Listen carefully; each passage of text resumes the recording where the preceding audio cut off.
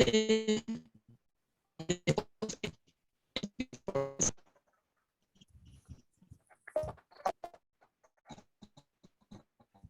you so much, Kotona. Nice to have you here too, by the way. And now we move to Amina Jamal. Hello, everyone. Good morning. I'm Amina Jamal. I'm 20 years old, and I'm a Moroccan student. I'm studying at the National School of Business and Management. I'm so happy to meet you all. Thank you. So happy to meet you too, Amina. Thank you for being here. So we're gonna have a couple participants, and then we're gonna start the academy. So I'm gonna give Ibrahim Abdul Shakur, please.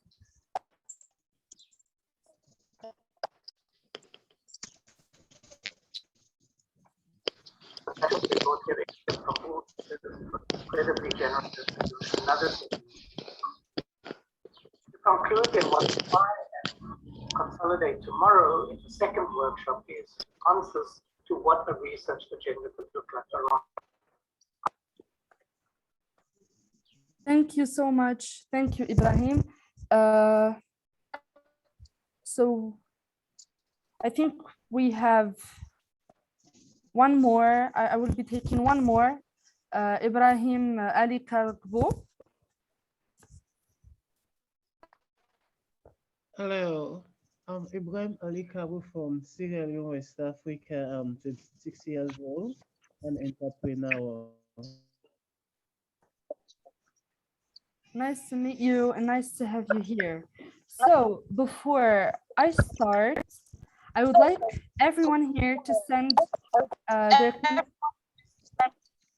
Can you please? Can everyone please unmute themselves just so that we don't have. Thank you so much. So as I was saying, before we start, I would like to have everyone here, and I mean everyone, send in their country's name in the chat so we see which country is the most active and the most present here. Okay, I see messages.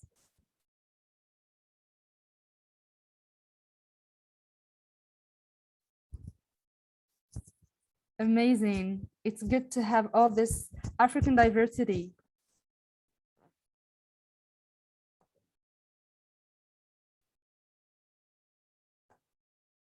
Good to have everyone. So now that we have been chatting with each other, we have been getting to know each other a bit, I think it's time to start officially. Ladies and gentlemen, again, for the people who were not here when I just started talking, I am Hiba Ouzawit. I am from Morocco, and I am very, very thrilled to welcome you to the third edition of the 2063 Academy, which is a pilot project that falls under the second axis of the main target intervention of our NGO, Atlas for Development Organization. I wish we could have had, yeah. So sorry to interrupt. Can we ask for the speakers to raise their hand, because I think I have given them my my link, and they all they are named Hatim El Othmani. So I'm just gonna ask the speakers if they can raise their hand and if they are able to change their name. So so we can give them the microphone. Thank you, Mr. Nabil. We have Hatim El Othmani. If you can, guys, change your name, that will be really good. This way, Hiba, it will be easy for her to spot you. So yeah, if it's possible for the speakers to raise their hands, that will be really good. Yeah, thank you so much. And yeah, back to you, dear Hiba. Okay, it's okay. So yeah. I was saying I was really hoping that we could have had this meeting or this event in real life so that we can meet physically and do all of the amazing activities together. But still, I'm insisting, please make yourself home virtually, and remember that all of your questions and remarks are the most welcome. We're counting on your reactivity and ideas to build together an efficient discussion in order to build the Africa we want by harnessing and empowering the creativity of the youth that Africa needs. It's always a pleasure to introduce the Atlas for Development Families, the African Youth. So Atlas for Development is a youth-led NGO, and I think you can easily see that. Atlas for Development aims to inspire and harness youth efforts to implement the 2063 agenda. It's okay if you're not familiar with this concept. You're perfectly settled in the right place to learn about it. I'm sorry, this fly is it wants to learn too. So I was saying, it's okay if you're not familiar with this concept, you're perfectly settled in the right place to learn about it. As the civic circle continues to grow perpetually in Morocco, thanks to the engagement of its youth, Atlas for Development continues to pursue its objective of concretely contributing to youth and women empowerment in Morocco. And thus, we have adopted a very, very clear vision. We're looking forward to engaging the youth component for better governance, inclusion, and active participation. The third edition of 2063 Academy was built based on the two previous successful editions in order to come up with policy brief recommendations that will speak loudly about the importance of your role as youth to achieve the Agenda 2063. Following our mission to unify African youth around the Agenda 2063 by gathering youth from different parts of the continent, and the proof is that we've seen different countries in the chat, and also by giving these youths the platform to discuss and debate the future of Africa.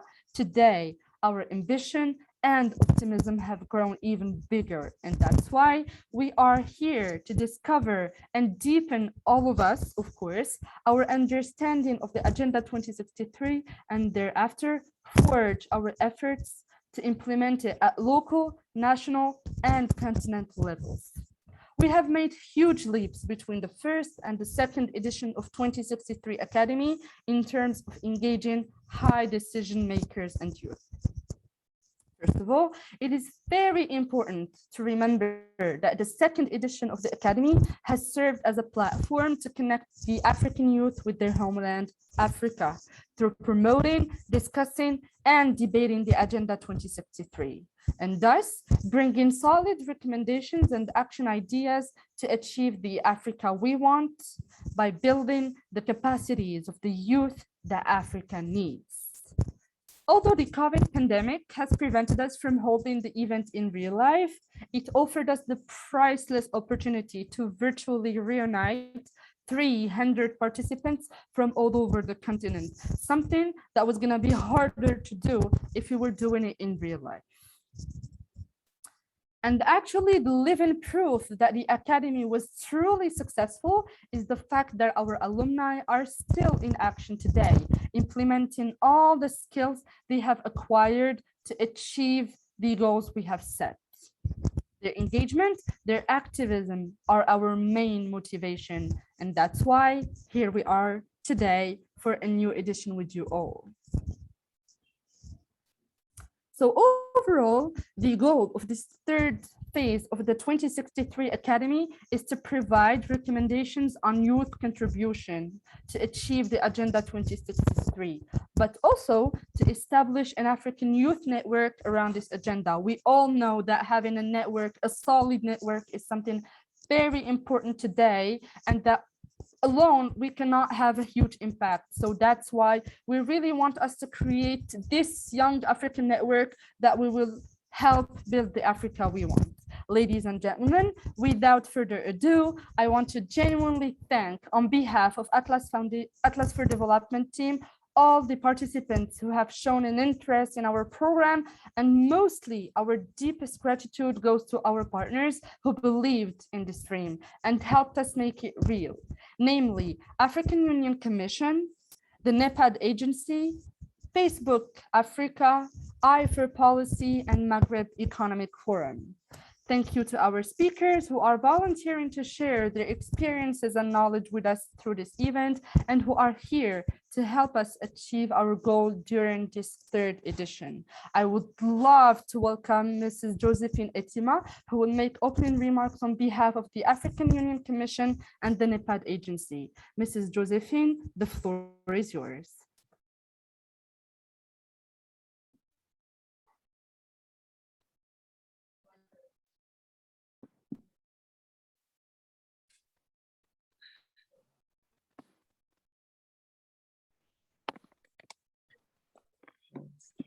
Good morning, Madam Coordinator Hiba. I'm most definitely not Madam Josephine Etima, but I understand she may be having challenges with connecting on the platform. And with your very sincere permission, I wish to make the remarks on her behalf, on behalf of Africa Union Commission and the African Union Development Agency, AUD-NEPAD. My name is Simon Kisira. I'm the head of Program Evaluation Division and directly responsible for tracking and reporting on Agenda 2063 implementation. It's our very sincere gratitude and our sincere privilege to be a part and parcel of these very exciting moments where the youth are taking their place in the design, planning, implementation, and indeed execution of Agenda 2063, evidently starting the journey of rewriting the narrative of Africa based on the script that Africa itself is espousing as its own, it identifies as its own. As you may very well know, we are now into the 8th year of the first 10-year implementation cycle of Agenda 2063. Truth be told, there has been quite some progress that has been made on different fronts. But let's also be very frank with ourselves. There are many areas where we need to do a lot better, a lot better. Agenda 2063 requires that the entire fraternity marshals all its time and efforts and energies to ensure that all the 7 aspirations, the 20 goals, the 39 priority areas, and all the attendant targets and indicators that are espoused in Agenda 2063 First 10-Year Implementation Plan are ultimately realized. That the dream of Africa is eventually realized requires that we all play our part in the implementation of the agenda.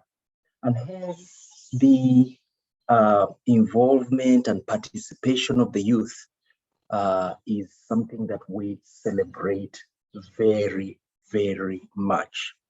The first maiden report on the implementation of Agenda 2063 showed that there are indeed a number of areas where we could have, in some of these areas, highlighted the role and the value of the youth bringing in the energies, bringing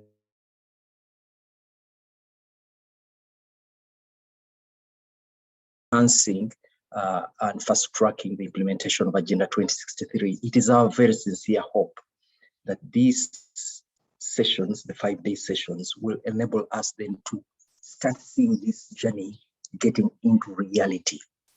African Union Commission, African Union Development Agency, AUD-NEPAD, and indeed all the African Union organs attach a very high value to the youth. And we are really hoping that as we go through these 5 days, we should be able to put concrete value to what it is that we can do. And hopefully that we shall just not end at this platform here. We shall eventually move towards seeing our ideas being presented at very strategic policy and technical platforms, and hence embraced by our principals, our leaders within the African Union. but at the same time, that we shall also act as an interface between the policy space and the actual implementers and the people on the ground. So we act as, the brokers, and we do not lose touch on either the higher side nor on the community side. I'll not be too long. So I'm sitting in for Josephine, but so I did not have a concrete written speech. But I just want to appreciate the Atlas for Development, Mr. Hatim and the team that is behind this, for extending the invitation to say, can we partner, can we work together, can we journey together with you to ensure that the contribution of the youth in Africa is enhanced, it's profiled higher, it's more recognized, it's more structured, it's more, evident, concrete, tangible. And this is something that sparked the interest within us to say, indeed, we shall have our modest contribution to the great work that you're doing. Once again, thank you very much, and wishing you the very best in your deliberations over the next 5 days. Thank you. Bye. Thank you so much, Mr. Simon. And indeed, you have mentioned very, very important points. Africa is counting on its youth. And as you said, we must have this coordination between the higher side and the community side in order for us to forge our efforts together and thus achieve our goals in a proper way. Thank you so much, Mr. Simon, for your time. And now, please help me welcome Ms. Normandie Siopa, the Facebook's head of public policy, Southern Africa region. Thank you so very much, Hibo, Jambo, Ola, Sanibonani. Greetings, everyone. My name is Nomonde Konxeka-Swoba, and I'm head of public policy at Facebook, responsible for the SADC region. And I'm very, very excited to be joining you today at the third edition of the African Union 2063 Academy. I would actually like to thank, on behalf of Facebook, the Academy for affording us, as Facebook, the opportunity to be a part of this groundbreaking work, and also to thank you, the participants who are gathered here today, for your presence. And I'd also like to acknowledge in our midst, I'm told that we have representatives from the African Union Commission and the Office of the First Lady of Namibia, Siyanbulisa. As you may all know, the African Union's Agenda 2063 is a shared continental strategic framework for inclusive growth and sustainable development for Africa to be realized in the next 50 years. And it was adopted at the 24th African Union Summit in January 2015 at Addis Ababa. The goals of Agenda 2063 are to transform the nations of the continent into democratic, peaceful, and innovative powerhouses that will aim to be global players in the next 50 years. Almost 6 years on, each of Africa's 5 regions is still working towards completing all the aspirations. Some of the regions have had more success with some aspirations than others. However, it is important to note how much progress had been made and how much more there is to go. This is where the 2063 Academy comes in. Today's gathering will afford us an opportunity to engage directly with yourselves, the high-impact youth leaders from across the continent, as well as to introduce you as participants to the incredible work that we are doing as Facebook around safety, economic empowerment, digital literacy, and increasing connectivity across the African continent. Our mission as Facebook is very, very clear: to give people the power to build community and bring the world closer together. Our mission in Africa is no different. Africa is important to Facebook.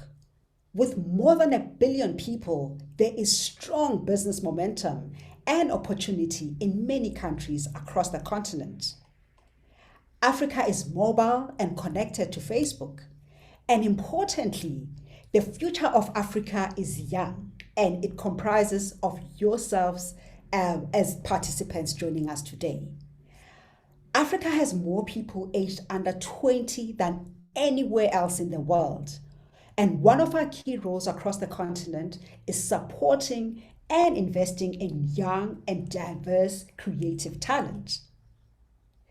Facebook is invested in genuinely supporting communities across the continent, be they startups, SMBs, developers, creatives, NGOs, and we are constantly connecting, listening, and learning. As part of our efforts in support for the continent, Facebook undertakes a number of expert training and events with partners across sub-Saharan Africa with the aim of equipping individuals and businesses with digital skills to grow. At the core of our work is understanding the market. At Facebook, we are committed to the well-being of individuals and communities who come to our platforms and in turn invest in initiatives designed to build awareness on responsible behavior online, critical thinking, and understanding social issues oftentimes shared via digital technology. It is with this in mind that we have instituted policies, tools, resources, partnerships, and programs to help enable safe, responsible, and beneficial use of our platforms.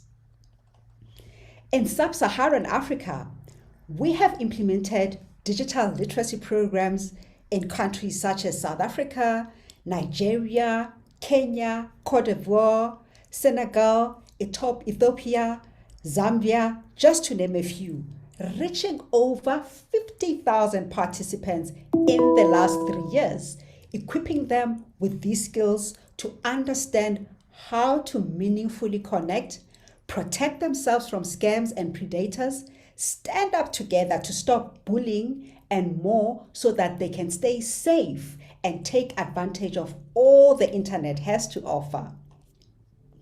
In sharing about Facebook's connectivity initiatives in Africa, connectivity, like I said, is at the heart of our mission. We are committed to bringing more people online to a faster internet. And with 3.5 billion people globally currently unconnected, there is still so much more to do. Africa is currently the least connected continent, with just over 1.3 billion of its people connected to the internet. Facebook's connectivity efforts are focused on expanding and improving connectivity around the world through a number of long-term initiatives, partnerships, and technologies. Our unique approach centers on 3 pillars, namely a comprehensive approach, a building blocks approach, and openness. I will speak to each. On a comprehensive approach, we know there is no silver bullet for connecting the world. No single technology or solution will get the job done. Facebook is building a comprehensive approach to address the many barriers to connectivity. On building blocks, rather than look for a one-size-fits-all solution, Facebook is designing reusable building blocks, new technologies and programs that can be combined together in different ways over the long term to increase internet adoption. On openness, here we talk about collaboration, sharing our learnings and working closely with partners. This helps increase the pace of innovation and connect more people to the internet. Facebook's connectivity mission of bringing more people online to a faster internet can help spur innovation and accelerate attainment of the African Union Agenda 2063 goals of a prosperous Africa based on inclusive growth and sustainable development, an integrated continent politically united and based on the ideals of Pan-Africanism and the vision of Africa's Renaissance. An Africa of good governance, democracy, respect for human rights, justice, and the rule of law.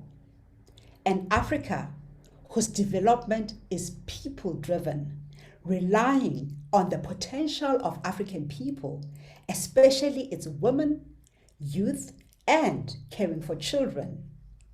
An Africa as strong, united, resilient, and influential global player and partner. And next, I'm going to share about our connectivity initiatives, namely Free Basics in Africa and to Africa. About Free Basics Africa. So through partnerships with mobile operators, Facebook's Free Basics also provides people with access to basic services, including health information, job sites, education services, and communication tools without data charges on their mobile phones. Yes, by providing an opportunity for young people to experience the value and relevance of connectivity for free at no charge. Free Basics acts as an on-ramp, helping to grow the number of people deciding to use the broader internet. Free Basics is available in over 30 countries across Africa, including Ghana, the DRC, Kenya, Senegal, and it is designed to help address the barriers that keep many people offline. Free Basics is free to both users and content owners. So this means no user is charged for accessing the content available on Free Basics. And also, no content owner or developer is charged for participating in the platform. Facebook does not receive any payment, and no carrier receives payment for participating in this program. When we launch Free Basics in a country, we do so in partnerships with local partners and developers with input from a wide range of local experts and NGOs. We believe in the importance of local language content, and that is why we work with as many locally relevant content providers. Our goal with Free Basics is to help more people experience connectivity through an open and free platform. On to Africa, our next connectivity program. To Africa is one of the most comprehensive and world's longest subsea cables to serve the African continent and Middle East region. Connecting 26 countries in Africa, the Middle East, and Europe, it will deliver increased internet capacity while enabling 4G and 5G access. To Africa is a significant investment by Facebook and builds on our vision of bringing connectivity to some of the world's most underserviced regions. Like all our investments, To Africa is being completed as part of our efforts towards an open and inclusive internet ecosystem, which is a vital part of the continent's digital economic growth. To Africa will enable new avenues of communications from coast to coast. In addition, we are developing a new crossing that links the Red Sea and the Mediterranean Sea, the first in this region in over a decade. As Facebook, we have seen firsthand the positive impact that increased connectivity has on communities, from education to healthcare. We know that economies flourish when there is widely accessible internet for businesses. As Facebook, we see To Africa as an important pillar supporting tremendous internet expansion as part of Africa's digital growing economy. This third edition is the second edition of the Academy that we as Facebook are proud to support. In 2020, we supported the second edition of the Academy by providing a training workshop to participants on digital and internet safety for youths online and using social media for online advocacy. The training was well received by the audience who engaged with questions on our policies, our safety tools, and how they impact on user safety and privacy, especially for activists and other targeted groups and individuals. Also by providing ad credits to promote and amplify awareness campaigns on the AU Agenda 2063 on Facebook across the continent. We also joined forces with Project 17 team, the Data for Good team, and the Insights for Impact team to train organizers of the Academy on best practices and tips for running an effective ad campaign. Facebook was also represented as a key speaker in the virtual high-level closing panel event, which was held last year in November. This representation afforded us the opportunity to engage directly with participants from the whole continent and to share our narrative with other panelists, including the UN Under Secretary General and Special Advisor on Africa and the UN Youth Envoy. And on that note, I'd like to thank the organizers of this platform for granting us as Facebook this important platform to share impartations about some of the work that we do as part of Facebook. I thank you, and over to you, Hibo. Thank you so much, Ms. Nomande. It was a very amazing speech. You have covered a lot of interesting things that we'll be seeing here, and I totally agree that getting as many people we can get online, the fastest we can get to implement the 2063 agenda.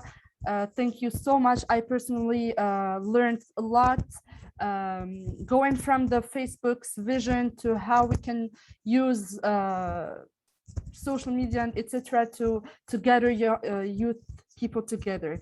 Thank you so much. And now I am very honored to give the floor to Ms. Eva Ebion, the Director of I4Policy and the co-founder of Innovation for Policy Foundation. Ms. Eva, the floor is yours. Thank you very much, Iba. Good morning, everyone. Greetings from Dakar. I'm very happy and excited to be with you all this morning. My name is Eva Sowebion. I'm the co-founder of the Innovation for Policy Foundation and director of I4Policy. So we are a non-for-profit organization and we support public policy co-creation. So what we have been doing these last years is to develop new framework for policy making innovation and develop new methodology and tools that foster deliberative and participatory policy making processes.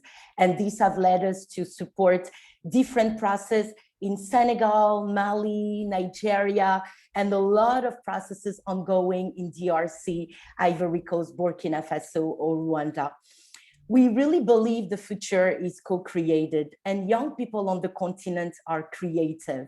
They are bold, they are innovative, and they are a strong part of the solution and meaningfully contributes to social development and to the new narrative of the continent.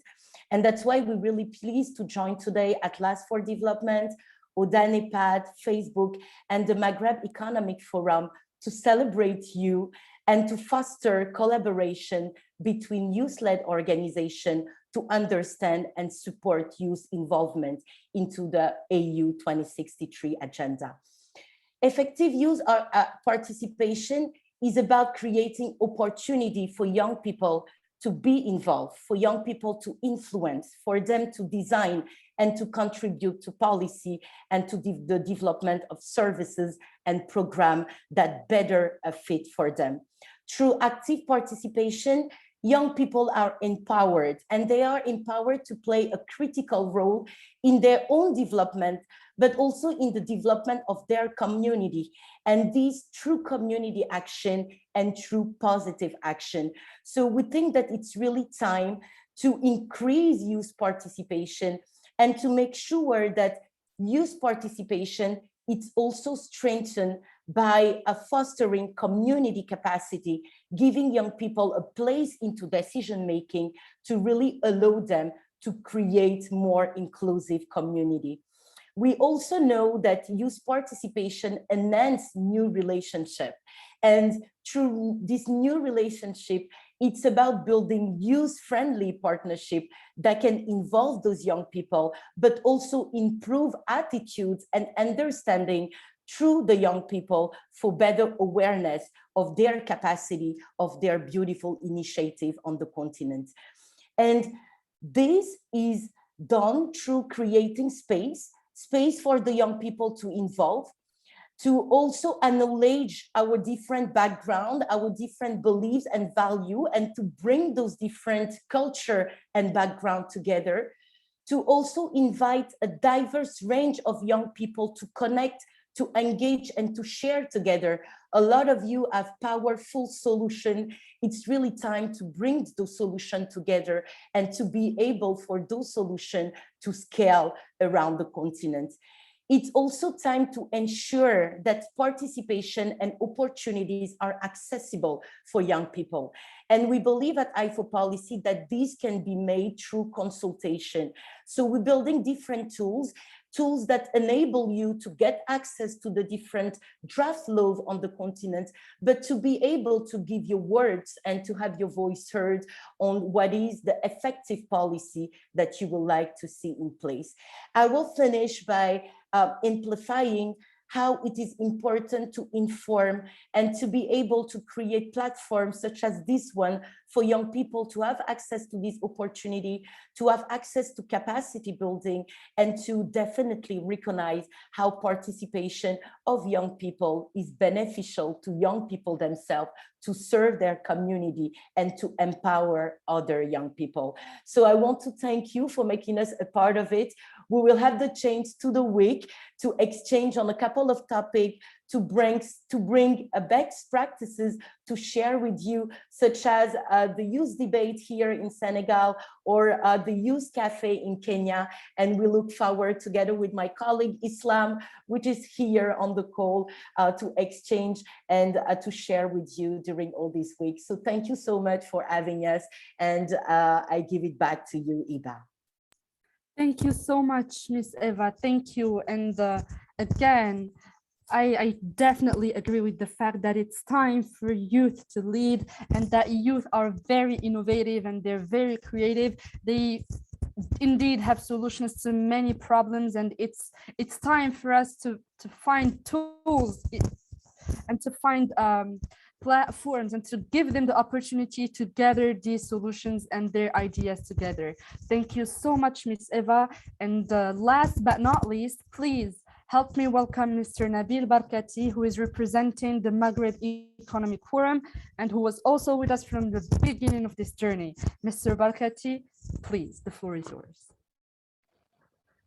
Thank you, Hiba, for the presentation, and thank you everyone for being present today with us.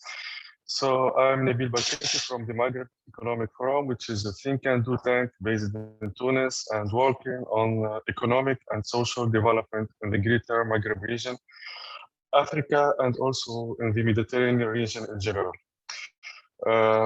In the Maghreb Economic Forum, we aim to nurture a new generation of youth, public intellectuals, scholars, policy experts, civil society, public and private leaders, as well as journalists who could address major social, economic, and political challenges in ways that would engage the public at large, and to provide a set of blueprints for our region's renewal in an era of globalization and digitalization.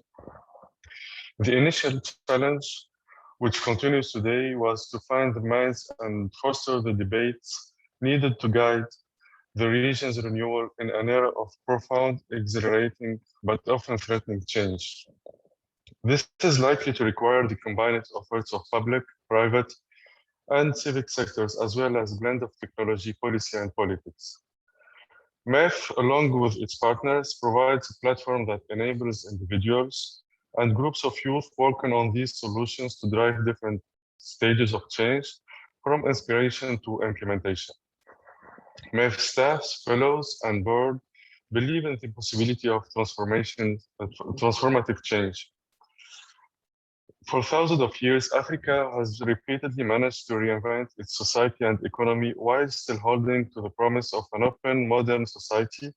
We believe that through the power of people, ideas, technology, and participatory democracy, we can now and must renew ourselves again.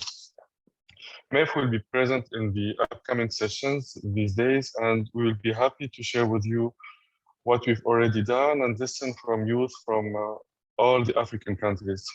Thank you. Thank you so much, Mr. Nabil, and we're looking forward to interacting with you again. Thank you for your amazing speech. And now, ladies and gentlemen, again, thank you so much to our speakers for the lovely speeches, and we can proudly say that the third edition has officially started. During the speeches, I am sure that you have heard the word Agenda 2063 many times, and I'm also sure that many of you already know what the Agenda 2063 is, and some of you don't. Don't worry, we got you covered. Our next session will serve as an overview to learn more and to deepen your knowledge about the Agenda 2063. What is this agenda? What are its goals and aspirations? Why 2063 and not 2050 or 2030, just like the SDGs of the UN? All these questions will be answered in our next session with the NEPAD agency, whom we thank so much once again for their time and support. Before giving the floor to Mr. Simon, I would like to remind the participants that they can either send their questions via chat or raise their hands so that we can unmute them and take the mic. And also keep in mind that as much as you are an active participant, as much as you can earn points so that you can have your golden certificate by the end of the academy. And when asking your question, either via chat or the mic, please don't forget again to mention your name and your country. Mr. Simon, please take the lead. Thank you very much, Hiba. All protocol observed, I learned a lot from the previous speakers, Madame Eva, Madame Nomonde, and my brother from Maghreb Economic Forum. I'm humbled. I would want to make a submission on behalf of the African Union Development Agency, NEPAD, as well as the African Union Commission, to provide us with highlights of what the Agenda 2063 is. But I preface my remarks by making two apologies. One, I have some background noise, but I'm hoping that we'll be able to hear well what I'm saying. Two, if I have some network connectivities, I'll be switching maybe from one network to another, but I'll endeavor to make the presentation. So I will kindly share my screen, and Madame Hiba, let me know if my screen is visible on your side, please. Yep, I can see it clearly. Thank you very much. Okay, without further ado, I'll get straight into the issue. So, having an appreciation of Agenda 2063, and as you rightly mentioned, this is our own agenda. So we are preaching to the converted. But nonetheless, we thought as a starting point, it would be important that we remind ourselves of what is the primary call, what is the key reference, point that we are all, looking at in these efforts, in the endeavors that we are making as a collective. So, and you'll excuse me because I'll keep repeating some of the words, some of the statements that were made by Madame Eva, Madame Nomonde, but I'll gloss over them because they've done a very elaborate job. So what is Agenda 2063? We are saying this is Africa's long strategic framework that guides the growth and the transformation of the continent, ensuring that we are harnessing both individual and collective efforts of all segments of the communities in Africa towards a unified vision, a unified point that we are all gathering around. So we want to emphasize one thing: it's about growth and it's about transformation, radical transformation in the way we have been undertaking things. And the second thing we want to underline there is that it requires both the individual efforts, but equally importantly, collective efforts. And I think this is what Madame Eva referred to, empowering the youth, and starting with the acknowledgement that within the youth, there is power, there is knowledge, there is capacity. And then between the youth or among the youth, so connecting. And again, Madame Nomonde speaking very much about connecting. So starting individually and then collectively. And you could extend that to the member states of African Union. You could extend that to civil society, private sector, government. You could extend it to all segments. So individual efforts, and then making sure that you then connect these efforts in a structured, coordinated, and indeed deliberate manner.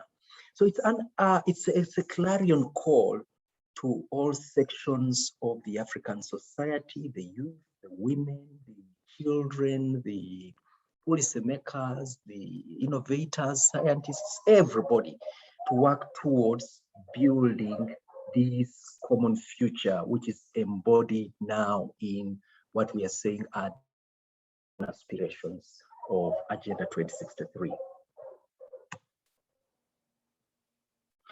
So the agenda is built around a certain set of ideals, and what is critical here is for us to appreciate that there are 5+1 pillars in this tenet.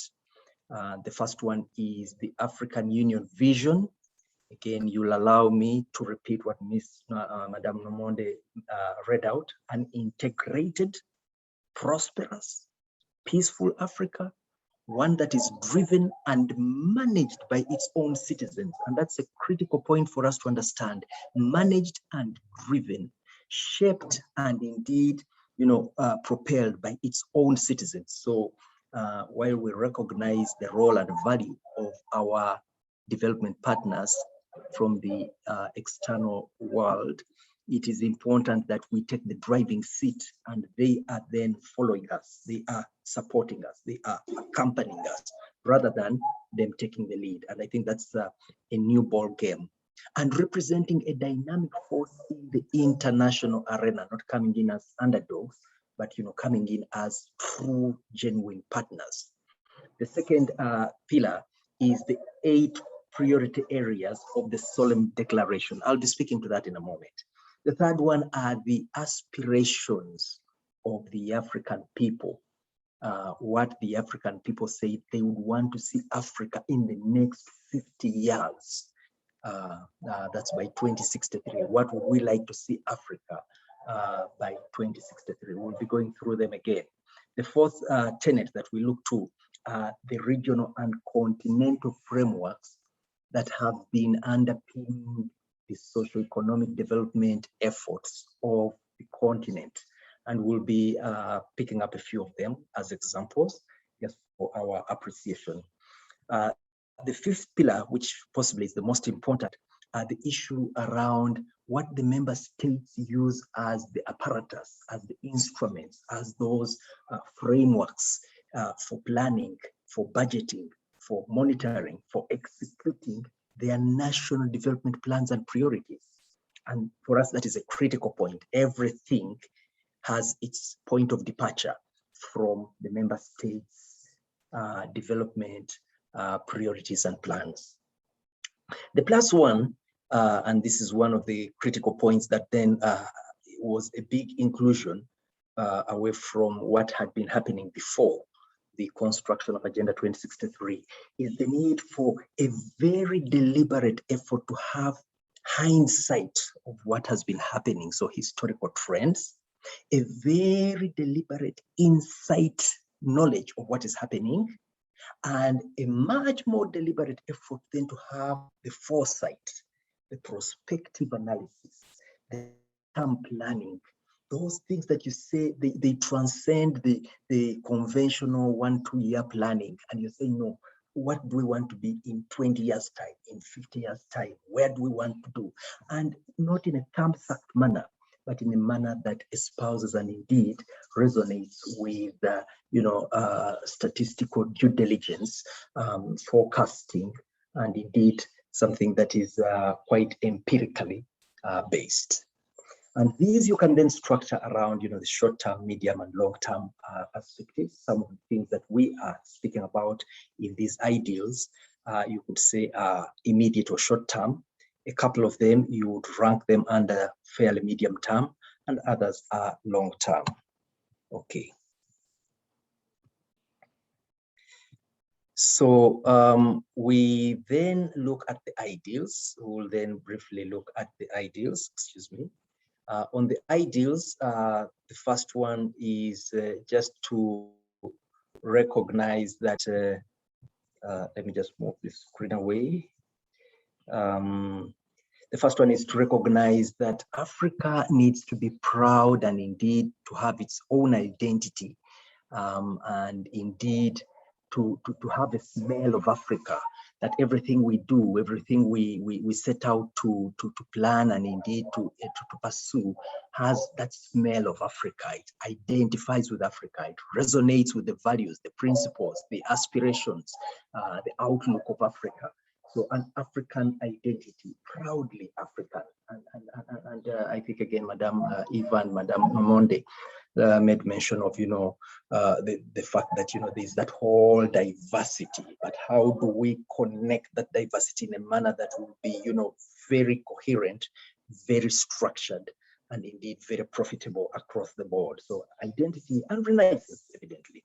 Then the second is colonialism, and this is colonialism in all its facets, in the political domain, in the economic domain, in the intellectual domain, that we need to really get out of, colonialism. So the struggle against colonialism. I keep getting messages which I'm trying to struggle with here. Apologies. Okay.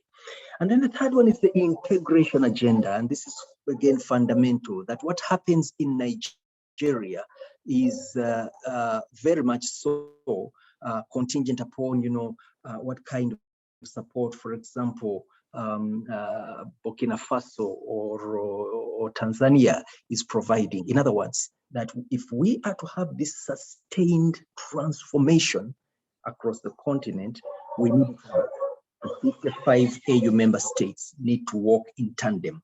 They need to have a deliberate, resolute move to support one another, to learn with one another, to have a collective platform, forum, practices for reflection, collective action, for supporting one another in the right direction. So the integration agenda across the board will be a very fundamental one. And evidently, the integration agenda is buttressed on some of the elements, such as the social and economic development agenda. We'll be speaking to this one much more across the board. So I'll not speak much more about it for now. Then the peace and security, that, without peace and security, whatever you do will then fall apart. So how do we ensure that our continent is secure and is peaceful? That being the main foundation for everything that we espouse to do across the board. The notion of democratic governance, that, even as we look at, for example, people excellence, we look at the business models that are, espousing great results. It would all fall between the cracks if we have not paid attention to how we manage our business. The issue of not just management, but also govern our business. So democratic governance will be a critical cog in what we will be, speaking to, and indeed what we'll be looking at going forward. And then ultimately determining Africa's destiny across the board, and making sure that Africa's position in the world is very firmly rooted, not as an underdog, as we said, but one as a critical player in Africa. Now, just remind ourselves of the 7 aspirations. So one of the aspirations, I think, again, I'll repeat, but I'll move very fast because they were said. One is a prosperous Africa that is based on inclusive growth and sustainable development. We want to underline the word inclusive growth, not skewed growth, not tilted growth, but inclusive growth. Inclusive geographically, inclusive in terms of the cohorts of its population, inclusive in all dimensions. And that, by the way, has a very strong correlation within the issue of peace and security. Many times that has a strong connotation around that. The second one is an integrated continent that is politically united based on the ideals of Pan-Africanism and the vision of Africa's renaissance, that it's based on those principles that we profess and confess, the creed of Africa, that we wake up every morning to say, this is what we believe in, this is our conviction as African, and hence the connection is based on that understanding that we all espouse to sustain certain ideals, certain principles, certain values. Evidently, there could be, diversity, but diversity does not necessarily mean that, we'll be going into divergent ways. So integrated continent, which is politically united. And this is, this particular aspiration lends itself more now to the physical interconnections, between from city to cities, and making sure that, the airspaces are connected and so on and so forth. The third one is the good governance that we talked about, respect for human rights, justice, and the rule of law. The fourth one is a peaceful and secure Africa. I think we just talked about that. The fifth one has to do with an Africa with a strong cultural identity, common heritage, values, and ethics. As we said, Africa is not short of, amazing things that it has done, which make it stand out of the crowd, which make it very different from other continents, very diverse, very rich. And all we need to do is to connect the dots, to connect in a coherent, structured, deliberate manner. And then out of that will come out a judicious blend, a smell of Africa, which is very unique, very robust, very, something that will make Africa very proud. And hence the need for us to deliberately, and I say deliberately, tap into that particular value. The sixth aspiration, and this lends itself very much to this particular platform, an Africa whose development is people-driven, relying on the potential offered by the African people, especially its women and the youth. And this was deliberate. It was not, a coincidence. We are saying especially its women and its youth, and caring for its children. We underscore and indeed we reiterate the role and value of the women and the youth in ensuring that the vision of Africa that we are all trying to pursue, the aspirations that have been calibrated in Agenda 2063, they are only going to be realized in a sustainable manner if we tap into the potential of women and youth, and that we nurture that potential in a very respectful and very structured manner, in a protracted manner, evidently. The last aspiration is an Africa that is strong, united, resilient, and an influential global partner and player on the global landscape. Okay, so very briefly about the continental and some of the regional frameworks that underpin the construction of Agenda 2063. So we have Agenda 2063, but we also recognize that the ecosystem has the Global Development Agenda, which is the Sustainable Development Goals. And as you may very well know, Agenda 2063 made a very strong contribution towards the construction of the Sustainable Development Goals through the African Common Position. But within the Agenda 2063, and indeed to operationalize Agenda 2063, which is that long-term strategic framework, there has been the design of the 10-year implementation plans, the first 10-year implementation plan running from 2014 to 2023. Like I said, we are in the 8th year of that first cycle. And above that, then, we have the continental frameworks that help then to operationalize, to crystallize some of these ideas into tangible, bankable programs and projects that are implemented at continental, at regional, at national, and at subnational levels. Some of these programs, you may have come into contact with them. For example, the Comprehensive Africa Agricultural Development Program, the Environmental Action Program, the Science, Technology, Innovation Strategy for Africa, the Program for Infrastructure Development in Africa, PIDA, and a couple of others. I think to date we have 13 or 14 at continental level. Evidently, there are others at regional level within the regional spaces. SADC has a couple of regional programs. East African Community has a number of other programs. The WUMA has programs, and so on and so forth. Now, out of those big continental frameworks, you then come up with this concrete programs. Now, we want to highlight two things here, that in these programs, projects, initiatives, it is important that we ensure there are mechanisms for integrated planning, for tracking, for reporting, for mutual accountability, for dialogue, for debate among the whole plethora of the players in these in their respective spaces.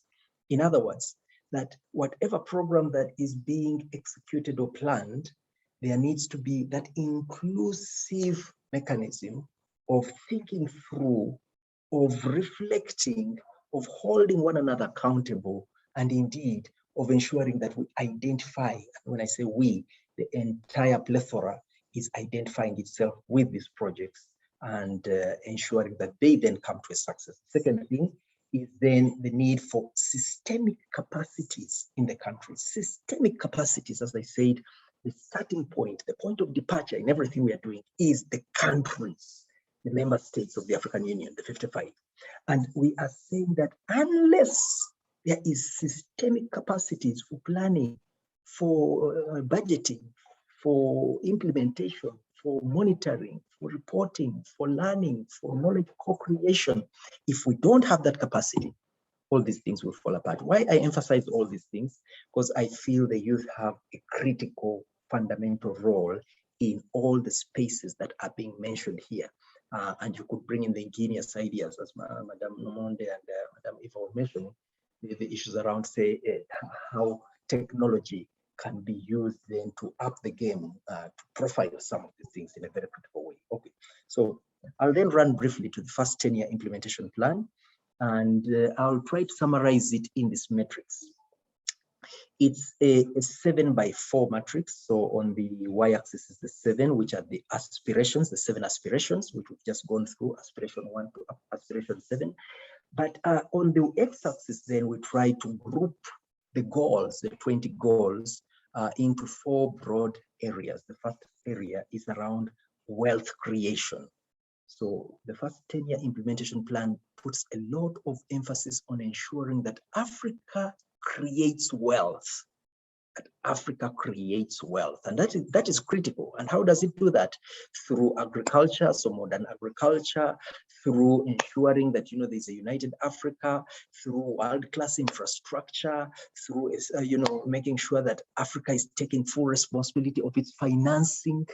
That we deliberately see a reduction in ODA, even as we then use our domestic resource mobilization efforts to sink our heels deep into what we are doing. So we are getting more reliant, if you wish.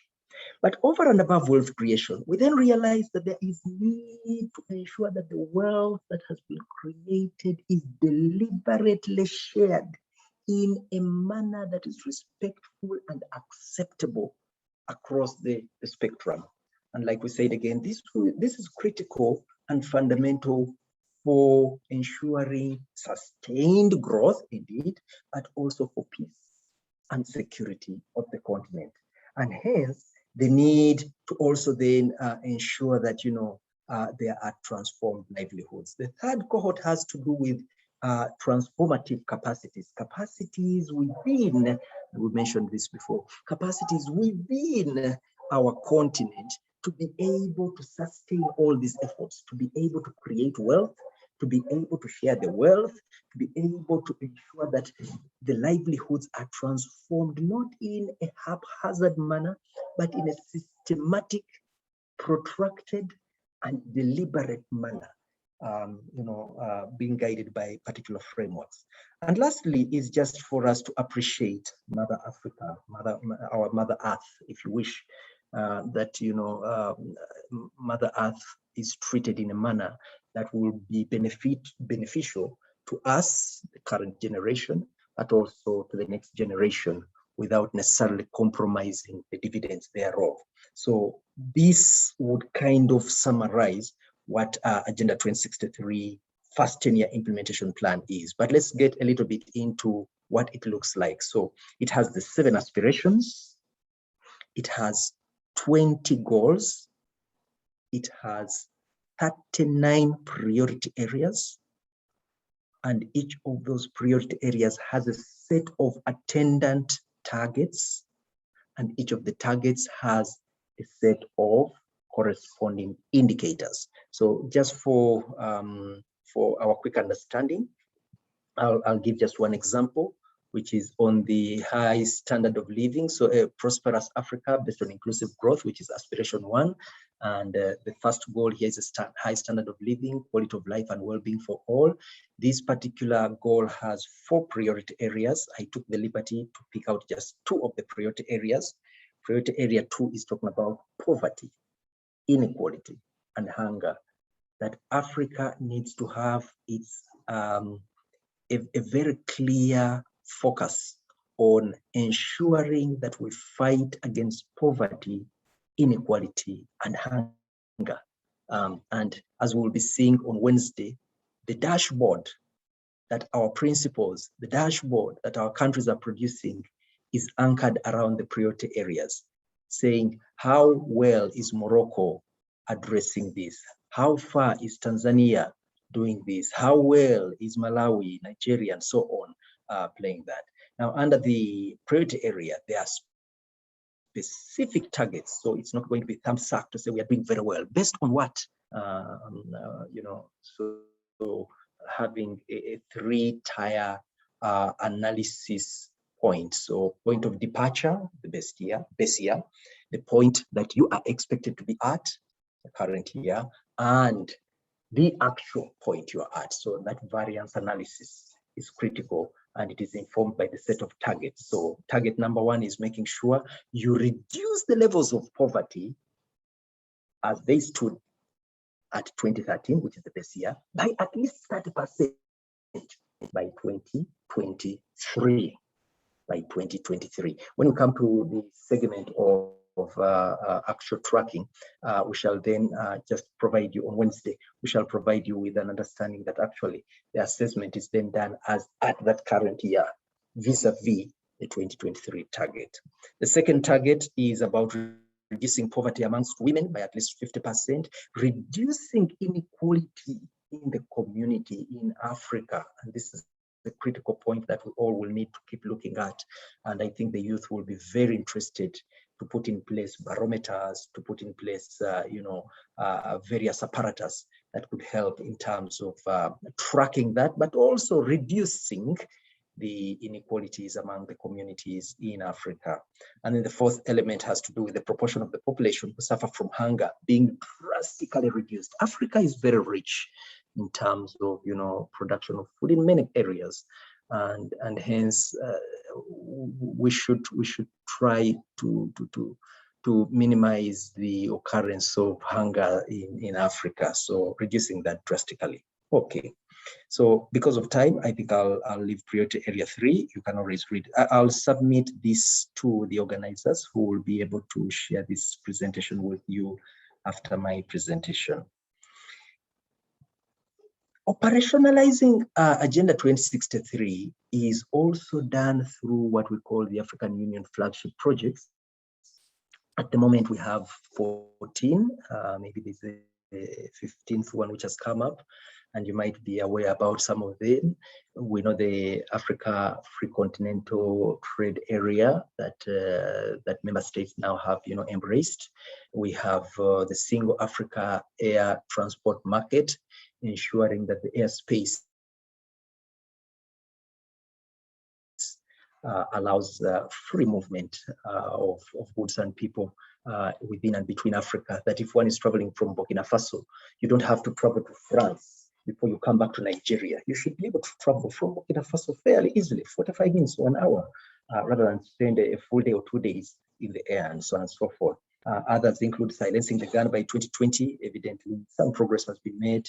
A lot more has to be done. The African passport and free movement of people, the Grand Inga Dam project, the Great Museum of Africa, cybersecurity, and so on and so forth. And the critical point with this is, can we get those triggers that are populated within the continent, place a lot of emphasis on these triggers, place political and technical weight around this, clout around these projects, and they then serve as a beacon of hope, not only as a center of ripple effects, ripple benefits to the member states that are around that, but also as a beacon of hope and indeed an inspiration, something that would motivate the member states, the regional blocs, and indeed the continent to be able to do more. Just to use Madame Eva's word, to scale, to bring to scale a number of these things. So those are some of the projects that are being undertaken. Like I said, progress across the implementation of this is uneven. Some have made tremendous progress. Some are much, much slower for various reasons. But we keep our hope alive. Where there is a will, there is a way. And hopefully for some of those that have not made much progress, the engagement of the youth will be one of the critical cogs accelerating implementation. Now, let's briefly look at the architecture that defines the implementation of Agenda 2063. And I do this again to provide you with a fairly good trajectory of what happens within that, such that as you engage, you are engaging in a more informed manner, and you know exactly where your point of entry is, and you have a clear line of sight of where you want them to be at, what result, what impact you want to make. So that clarity is of fundamental importance. So we have 2.5 cogs in this. The first one is the importance, again, we place on in-country systemic capacities. We can never say that high enough.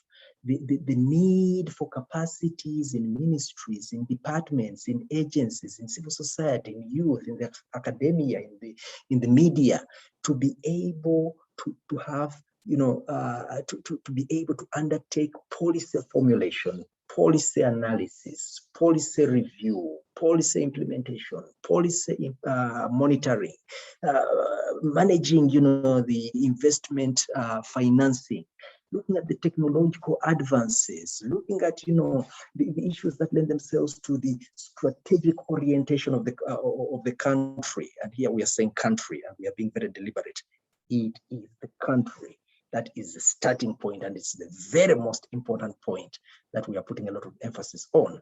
The organizational skills, the human capacity developments, again, looking at, as I said, the entire spectrum from, the strategic orientation through to the way we organize ourselves, the organizational arrangements, the financing architecture, the partnership arrangements, the monitoring, the data, and the entire trajectory. That needs to be unpacked, unraveled, and we see what capacities are there and what extra capacities are required to be enhanced. They say nothing is too good not to be enhanced or not to be improved. Where do we need to strengthen or to do better? Now, with that recognition, Agenda 2063 then recognizes that while countries are doing so much, they are doing a lot, and indeed they form the bedrock of what we are doing. There is implementation support required, and this could be from the regional perspective or from the continental, as well as maybe the global. Okay, but this support then is framed around 4 major blocks, 4+1. The first one is to ensure that the continental and regional and hopefully the global development agenda are domesticated and internalized within the countries at both the national and the subnational levels. Again, I'll speak to that in a moment, so allow me just leave it at that for now. The second one is to ensure that over and above embracing and appreciating the role and value of the continental and regional development frameworks, that there is need for technical rigor to align, to mainstream, to situate the global and continental agendas in a very respectful manner, to overlay that within the national development planning apparatus, and that should add value to what the countries are doing. This should see it not as an inconvenience, not as a liability, but one that is accelerating what they are doing, one that is enabling them to see value in that addition. The third element then has to do with ensuring that whatever we do, there is a deliberate effort to track, to monitor, to analyze, to assess not just how far, but how well we are implementing what we are doing. And evidently, that leads a lot to the issues, yes, of learning, of co-creation of knowledge, of mutual accountability, and indeed, of ensuring that all that we are doing is very much in the space of the integration agenda. And then lastly is the evaluation and the mutual accountability platforms. But the +1 has to do with, and again, I think the three speakers mentioned this, the need for communication, communication across the board. Communication, I liked, I think, Madam Namande or Madam Ipao said, we engage with, different languages. We promote the language, the content within different languages. This is critical. If the population is to engage in this rather abstract thing, they need to appreciate it in a language, in a manner they appreciate, they understand, they identify with.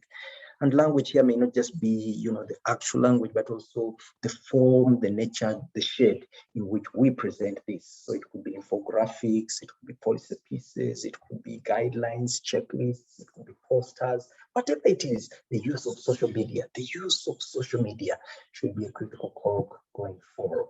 So in terms of domestication, I'll run very quickly through this. What the countries do is to pick up the signature that their head of state left in Addis Ababa when he said, yes, Kenya is penning its signature to be a part of implementing Agenda 2063. Pick up that signature, bring it back into Kenya. I'm using Kenya as an example.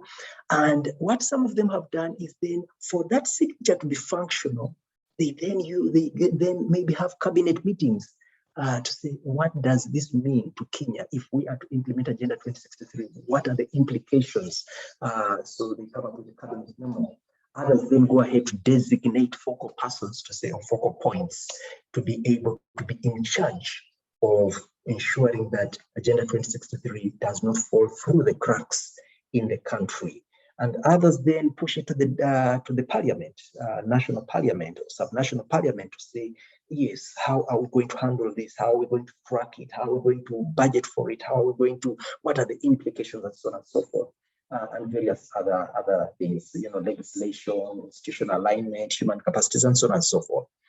The second element has to do with the backstopping. As I said, this is technical backstopping around the convergence and the coherence of the global, the continental, the regional agenda, when they are mapped and overlaid against the national development plans and priorities. And this is done in a very structured way.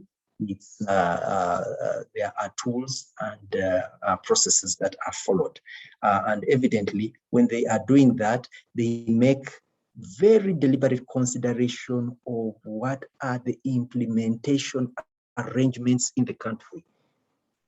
So it's both the arrangements and the capacities in the countries. So what are those tools for planning? For example, how strong, how coherent, how robust are they to be able to embrace that? The third element is the dashboards that we talked about, the tracking, the reporting, the reflection, the learning, the ultimately pointing to the co-creation of knowledge capitalization. And in this particular case, I'm just proud to say to you ahead that we are at the tail end of coming up with the country reports across the board, which will be the second biennial reports. Reports are produced every 2 years on the implementation of Agenda 2063 first 10-year implementation plan, guided by a set of core indicators. And the set of core indicators then gives us a dashboard of how well and how far country X is proceeding on indicator XYZ. And it gives them, it gives you a snapshot of, you know, how far that is going. And evidently in that construction, we have done the appraisal.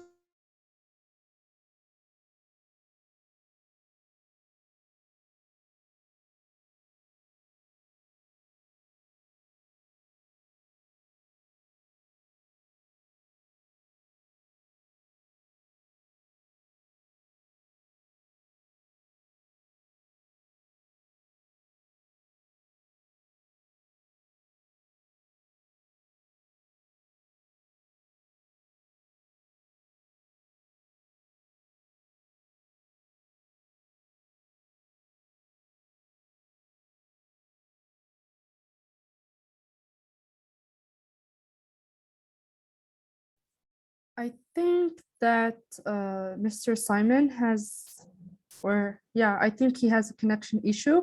We'll be giving him some moments so that he can fix the problem, and I'm sure he'll be back to us in a few seconds. Thank you for your patience and for paying attention.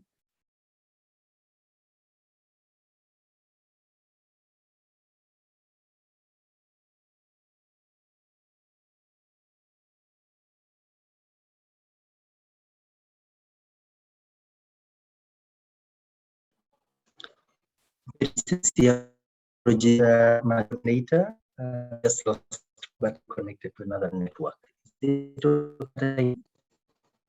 Mr. Simon, we're having some difficulties. Yes, I had disconnected, but now I'm back. Is that okay? Can I continue? Yes, please. Okay. You've lost the screen sharing, so if you want to double check. I'm going to reshare. Okay, thank you. Maybe for just give me a sec, let me see if I can actually connect to another network. Maybe it will be a bit more stable. Sincere apologies for this hitch, but we hope we'll get over it. And I'm at the tail end of my presentation anyway, so I should be out of this in a moment. Okay, so I'll be sharing just now.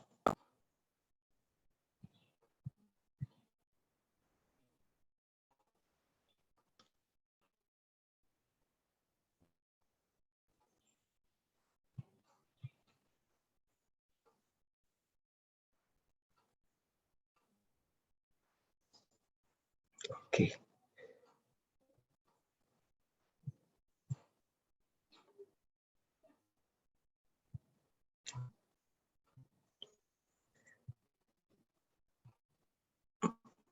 I don't know if you see my screen, please. No, we still can't see. Not yet. Okay, then I'll connect. Just work again, apologies.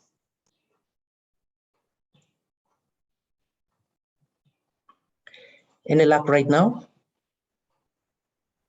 Still not. Still not. Okay, should be on the way. Should be coming. No Should be worries. coming. Okay. Is it there now? No. Not yet. Okay. Okay. I'll share again. Last time. Apologies. I'll stop sharing and I'll reshare. So stop sharing. Maybe if you try to reconnect. Is it there now? Is it there now? No, not yet. Maybe try to reconnect. Leave the meeting and then come back and let's try again. I've just done that. I've just done that when I switched networks. Is it there now? No. Okay. One last time. I'll stop sharing and I'll reshare. Should work. It must work.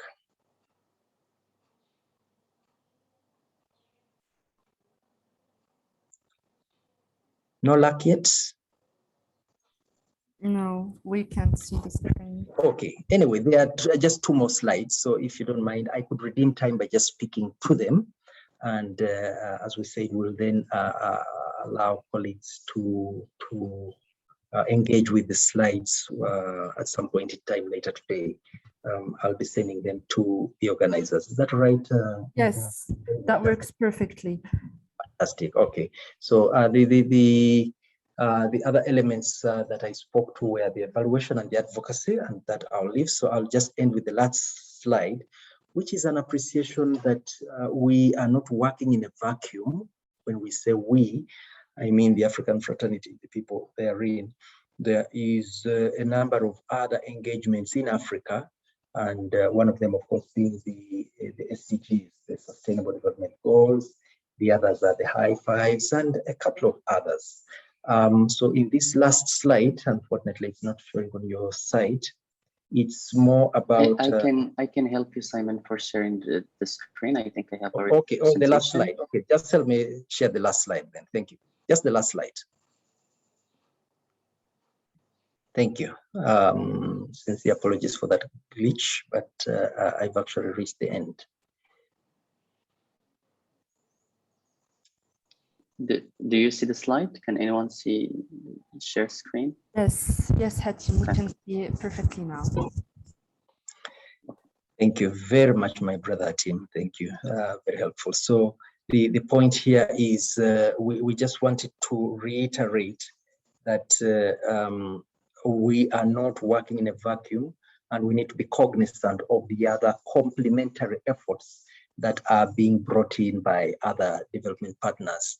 But critical and fundamental is to actually appreciate the convergence and the common denominators around these frameworks. For example, when you look at Agenda 2063, the SDGs and the high fives of the African Development Bank, at the center, you see a lot about people excellence, a continent that is, whose development is driven by its own people, the notion of skilling people, the different range of people. So that's critical.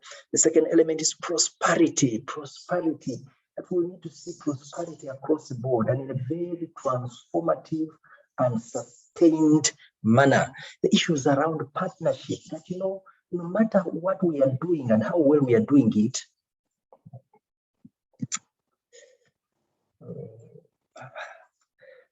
that there is need for us then to liaise with others. We need to tap and leverage the efforts that others are actually bringing on board. And this is something very, very, very important going forward.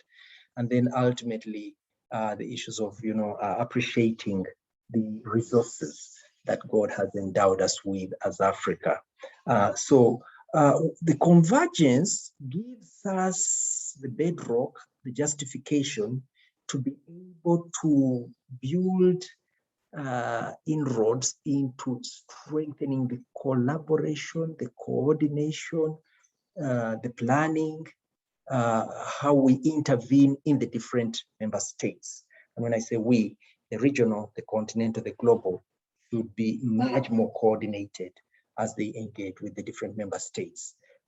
When we reach the Wednesday session on M&E, we will be able to refer to the AU-UN partnership framework, which is ultimately saying, as we gather reports, as we develop reports on Agenda 2063, the reports should essentially be able to minister and indeed to address the needs of other platforms such as SDGs or the high fives, and hence that need to look at the set of indicators, to look at the methodologies of standardization, the issues around rigor, but also the processes that we pursue and indeed undertake in writing these reports, to be cognizant of other processes, and hence building that coherence and collaboration.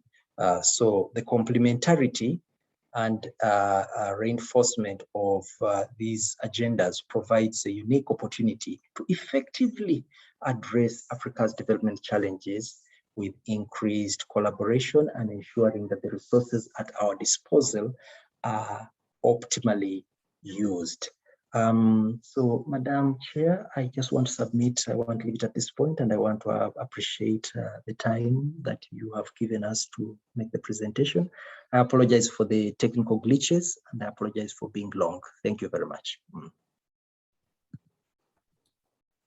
Thank you so much, Mr. Amazing. The participants have learned a lot, and you have covered a lot of important points. Unfortunately, we're having some lack of time, so now we'll be moving quickly to some of the questions. If you wish to ask your question on the mic, please raise your hand. Otherwise, we'll be moving to the questions on the chat. Please don't forget, when you activate your mic to ask the question, to mention your name and your country. I already see some raised hands.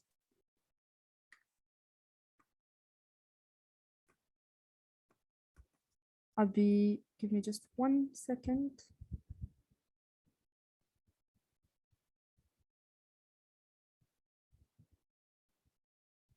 So, Noor Al-Huda, please. And please be brief and concise. Thank you.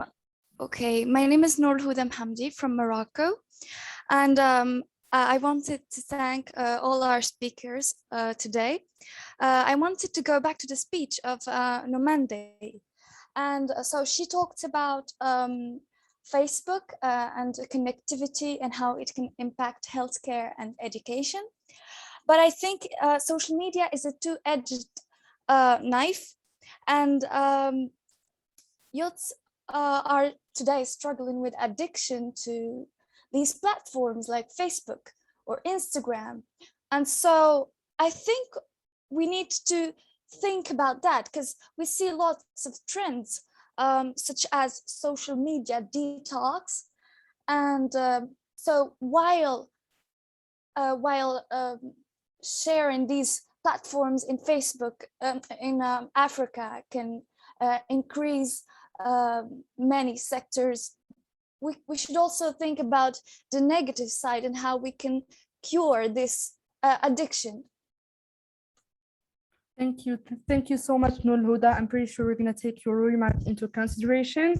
I appreciate your participation. And now I will move to one more question on the mic.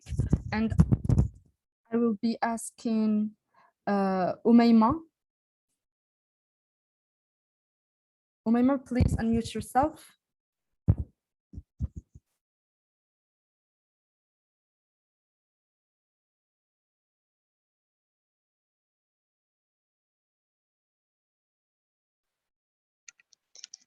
Hello, everyone. First of all, I want to thank our speaker for this amazing presentation also. I have a question regarding the youth and the young generation. showing us the agenda of 2063 is like showing us a positive future that we want for Africa. But how can we like make the youth believe again in this agenda and the realization of this agenda? Because nowadays we see that young generation is going abroad for a better education, for opportunities, job opportunities. So how can we realize and can we make the youth believe in this agenda? And how is like different from other agenda that we have in the past? Thank you very much. Thank you so much, Umaima, for your question. Mr. Simon. And by the way, for Nur Huda's question, I'm not sure that Mr. Simon's gonna answer your from the opening, gonna answer your question, but we're gonna have all of our speakers with us at the closing ceremony, and sure, you can ask your question then. Mr. Simon, would you want to answer Umaima's question? I will attempt, but evidently the answers lie in the audience. But evidently, I think I'll just try to share my opinions. Thank you very much, Madam Alan. I think it's a critical point that you raise. Unless we believe, unless we embrace this and we see it as something possible, something plausible, something that is going to be different from what has happened before in the last decades, this will just never happen. So one of the things that then we are doing is precisely this platform where we are demystifying what this abstract animal is, Agenda 2063. But as we demystify it, we also open up the spaces for opportunities where youth, women, children, indeed the higher segments of the population can find space for their contribution in a meaningful and indeed acceptable manner. So that's one of the things. What Madam talked about is about communication, using all facets to communicate the message and it more.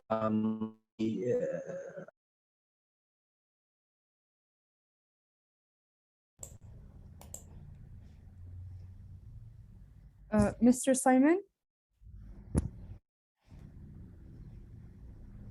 Have we lost you again?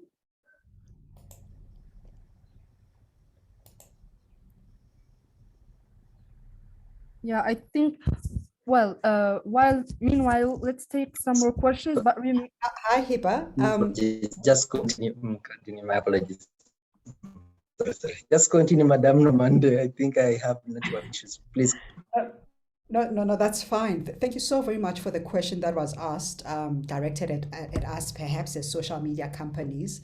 I think I'm fortunate in the sense that I have lived in what we've termed the analog world, and I'm also around during the digital world. And I recall even during the analog world discourse, there were huge concerns around the consumption of media at the time, be it how much screen time children are spending or even adults, consuming television and things like that. And hence, even on the digital platform, we are intensifying in our programs on how to remain safe online.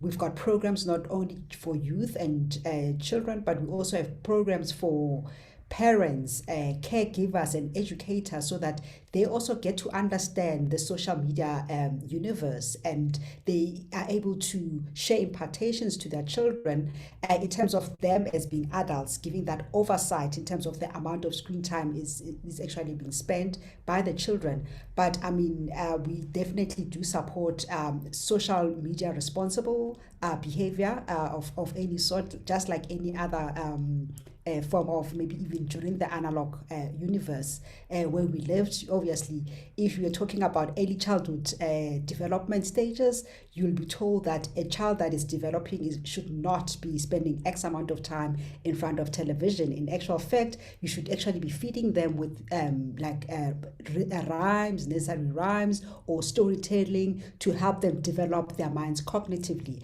And one would assume that the same would also apply also within the digital digital world to say, yes, it does present us with great opportunities from a connectivity perspective. Right now, we are able to, engage in this particular platform thanks to the internet. So these are some of the things that we cannot shy away. But what is important is, while we are online, how do we remain responsible? Thank you. Thank you so much, Ms. Nomande. Well, I would have loved to have more questions, but since we don't have, and we're running out of time, I'll take one more last question from Ula. Ula Sharafuddin, if you want to unmute yourself, please.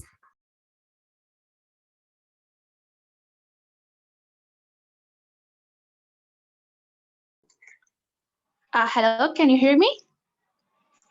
Yes, clear and loud. Okay, thank you. My name is Ola Sharafuddin and I'm from Sudan. My question is, first of all, thank you for the nice presentation for all the speakers.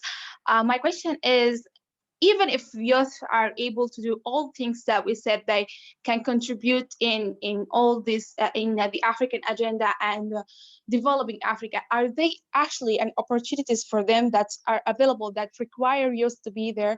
Like, does the AU or wherever institute that needs to do in developing Africa, are they actually providing opportunities for youth? Are they a call application just for youth or something like that? Or are we just talking about youth being able to do this? Thank you.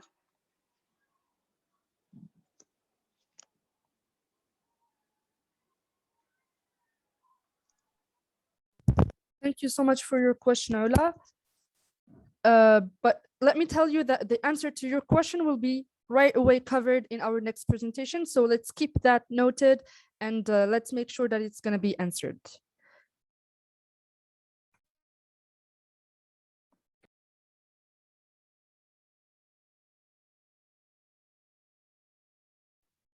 So once again, I want to thank Mr. Simon for his amazing session. We've learned a lot, and thank you to the participants for your questions and for your remarks and reactivity. We're so proud of that. Before moving to our next session, I want to thank the opening speakers and ask Mr. Simon one last time if you have something to add. The floor is yours. Madam, I think thank you very much. I think it's all been covered. Evidently, there will be further engagement along the line. We hope connectivity will be a lot better than it has been. Once again, sincere apologies.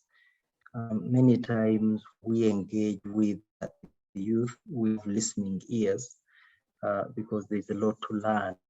More than to share. So there is so much we are expectant from the youth. We find this very plausible partnership and issues that collectively heads and face on we marshal our the right direction. We should go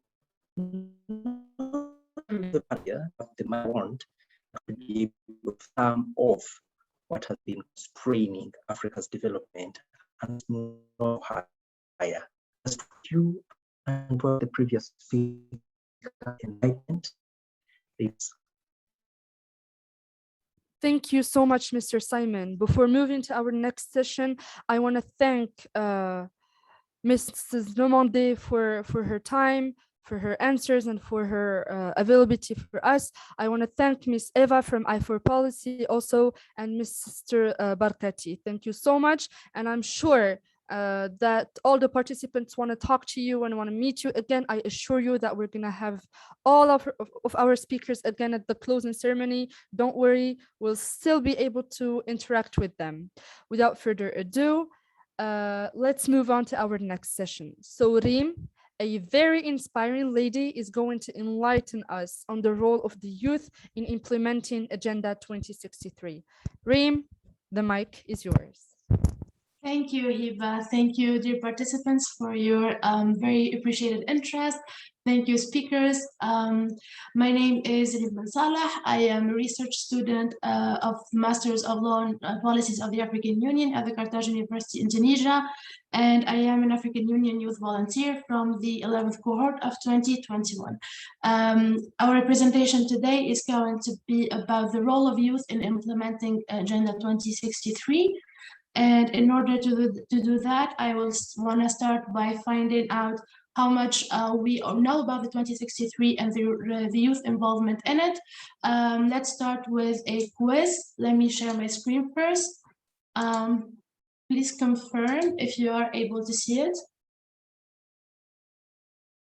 Yes, we can. Okay, great.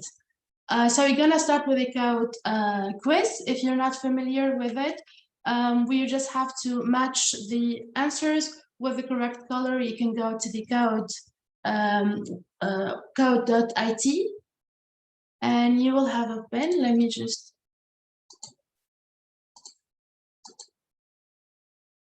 Okay, so I hope that you can see the pin code in front of you. You can just copy it. To respect sort of code restrictions and the to keep things competitive, just try to log in as fast as you can. We will have 10 participants on the quiz, but the rest of you, please feel free to answer the questions on the chat.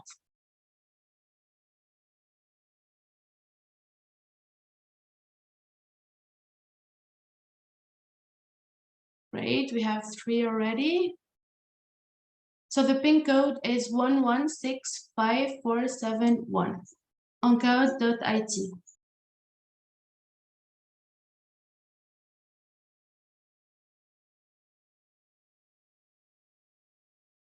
I hope you are able to log in and just write your username and countries if you can, so we will know how diverse our group today is.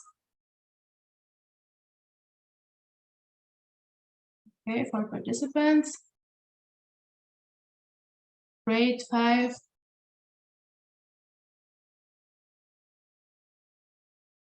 Seven, 3 more to go. 2 more to go. And okay, let's get started. Okay. Great. So I really urge the rest of you to answer in the chat. Okay. The first question is starting. When was Agenda 2063 adopted? January of 2015, June 2015, July 2020, May 2020. We have 3 answers so far. And a few in the chat box as well. Okay, the correct answer is January 2015.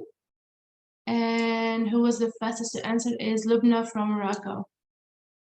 Great. Moving on to the next one, how many priority areas were mentioned in the AU 50th anniversary solemn declaration? 10, 5, 7, or 8?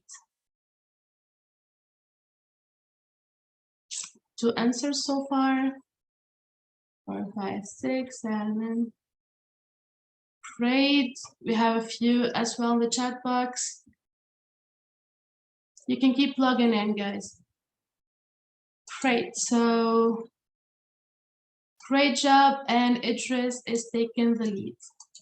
Moving on, the third question, how many aspirations are in Agenda 2063? Remember, we've seen this during the previous session, so let's see if we retained anything. Great, you're answering fast. 3 seconds to go.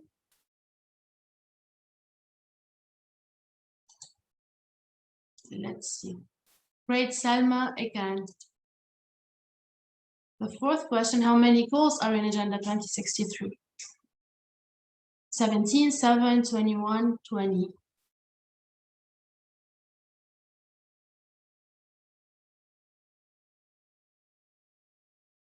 Okay, 5 seconds. 3, 2, 1, and let's see. Great, Nabil was the fastest to answer. Moving on, which aspiration emphasizes on the role of youth in Agenda 2063?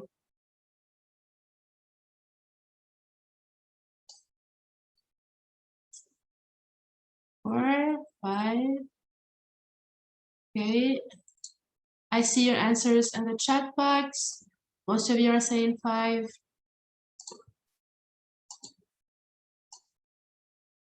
It's aspiration 6. And Nabil was the fastest as well.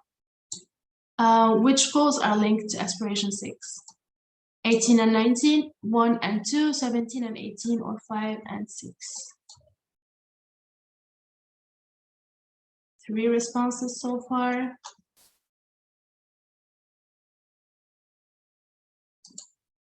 Okay, let's see. Of course, the correct is 17 and 18.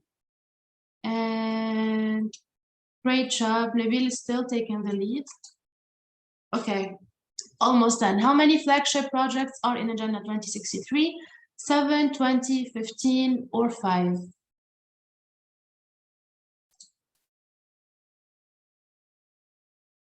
Okay, some of you are saying 15, some are saying 17. Okay, 2 seconds to go. And it is 15. Let's see how we're doing. Still, Nabil is taking the lead. We can tell he was paying attention during the previous session. Last one, how many priority areas are in Agenda 2063? 10, 20, 40, or 50 priority areas?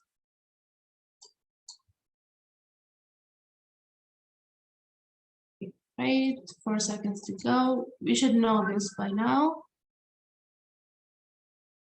And let's see. Great job, and still Nabil is taking the lead. The last one, the first 10-year implementation plan spans from 2014 to 2023, 2013, 2022, 2015, 2024, or 2016, 2025. Try to remember this was mentioned in Mr. Simon's session. Okay, and it's 24, 20, 23. Let's see who our top players are.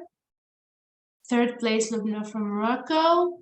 The second place, Salma.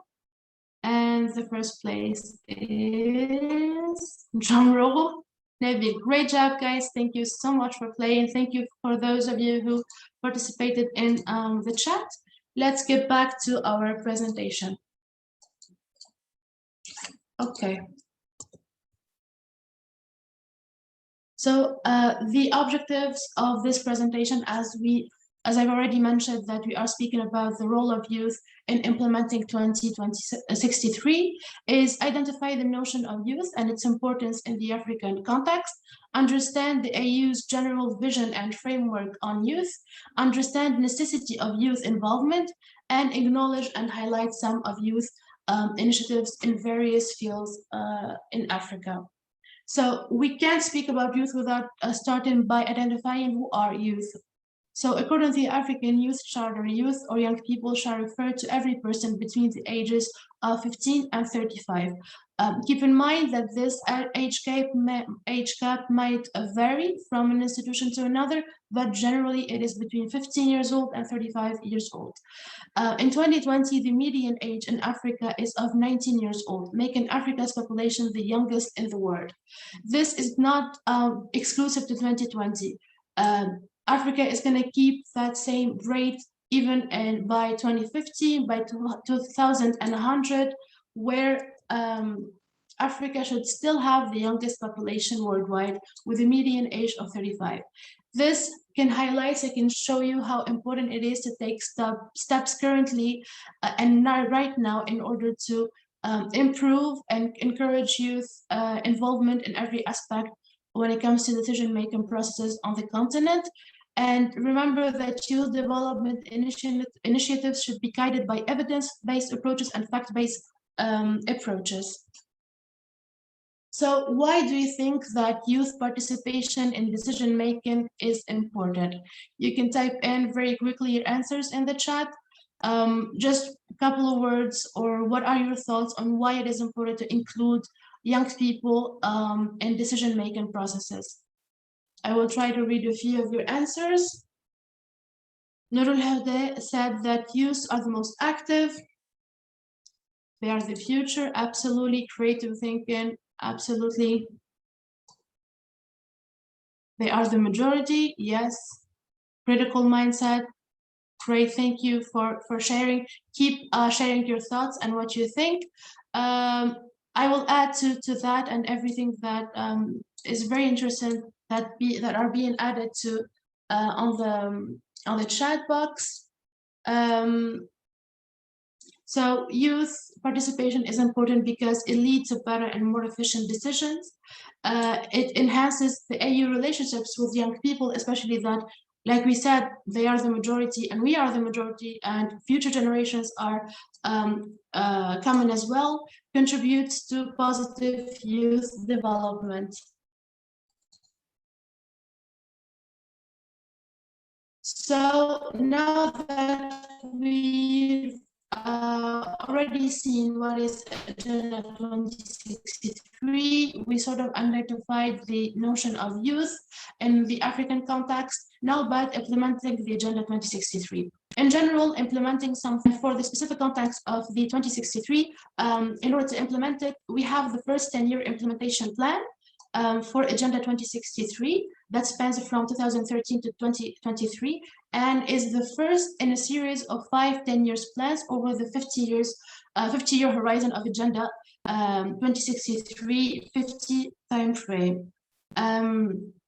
Of course, unfortunately, we're not going to be able to go through the implementation part in details, but I assure you that in many sessions to come during this academy, we will have the full idea and the full details when it comes to implementing the agenda. Right now, we just have to retain that the implementation means how we're going to put 2063 into action with the involvement and participation of youth.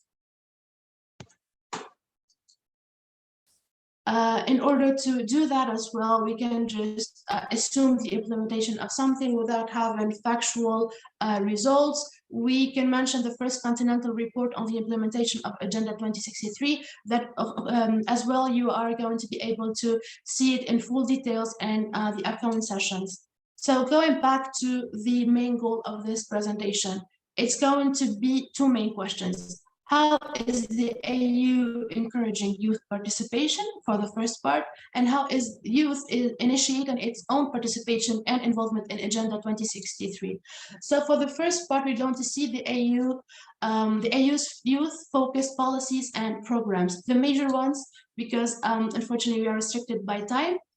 So in order to implement these policies and programs, other than the AU Commission, different organs, institutions, the RECs, on national levels, the AU sort of have 2 organs or 2 programs, projects, departments that are dedicated exclusively to youth development. An example of that, we have the youth division that is responsible for Africa's youth agenda at the African Union Commission and is in charge of addressing issues concerning youth policy development, youth capacity building, promoting youth participation through many activities, youth forums, etc.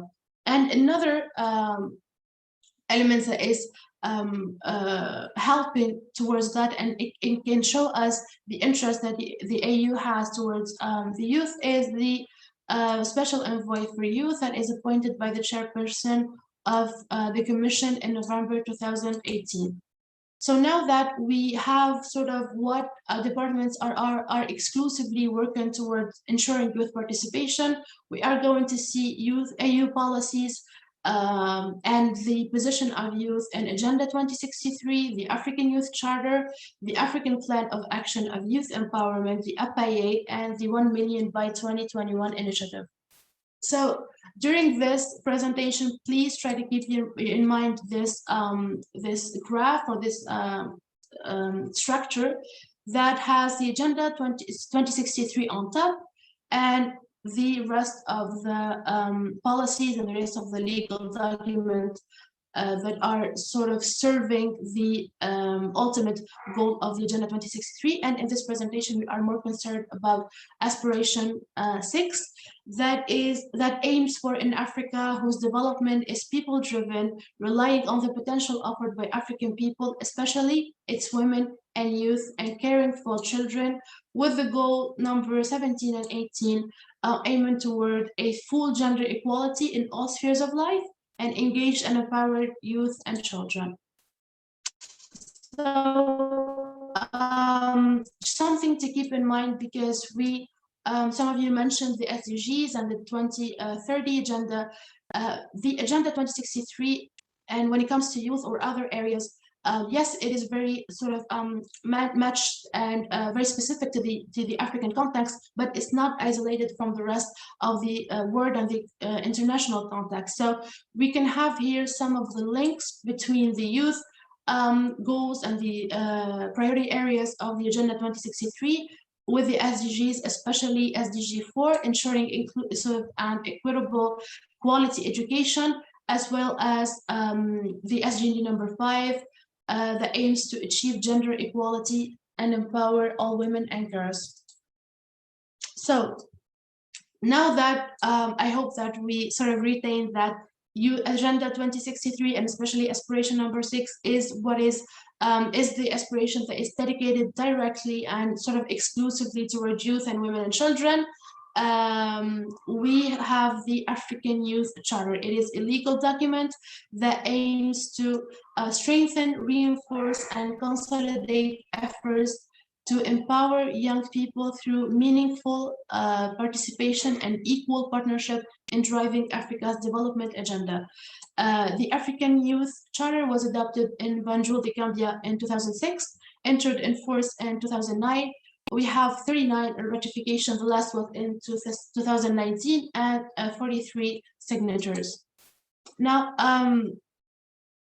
from the African Youth Charter, we're going to focus on Article 6, which sort of talks about the responsibilities of youth and how the youth shall have the duty of become the custodian of their own development. And this is the core of this presentation. It is in the youth's hand, it is in our hand to ensure our development and our involvement in the development of Africa.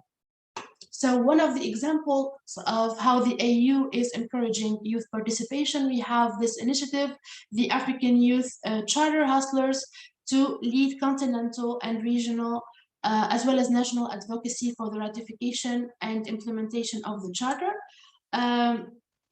This initiative was an open call for all the youth on the continent to advocate for action and to promote Africa's model, advocate for the implementation of the Youth Charter, for other policies, to work on national level with their communities in order to sort of promote the content of the African Youth Charter as well as its implementation by their own governments. The same thing with Africa's model is to promote Pan-Africanism, promote the African experience, and the good best practices that some countries are really taking the lead on.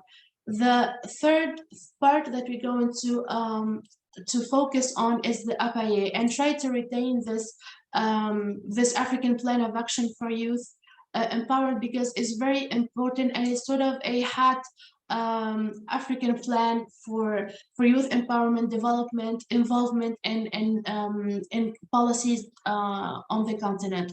So what does the APAYE? It provides a blueprint for youth programming at a continental, regional, and national levels in Africa. We're going to see its foundation, the guiding principles of the APAYE, key performances, key stakeholders and their roles, as well as transformational outcomes, meaning that what is the success of APAYE would look like on the continent.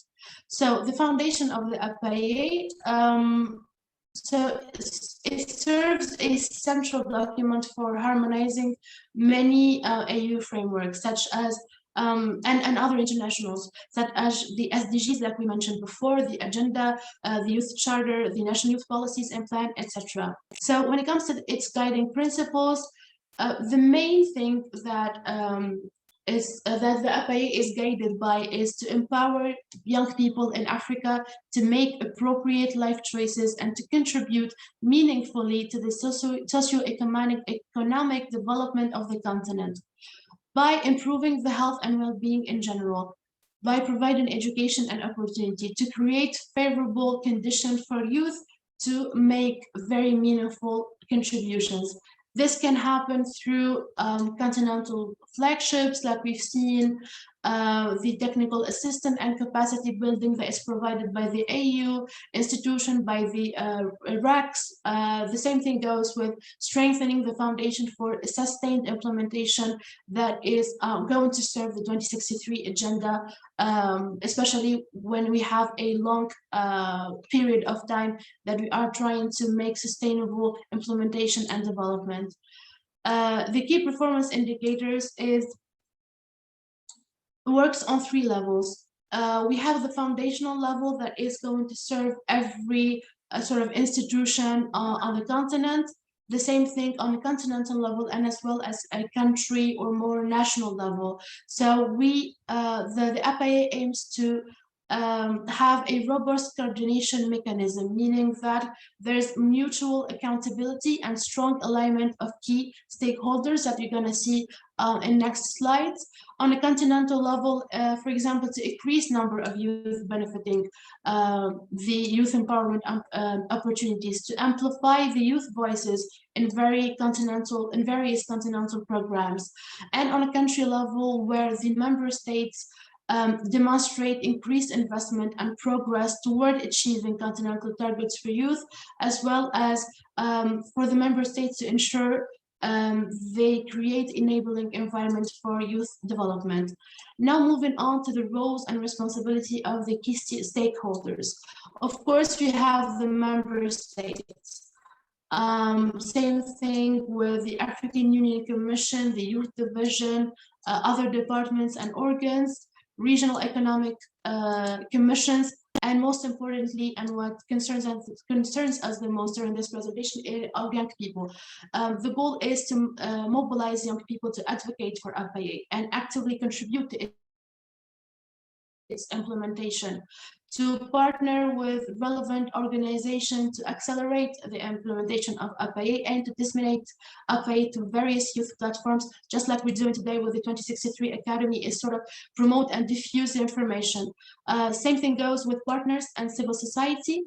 They are urged to provide technical and financial support, to mobilize country offices to support member state implementation of FIA, to assess and report the impact of FIA at a national and subnational levels. What does success look for FIA? So what are the transformation outcomes? Of course, is improving life standards, just like the 2063, to ensure transformed, inclusive, and sustainable economies, integrated Africa, peaceful Africa, empowered women and youth and children, well-governed, and a cultural-centric Africa in a global context. So the third main part, now that we have seen the aspiration 6 from the Agenda 2063, we've seen the African Youth Charter, its importance, and how the AU is doing efforts toward its implementation through the youth. We've seen the FIA, which is a very key element. And now we're moving on to the 1 million by 2022 initiative that was launched in April 2019 to catalyze action for youth development in Africa. The 1 million by 2021 initiative aims to create 1 million new opportunities for young African in education, employment, entrepreneurship, and engagement. Try to hold on to these 4 E's because we're going to go a little bit more in details in the next slide, in the continent and in the diaspora. So the 4 E's, they aim, so throughout the 4 E's, the 1 million by 2021 initiative aimed to accelerate socio-economic development on the continent through opportunities. For example, entrepreneurship, we have 2 examples, but please feel free, and I really urge you to go and check the 1 million by 2021 initiative, because you will find numerous opportunities that a lot of them are open today, are still open for applications, and you can really see how the efforts that the AU is making towards youth participation. So going back to entrepreneurship, we have the African Skill Portal for Youth, for example. It's a continental platform for knowledge exchange and private sector engagement in skills development, open for youth. Same thing with the Young African Program and on innovation and entrepreneurship, and many more. For education, we have the Pan-African University. I'm sure that you heard about it. It provides scholarships, it provides very up-to-date programs to African youth. Same goes with the African Union Learn platform. It's an online platform accessible for all.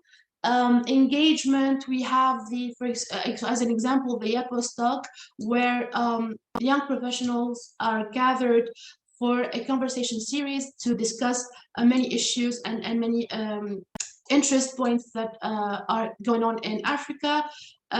We have the Africa Youth Month, where the AU tries to amplify and shine spotlight on young voices. When it comes to employment, we have an example for the African Union Youth Volunteers Corps that recruits and works with young professionals aged between 18 to 33 from across the continent and the diaspora to serve for a period of 12 months in their respective fields of expertise in an AU member state. This is one of many opportunities of employment that the AU is offering the African youth. Now, now that we've seen have an idea about what are the major policies and programs that the AU is offering in effort to make youth participation more amplified and more to shine the light on youth involvement in the Agenda 2063. Remember when we started, we said that the importance of the youth makes us want to make decision or have to make decision based on facts and data and very reliable information. One of the things that can help us do that, whether it can help youth do that as well as the AU institution, is the status of African Youth Report. And I'm sure that this is going to be presented to you more in detail in upcoming sessions, but I also urge you to check it on the website. Look for it. It's very enlightening, and it really highlights the situation of the youth currently in Africa. It provides an understanding of the current landscape, and it examines the impact of intervention and aids in optimizing evidence-informed policy creation.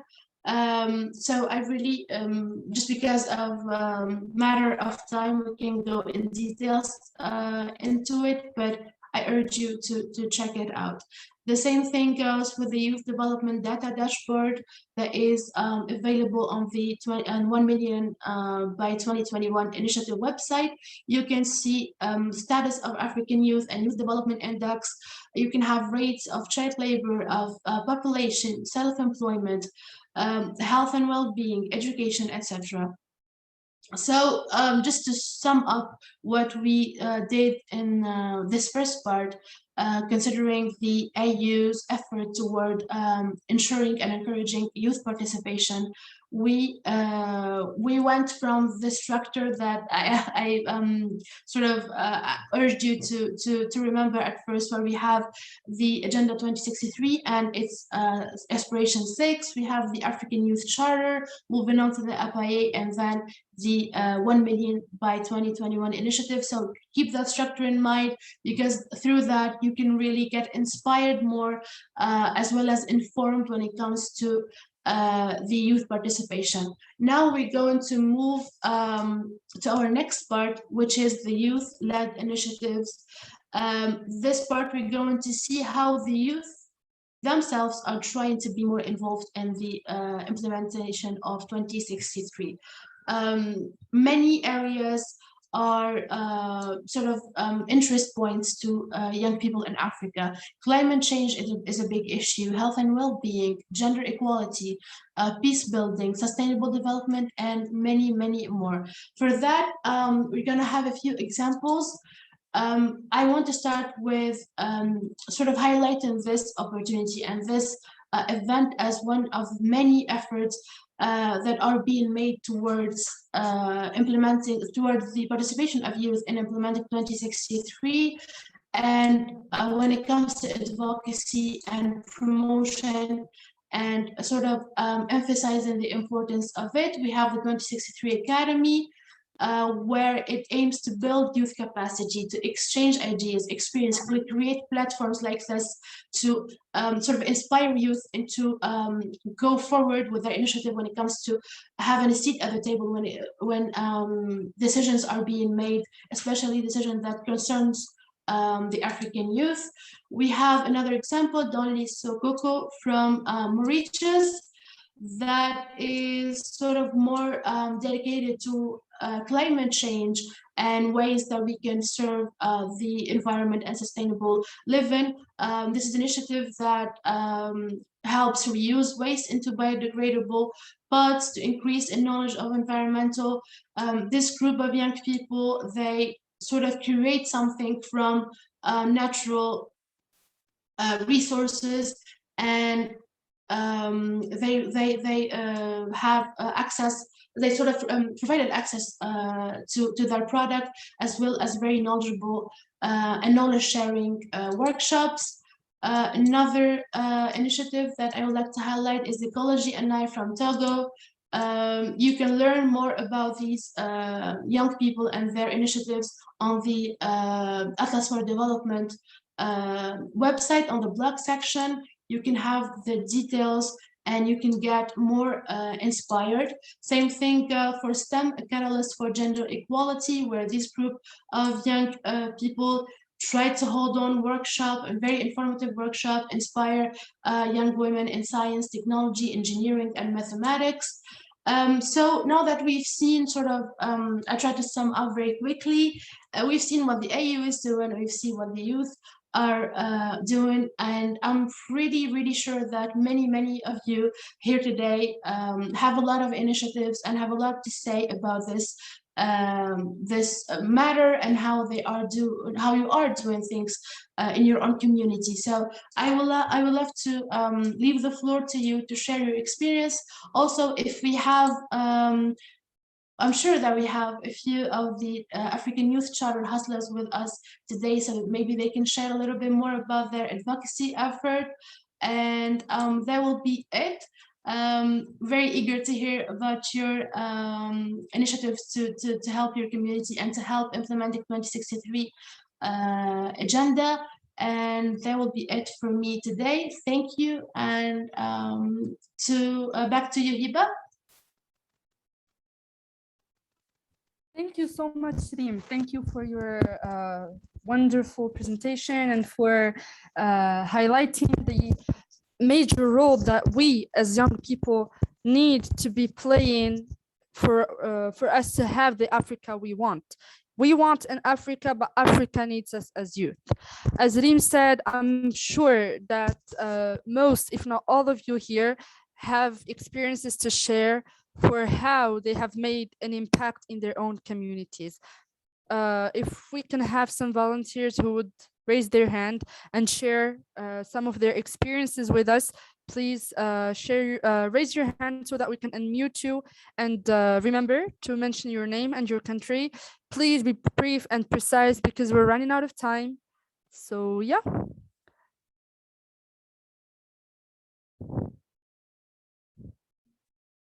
You can also share your experience via chat. It's however you want. I see one hand raised from Said.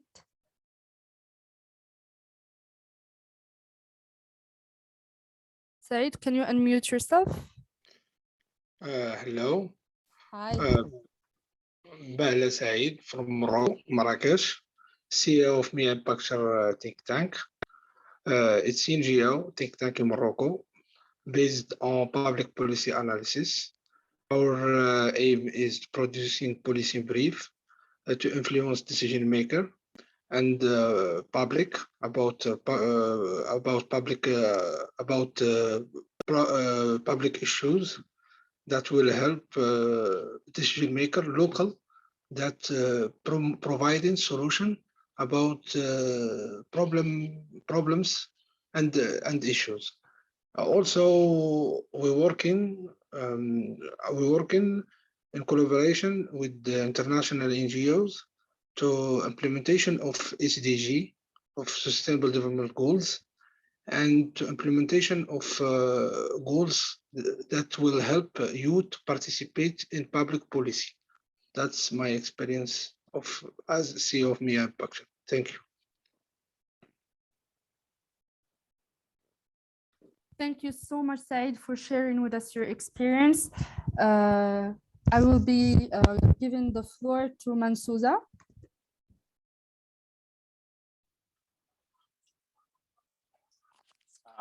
Hello, everyone. Thank you very much to the organizers and to the speakers for sharing your wonderful insights. I've learned so much as a youth leader, and I hope also my fellow youth and young people out there have learned a lot. So my name is Mansouza Kion Kingu, and I'm from Tanzania, and I'm also the country coordinator for Global Youth Parliament Tanzania. Well, about Global Youth Parliament is an international organization headquartered in Nepal, and we are so far in 76 countries all over the world. So it's a network of organization, and we are actually making a great impact in our continent, also spearheading for regional integration, because such a networked organization also prospers for regional integration and networking among the youth in other countries or continents level. So in my experience working for the AU Agenda 2063 or sustainability in our continent and prosperity, I'd really like to applaud the African Union or even the organizations, all the other civil society works they're doing. And I believe there's great effort that is being done, and today's youth are actually more enlightened, more creative, and really likely enthusiasts. So I really encourage more effort should be done. And we are seeing that likely that the coming forth of the African Continental Free Trade Area, it only also even pushes much further to us to continue with the work and to find ways to include youth at such decision-making levels or leadership levels. And because for us to realize, as it has been highlighted in most conversation, for us to realize the Africa Continental Free Trade Area or even the AU Agenda 2063, because it's all part of it. So we need also to increase the activation or youth involvement in such agendas. And youth, how can they be involved? By also reaching to their creative capacities, coming up with innovative ideas for our continent needs that. And I believe the youth of today are actually more say enlightened to take the change and to lead the way to change. So thank you very much. I would also like to welcome you on November. In Tanzania, we'll be celebrating the African Youth Month by hosting a conference on the AFTA together with the AU Agenda 2063. It will be an international conference, and you're all welcome. Thank you very much. Thank you so much, and thank you particularly for the invitation. We're always happy and relieved to see that young people are working together and that we're co-building the continent we're looking for. I will be taking one more intervention before we move on to our next session, and I see one hand that's raised. Nur Huda, please, again, let's be brief and so that we can respect as much as we can the schedule.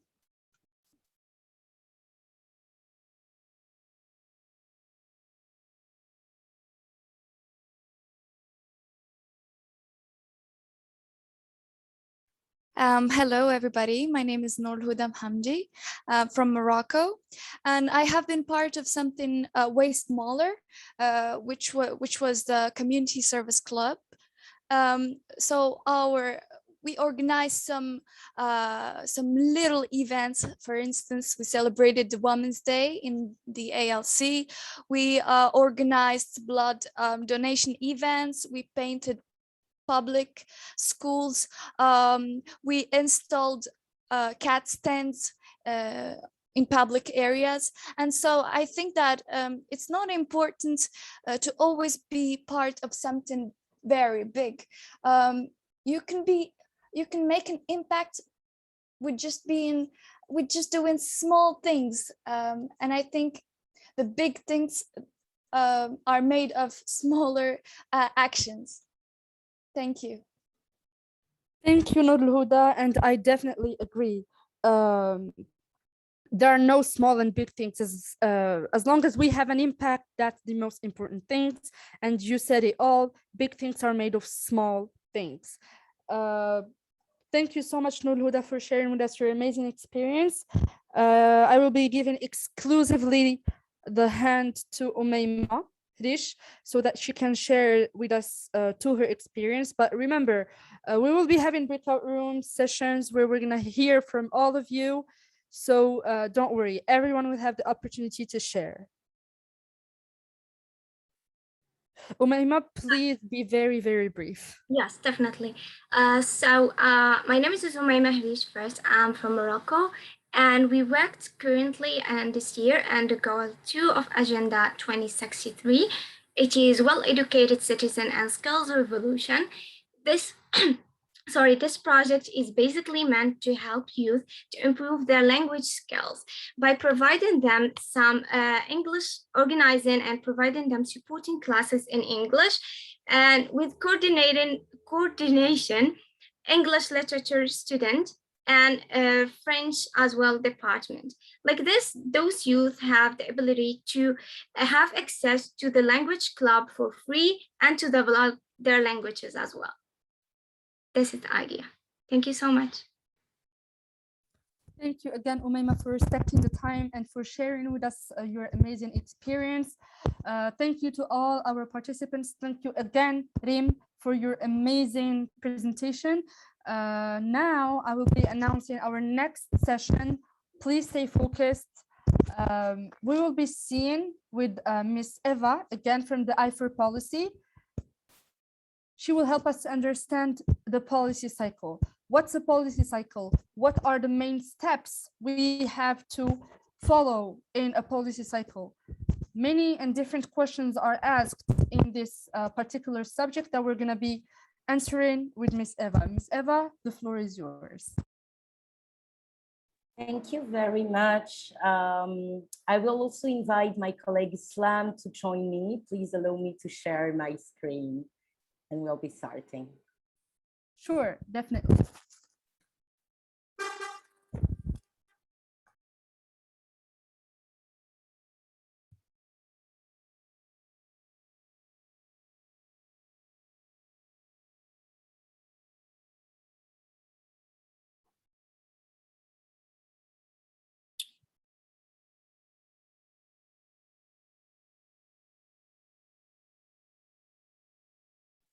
Bear with me, my computer is quite slow this morning. Thank you, Eva. But hopefully all of you can see my screen.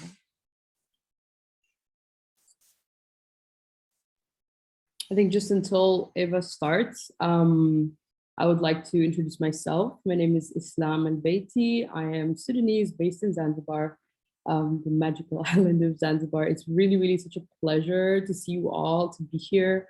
It's been incredibly insightful the last couple of hours, to be honest. I'm quite impressed by the amount of young people who are here today. So I'd really love for you guys to give a round of applause for yourself for like being absolutely dedicated to supporting your communities, your countries, and this entire continent as a whole. As for me, I am the community engagement lead in I4 Policy. I work together with my beautiful colleague Eva. And it's just really insightful and inspiring to be here amongst all of you people. I'm not talking like I'm old, I'm actually also considered youth. So I'm just like quite impressed by all of you. So for today's presentation, I'm going to be giving a quick introduction of the Innovation for Policy process. And you're probably thinking, what does co-creating policies even mean? It just simply means that we should all, part of the ecosystem, come together when it comes to making policy decisions and recommendations. Because in most cases, policies are always top down, i.e. coming from the government into the ecosystems. But what we're trying to do here, and what we have already done through our work and our methodologies and technologies, is that we've enabled people from different countries to be able to come together, have a conversation, deliberate on the mutual benefit of the entire ecosystem. So this is what we're doing at i4Policy, and that's what we mean by co-creating policy. It means that you and I both have a say in the future of the places where we work and we live. Yeah, and this is a beautiful quote from Marcus Lemma, one of our members. So one of the core things about i4Policy, and I'm going to try to keep this really, really short because I know attention spans can just go all over the place during Zoom. But what we try to do is we build alliances, and by alliances, what we mean is we started a movement called the i4Policy movement. i4Policy simply stands for I, which is you, and that you are for policy. And we have about partners in over 45 countries in the continent with 200 plus hubs around the continent. So that's how we actually build this connection throughout the continent. We build a connection through innovation hubs, co-creation spaces, and so on. We come together and we build an alliance. And from there on, we start with the co-creation process. And I think at the moment, we've been working in different countries individually. We have the Senegalese Startup Act. We've done work in Rwanda, in Nigeria. And the third part is how we leverage civic tech. By civic tech, we mean, for example, a way for us to actually consult on different policies. We have developed different online tools that we use to make sure that every single person who is going to be impacted by policies gets to have a say in what these policies, if they're okay, if they're not, if they support them, if they would like to see something change. And that's the part about create or leveraging civic tech. There will be a lot of room for us to have discussions and conversations. I mean, questions really. So if you guys have any questions, I highly urge you to write them down. And my colleague Eva and I will be more than happy to answer your questions. So yeah, so we support by building movements, making sure that everyone is connected and that everyone gets to have a say in the policies. Thank you, Eva, so much for going through the slides and not making me stressed about that. So like I said, we have the movement consists of 200 plus hubs from 45 plus countries. I think it's precisely 48 countries in the African continent, which is pretty much the majority. So we're all about grassroots. We're all about, the ecosystem itself coming together and working together for a better, conducive environment for the ecosystems. And then where are we moving to? Is this any interesting for you guys? I think it's really interesting. And just look at this map. This is all of the people that are partners or all of the members of the i4Policy movement. It's a beautifully colorful palette of logos that represents our different members. Here we have the task force. So what is a task force? The task force was pretty much came together in 2019 to be able to support, in pushing the vision and the co-creation values. We have members from pretty much all over the continent, as you can see, and I'm pretty sure some of these people are very familiar to a lot of you if you're from, i.e. any of those countries. Really, really incredible people that I've also had the chance to work with over many, many years. I mean, not many, but 3 to 4 years. So it's been really beautiful.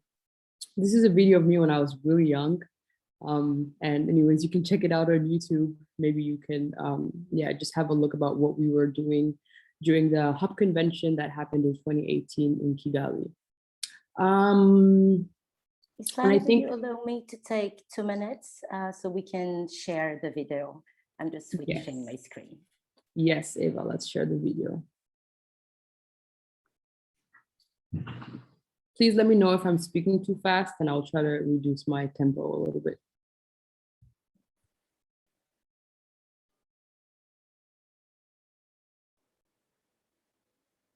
Can you still see my screen and hear some Yes. sound? Yes. Innovative that community innovation hubs are coming together, to speak with a unified voice and to find avenues to impact policy. That in itself is quite impactful because community hubs are essentially the heart and soul of where innovation takes place at a community level. The whole environment reflects how the hub should be. It's young, it's fresh, it's vibrant, it's music, entertainment, it's culture, it's a networking. So it's a serious, but a serious in a relaxed way at the same time. So you can do a deal, a partnership, but at the same time you're having fun. I have been to a number of conventions, but we've never had one convention of African hubs in one place. Convening hub managers to come and discuss, especially a very important thing such as policy. In the first ever convention of hubs, like straight going into policy, that feels amazing. All right, so as you guys know, we are here for the first ever African Innovation Hub Convention. So you guys are here making history tonight. It is boiling. It is boiling of creativity. It's boiling of diversity. It's boiling of amazing people. And I can't believe I'm here now today. In the room here, you've got development partners that typically wouldn't necessarily work together, whether it's bilateral cooperation from Germany, multilateral organization like the OIF, La Francophonie, or the UN. You've got civil society, you've got private sector, really coming together saying, well, in terms of development of policies, there's an angle to do something innovative, non-traditional. L'idée était de ne pas réunir que des incubateurs ou que des pépinières, mais vraiment de prendre en charge le maximum d'acteurs, et vraiment tous les réunir autour d'une table et voir quelles étaient leurs problématiques et comment on peut essayer de les répondre tous ensemble. It's really rejuvenating. I've never been to an event like this. You could just feel it. Like, you feel like, oh my God, these are people that are trying to do good. Like, the people that want to influence the continent.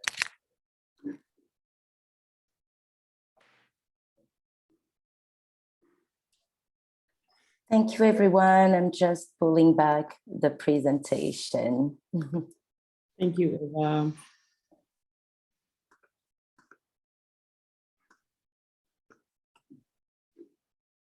And bear with me because my computer is still low.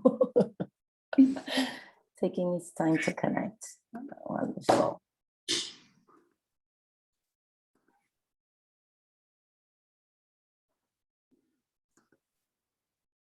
And so to continue from where we left off, yeah, so when we say we're co-creating policies, we're trying to support policy co-creation, both at national, regional, and global levels. And if you read about it, you'll find many different cases of different countries where this has been quite successful in bringing together people and in making sure that their voices are a core part in the formulation of these policies.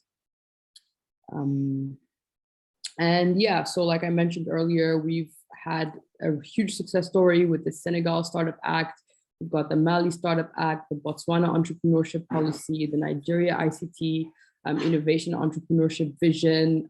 We've worked in Rwanda, and we have some really incredible new, hopefully success stories coming up. So you guys will also be able to read about it and see, and maybe if you're interested and you want to start a process in your own country, then maybe we should talk. We should talk together. Then we can see how we can also take part in making sure that this methodology and this way of co-creation is becoming the norm in the continent. It's becoming the norm among young people, where we know that we have to be part in the decision-making process, no matter when, how, but it absolutely necessary that youth are part of the decision-making process. And so onwards, we have, let me just pull up the slide. Eva, is your computer stuck again? Can you still see my screen? Yes, it's on the Leverage Civic Tech. Yes. Apologies, guys, for this inconvenience.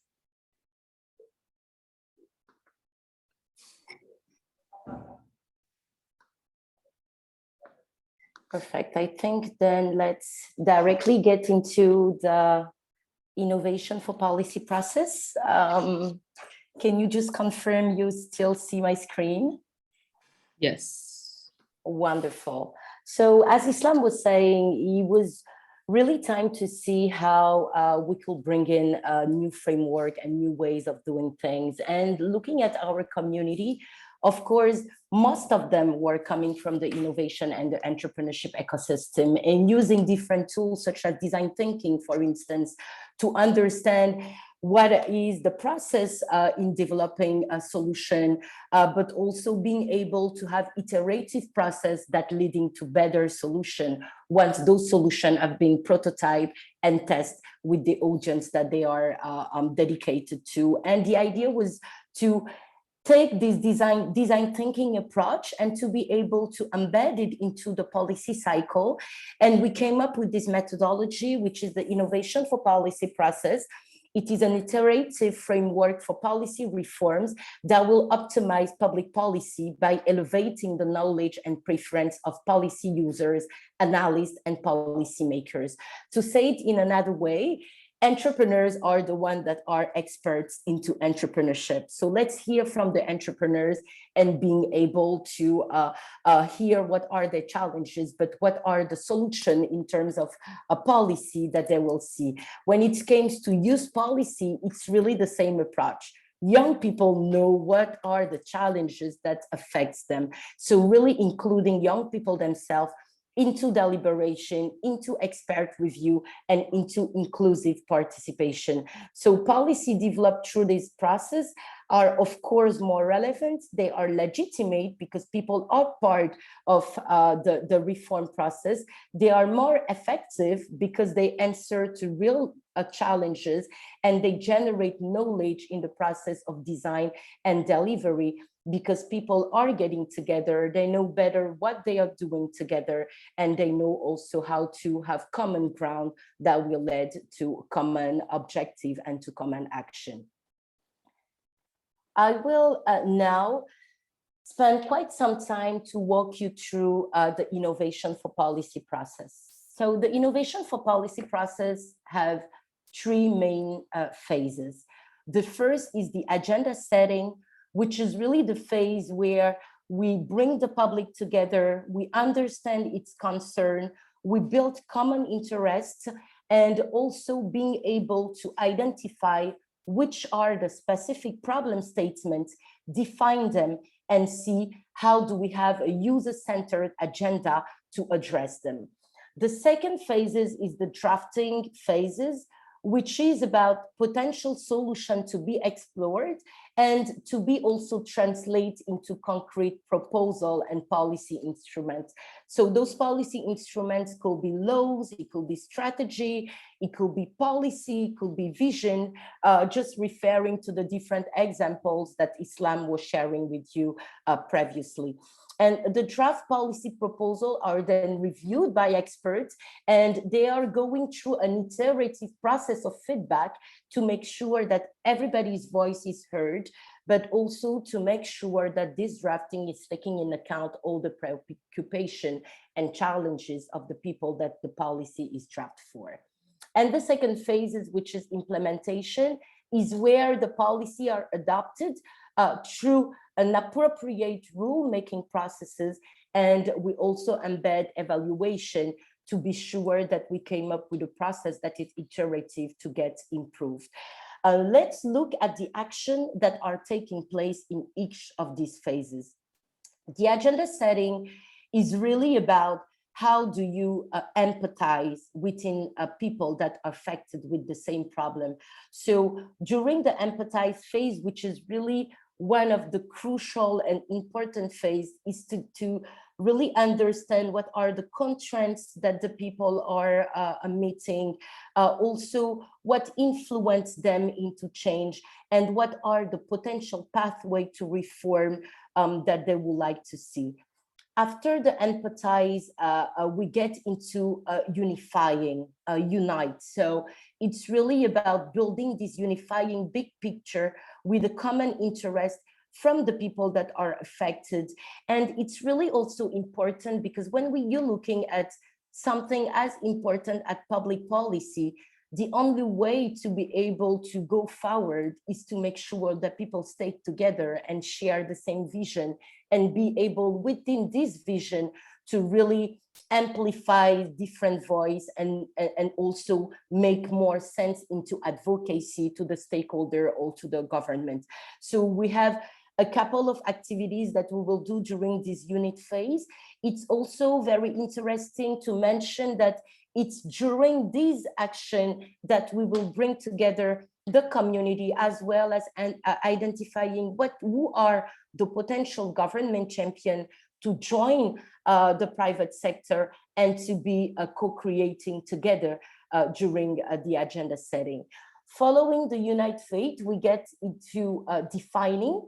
Defining is how do we articulate clear and concise description of the challenge that people are meeting, and also to be able to identify what are the impact of those challenges and what are the conditions to be addressed.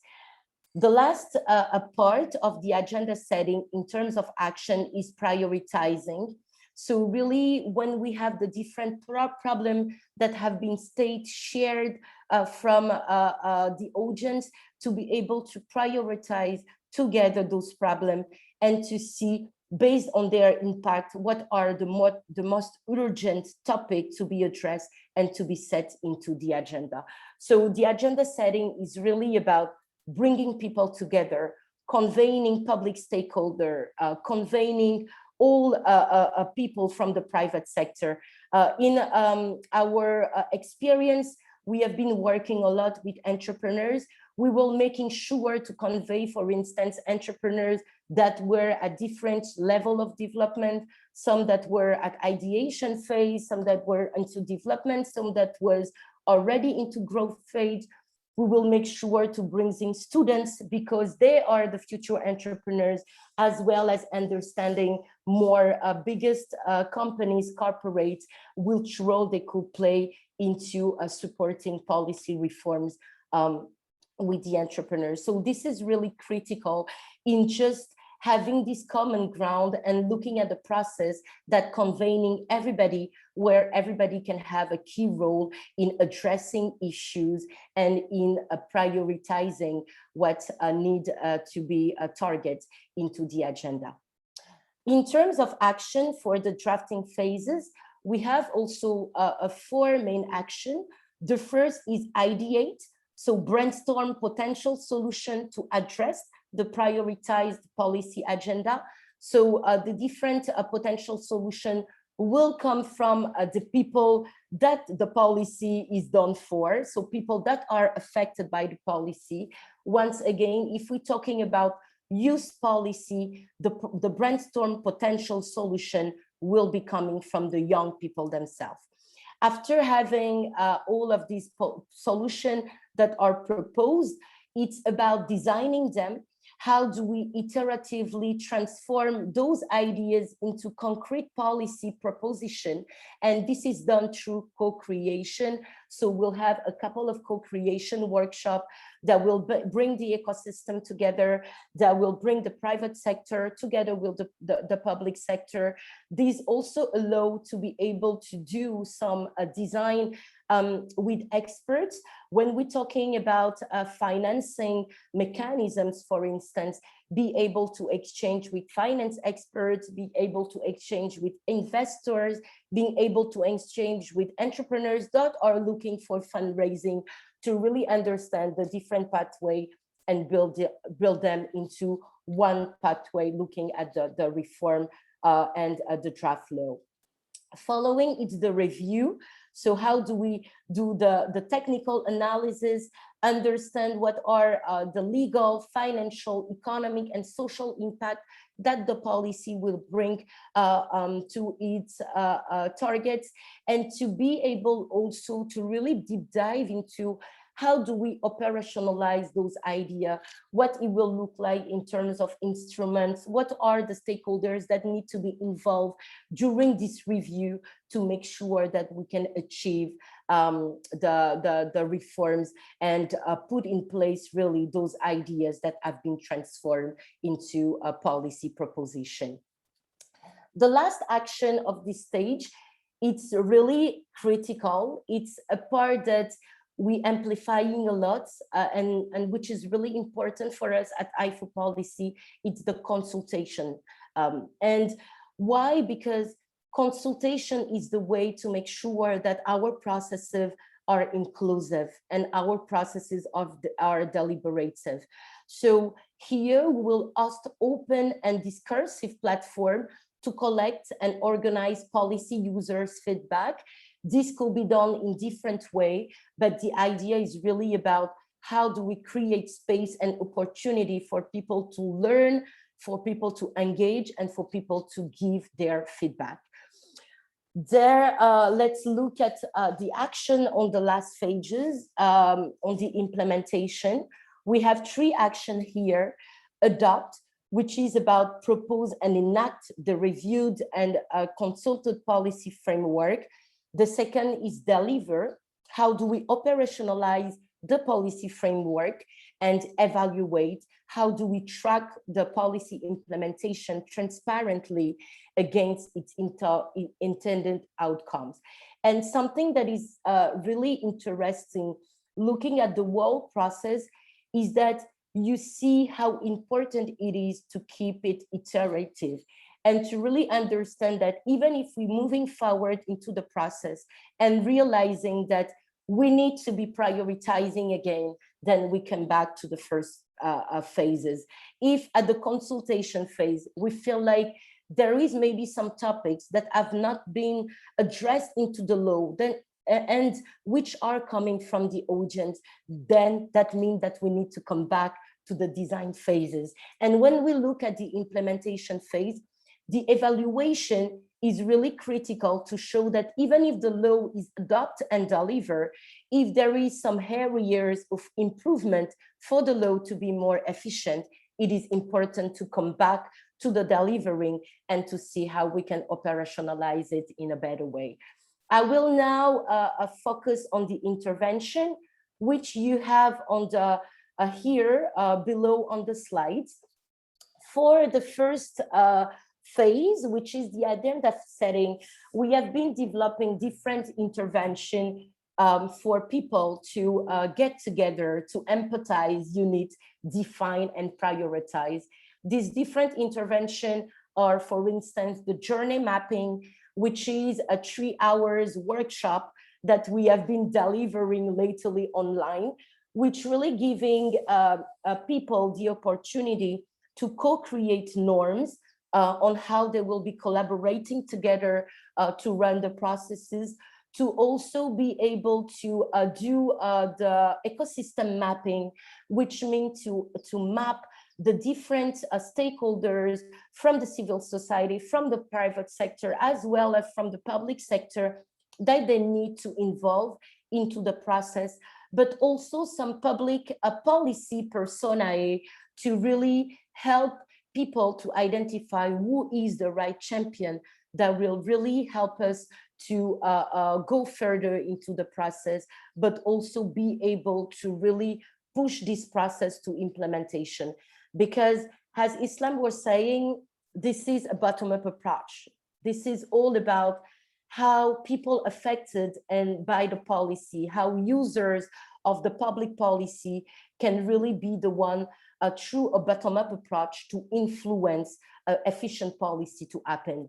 But to get to a law that is delivered, to get to a law that is adopted and voted, that means that we need to have the buy-in of the government. So it's really important through the journey mapping to be able to identify those public stakeholders, to bring in together with the audience, and to be able to create this safe space where we can exchange about the mandate of the government, as well as the challenges that the users of those policy are meeting.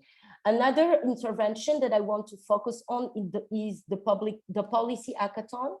Why? Because the policy hackathons offer a framework where, as you see, we can cover from the unit action to the design action. So it's a combination of the agenda setting and the drafting phases, where we have the chance to really bring the ecosystem together, to unify their voices.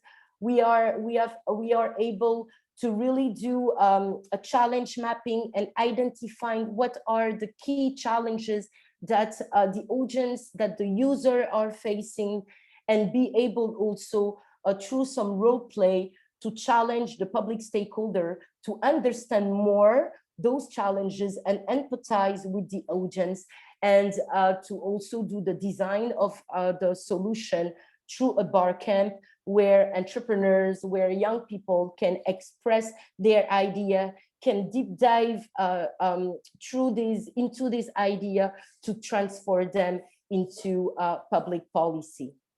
Another intervention that I want to focus on is the chatbot that you're seeing into the consultation. So we have two major ways of doing consultation.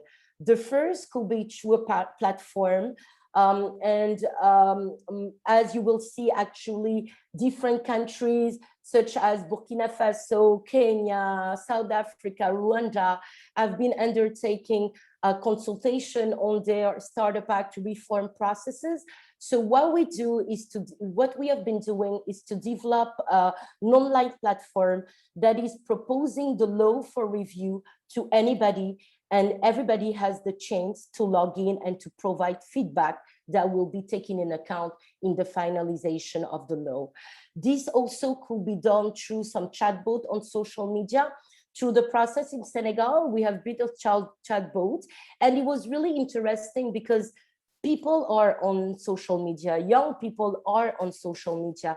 So it's all about where do we go and meet them to really build interest on public co-creation and give them opportunity on Facebook, on Telegram, on Twitter to be able to share their feedback. Another interesting intervention is the town hall that we have been doing in Mali, for instance. And the town hall was about bringing 1,000 young people and invite the government to really express what was their vision about the Startup Act law, and hear also all the concerns of those young people, hear about their fears, hear also all the expectation that they have towards the government, and create the space through the town hall where they could exchange with the government. We had the chance to do that as well here in Senegal with near 500 entrepreneurs, together with the president of Senegal, His Excellency Macky Sall. And it was really interesting to see how these have been a platform for advocacy for the president and his team to understand more about which role the innovation and entrepreneurship ecosystem could do into developing the local economic framework. And I will finish with sharing another example of intervention, which is the co-creation committee that we have been putting in place in a couple of countries, which is about creating a committee which is not only of government representative. Usually and traditionally, when it came to public policy making, those committees really bring together different stakeholders from different governments, ministries, agencies. Here, it's about having a co-creation committee that will bring together the private sector and the public sector. So how do we have entrepreneurs into this co-creation committee that have the same strong statement as the government to be expressing what they would like to see into the law, as well as having also young people when it comes to youth policy through those co-creation committee. Let me move to the next slide. Oops, my computer perfectly. So let me move to the next slide to show you that in the best words possible, we have this hypothetical process, which means that we're going from step 1 to step 2 to step 3 until we get to the evaluation of the law. And what we have realized is this is what it looks like maybe more in reality. And it looks like this because it needs to be inclusive. And as I was saying earlier, if we realize that there is a target group that have not been consulted, if we realize that there is an area in terms of topics that have not been covered, it's important to create space to come back, to redesign, and to be able to consult again when is necessary. So I will stop here and welcome any of your questions. Let's maybe look at the last slides in terms of where these methodology have been implemented, and look at some number. It is more than 5,000 citizens that have been engaged into reform policy process using this methodology, the Innovation for Policy process, and participating through the consultation. It's more than 200 co-creation activities that have been conducted on those different countries highlighted on the map that you have on the slides. Is 500 facilitators that we have been trained on this methodology for them to engage dialogue with their government and with their communities. It's more than 200 communities involved, and this is now taken in more than 15 countries, knowing that near to 19 countries on the continent are already looking at having Startup Act reform, which has, you know, covered entrepreneurship policy, innovation and entrepreneurship legislation, and which are a core trend on the continent. And thank you. I guess I will start here for the moment, and maybe after taking a few questions, we can came back to a few recommendations. Thank you so much to both of you. Thank you, Ms. Eva, and thank you, Ms. Islam, also. It was, again, a very interesting presentation. We will be taking some questions before the break. So, dear participants, again, let me remind you that you can either ask your questions via chat or raise your hand so that we can give you the mic and you can ask your questions orally. Also, please don't forget to mention your name and your country before. So I see some hands here that are raised. I will be giving the hand to Umayma Alam, because we have two Umaymas. And after Umayma, I'll be giving to Gloria because she hasn't spoken yet.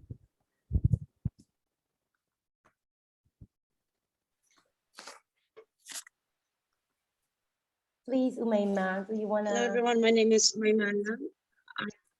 I'm from Morocco. Sorry. I want to thank our speaker for this beautiful presentation. But beside the presentation, I have a question. How we can make the youth to get involved in making decision and to let their voice heard in governments? Are there any African Youth Council that we are not aware about? Or are there any thoughts of making one that will represent the youth and the youth's voice? Thank you very much. Iba, should we take all the questions? Should we go on question by question? Sure, we can take all of the questions. Maybe there are some questions that are linked to each other. So Gloria, if you want to take the lead and ask your question. Yeah, my question is just related to the last slide where where you showed the map of countries that have been able to utilize these methods and platforms. And I'm quite interested in Zambia and other countries that are showing that there's nothing much that has been done. What are the plans to equip, especially maybe training facilitators or these other, like, is it called hatchet methods? How can you ensure that also these countries are utilizing some of these platforms to ensure that there's collective views that are being derived from the citizenry? Yeah, thank you. And Gloria, where are you from, please? I'm from Zambia. Please. Nice to meet you. Umayma, and then Iman.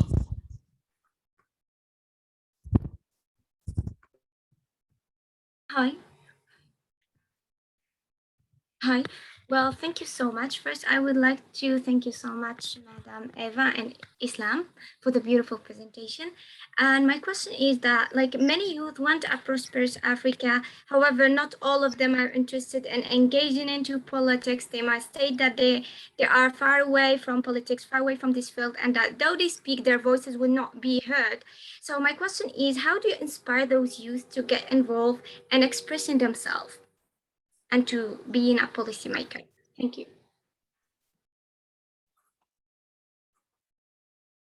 Thank you, Umayma. Iman, you can go on with your question.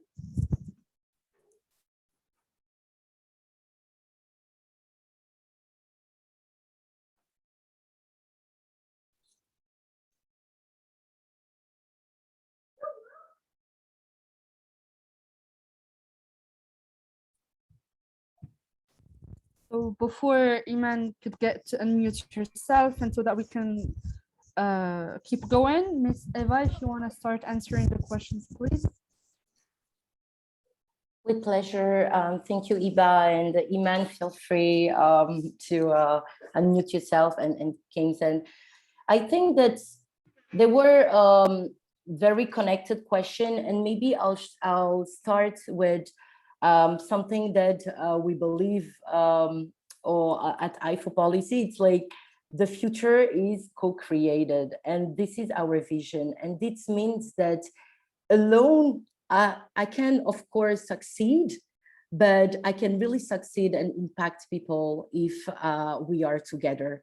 So it's how do youth-led organization learn to get together, firstly, and then how through the power of the collective action, they can be able to involve maybe at continental, then regional, then national level. When we look at how we have been fostering our work at IFO Policy, it has all started with a work at continental level, just to understand how could we create these common roots at continental level without looking at our differences in terms of culture, in terms of initiative, in terms of capacity building program.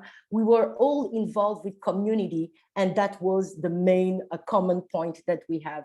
And we have started with working on the African Innovation Manifesto at continental level to understand what were the different policies that were needed at the level of the continent before getting to see and to focus on national level policy. So I would really influence, maybe even for the youth-led organization, to be able to have the same approach by building on the youth charter of the African Union 2063 agenda to create this common ground, and then really focusing on a second time on what is the key priorities that they are meeting in their country or related to their common, to their specific community.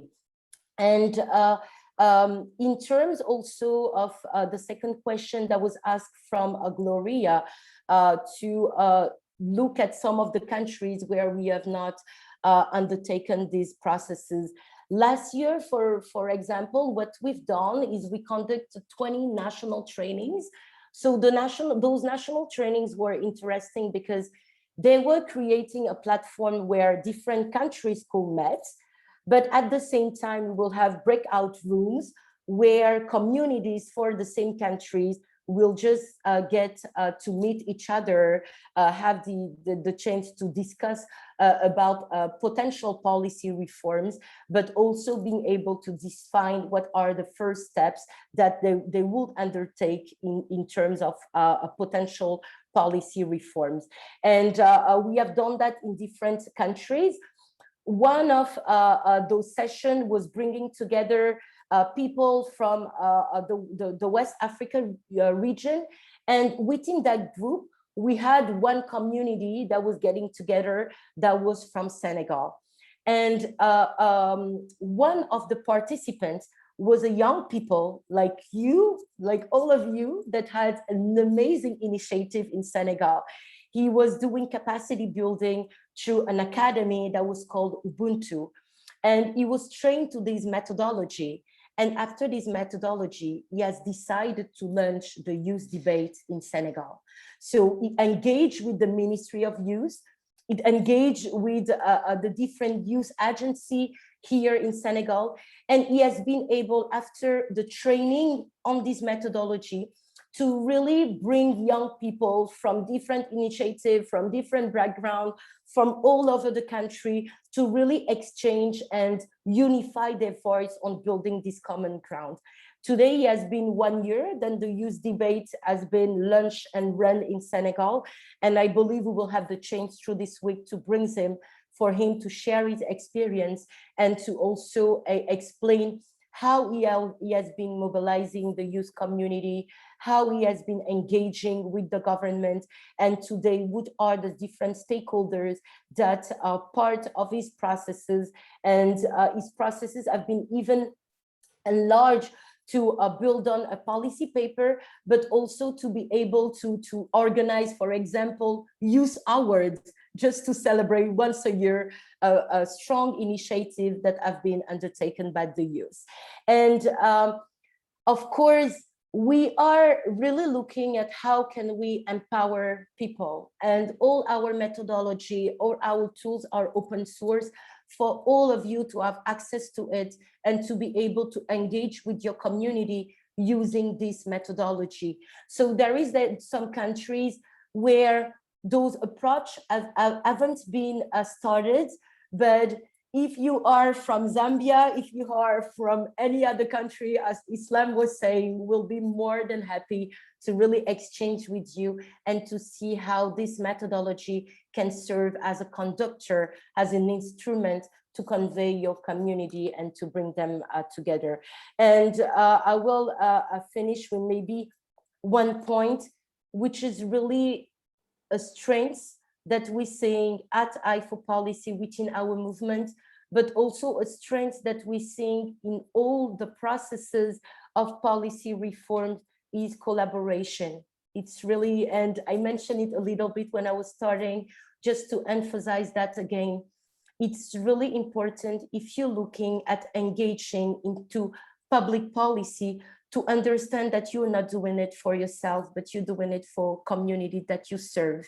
And to have meaningful policy, it means to bring those different communities together, to bring the different initiatives together, and to create this space where initiatives are collaborating and are collaborating to be more strong and to have a more bigger impact. Islam, I don't know if you want to add maybe anything. Thank you so much, Eva, for such a beautiful and very comprehensive explanation. I just wanted to add on to a point that was asked about how do we make sure that youth are engaged in this, because I think Umaima had asked this question, saying that, you know, a lot of young people might not be interested in, you know, in being political, but this is not politics whatsoever. This is really like every single person taking some time and to also just input. You know, like, for example, like very simple example could be, we live in a neighborhood and we want to build something in the neighborhood. And so the neighborhood county says, okay, let's initiate an Afro policy process and let's see if everyone, is okay with building this building, right? I know it's like not totally related, but I think it might be a simpler way to understand how it might work. And so we start having a conversation. Maybe, someone in one of the apartments can say, I don't want to be part of this, but this decision affects that person who lives in that building, right?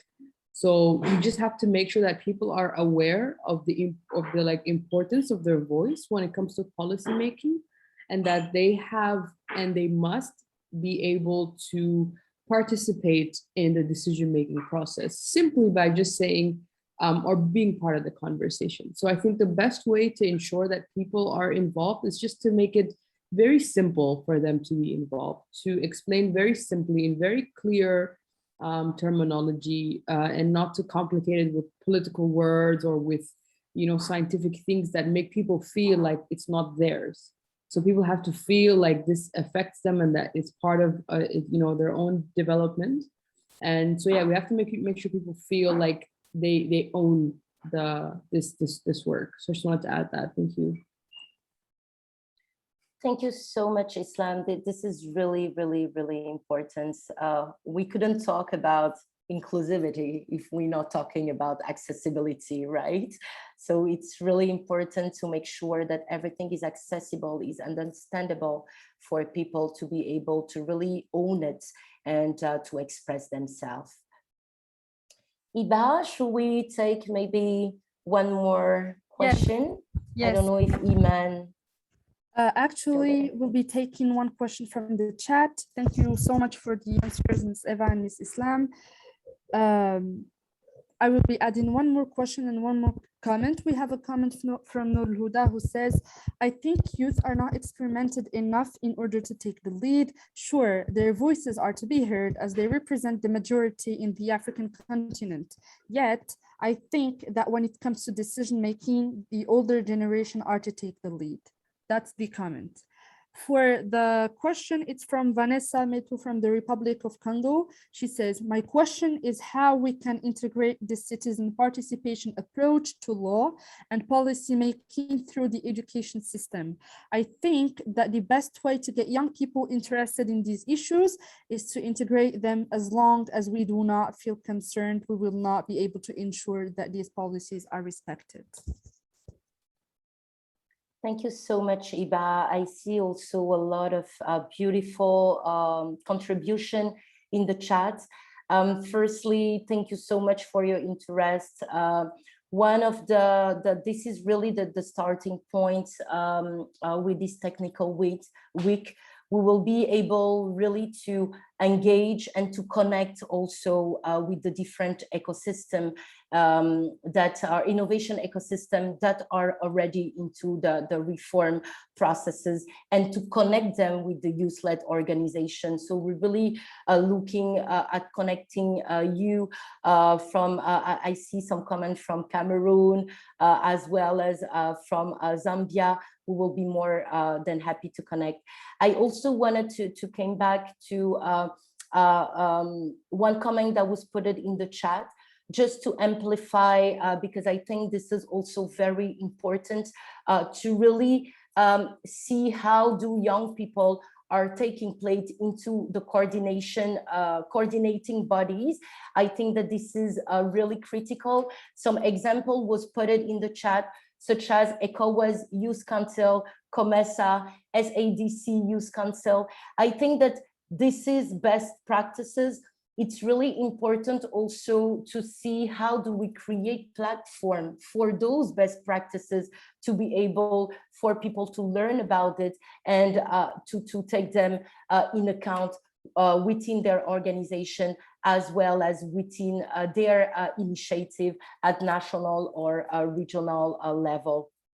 I will take a last comment from David, which is saying, what are the practical problems in its implementation, and are the African countries capable of overcoming them?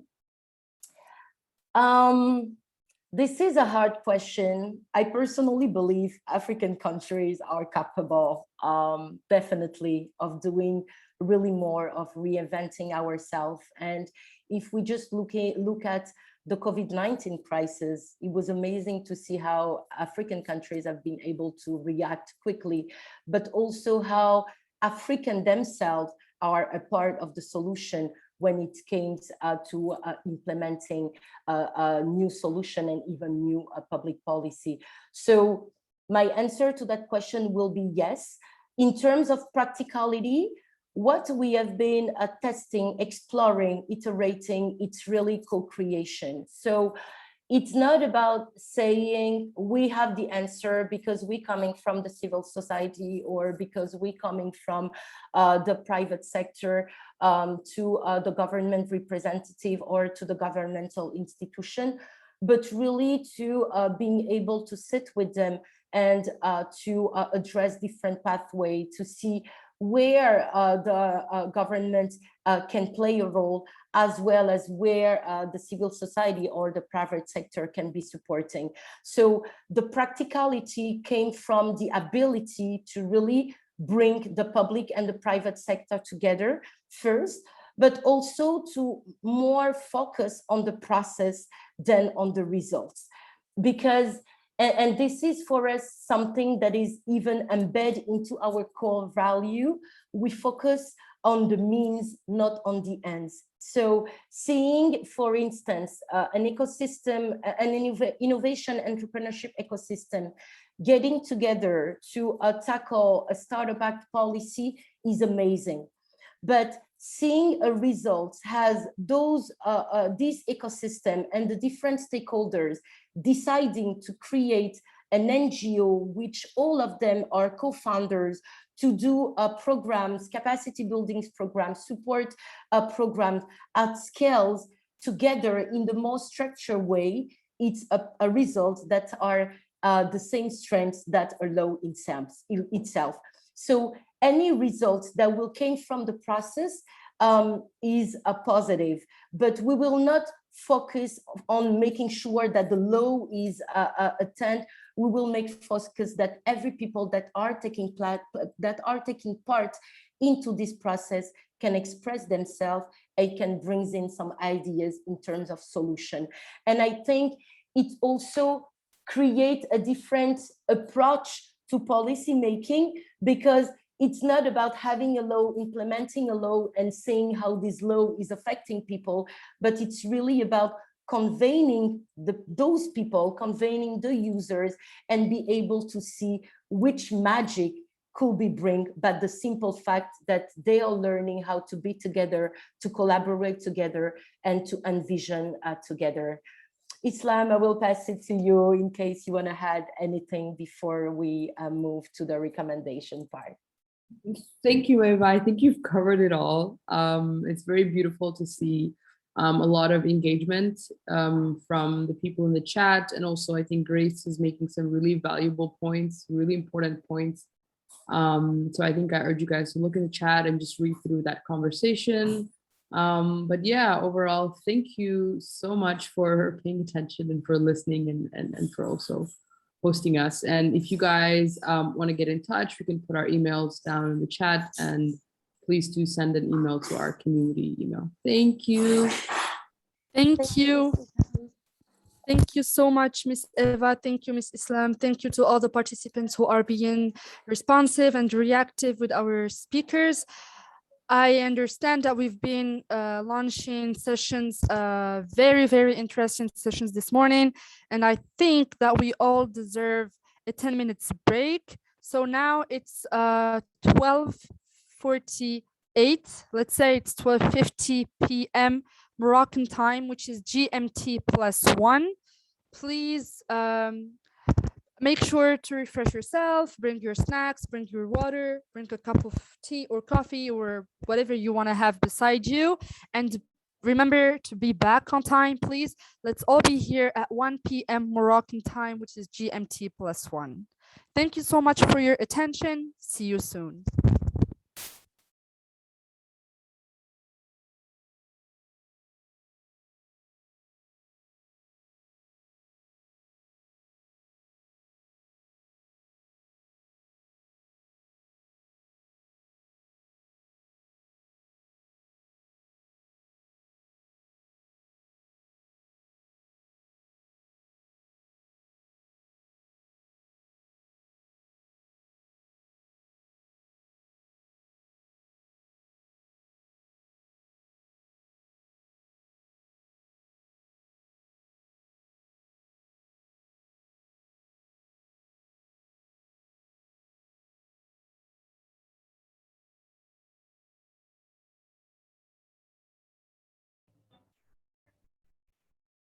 proud of Hatem and the entire team. In Africa, I think we are blessed because we have this creativity, because we are used to a lot of obstacles. So youth are creative because they know how to go around the obstacles, but we have to give them more knowledge about science to transform this creativity into innovation. Thank you to Access for Development to organizing this very important event. To say that it has been really inspiring to hear the summary and takeaways of the different sections of this edition. You made my day.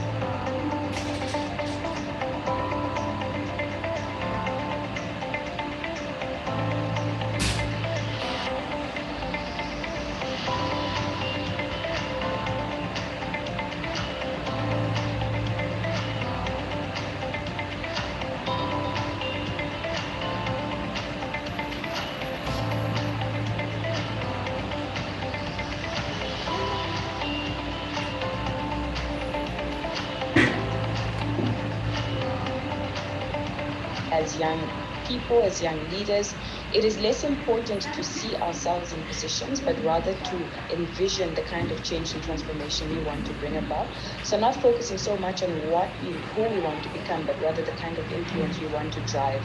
It's also up to us as the older generation to step aside. We have to learn because we prepare ourselves so much to enter, but we don't prepare our much to exit. And that is a big challenge on the continent, that we need to know when it is time to move on and leave it for the young people to step in. I believe it's to give you the space to learn implementable skills, to express your ideas, so that you can effectively participate in creating positive change in our communities and pass on your abilities to other young people. I think there are three areas where there's room for improvement, and we need you, young people of the continent, to take that forward. I think this year, the 25 years of Beijing is called Generation Equality, because it's also the opportunity for us to pass the baton to the young people to take this forward. For me, I will summarize it in the 3 R's, and the 3 R's are rights, representation, and resources.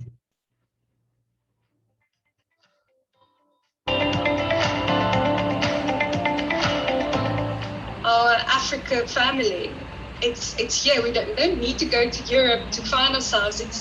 The Academy offered that to us. Of course, with COVID, you couldn't go on Erasmus, but just that realization that there are like-minded people who feel just as passionate as you about a united Africa. Africa has so many possibilities, our richness, and not only natural resources, but human capital, and we can make it work. It is indeed a journey that I would say it has made a difference in my life, and I would look forward to even more engagements for young people. This experience, as other people and participants have said, it was really eye-opening, and it also, reminded us of our purpose. It has been a short journey in the 2063 Academy 2nd edition, yet very transformative and eye-opening journey. As young Africans, we have the responsibility to just build the future.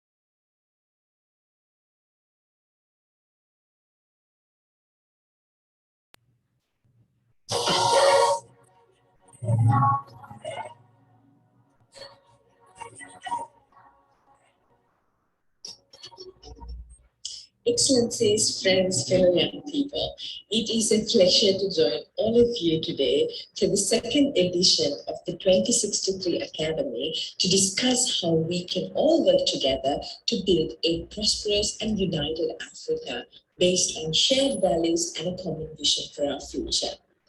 Thank you to Atlas for Development for organizing this very important event. COVID-19 pandemic and its impact on all 17 Sustainable Development Goals has shown what began as a health crisis has quickly become a human and socio-economic crisis, threatening to undo decades of important sustainable development progress. We know that young people are particularly vulnerable in times of crisis, and it is becoming increasingly clear that the socio-economic impacts of the pandemic will continue to affect young people for years and years to come. This is particularly evident across Africa, where COVID-19 has further exposed and exacerbated pre-existing and challenging inequalities of exclusion, reaffirming the importance of far-sighted and holistic leadership to achieve Africa's goals and prevent future catastrophes. Yet, despite being disproportionately affected, young people around the world and in Africa are coming together to respond to this crisis by demonstrating resilience, resourcefulness, and leadership. Young people across Africa, including young women and girls, young persons with disabilities, young LGBTIQ people, young refugees, indigenous youth, continue to be at the forefront of challenging the status quo. I am inspired every day by your unwavering passion and fearless optimism that a better world is possible. 2020 marks the 10-year countdown to deliver the Sustainable Development Goals. This year is crucial as we look to kickstart an ambitious decade of action to deliver the goals by 2030, paving the way to successfully deliver on Africa's Agenda 2063. Although progress has been made in many such places, overall action to deliver on these agendas are not yet advancing at the speed or the scale required. Clearly, we still have a lot to do. It's during times like this that we are challenged constantly to come up with extraordinary solutions by ordinary people and innovate approaches to overcome the uncertainties facing our world. Thankfully, young people everywhere, including those of you across Africa, have the will, the creativity and activism to help create more inclusive institutions and sustainable, just, good societies. Perhaps more than any other generation in history, you recognize the importance of working together to solve the world's largest challenges, to develop solutions that are both addressing the existing and newly emerging threats to people and the planet, and to ensure the meaningful inclusion of young people in decision-making platforms. As the UN Secretary General's Envoy on Youth, a core part of my mandate is to ensure that the United Nations continues creating opportunities for all young people in their diversity to participate in creating a better world for all. But ensuring a more sustainable world is a joint responsibility.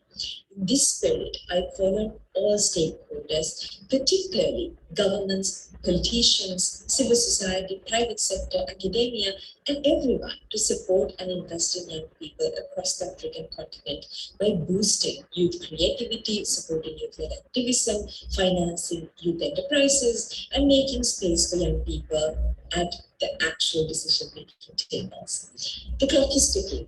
As we look to deliver on the 2030 Agenda and the Agenda 2063, the role of young people in holding decision-making positions and international institutions accountable is more relevant than ever. Thank you once again, and I wish you a productive event.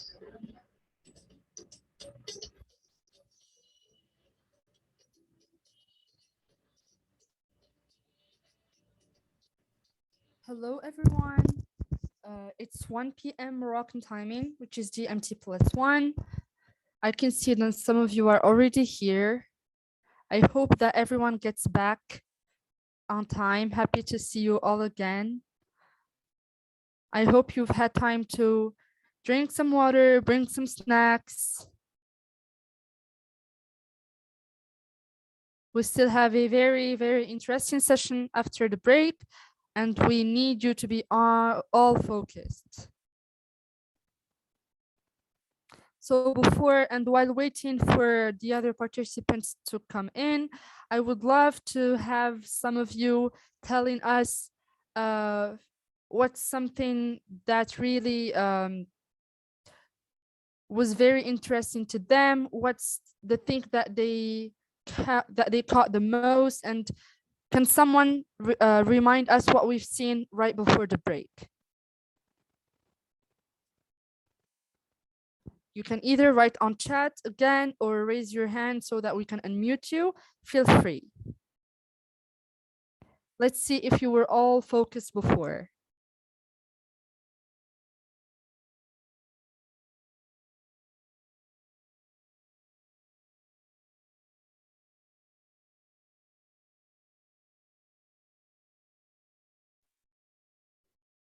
No volunteers?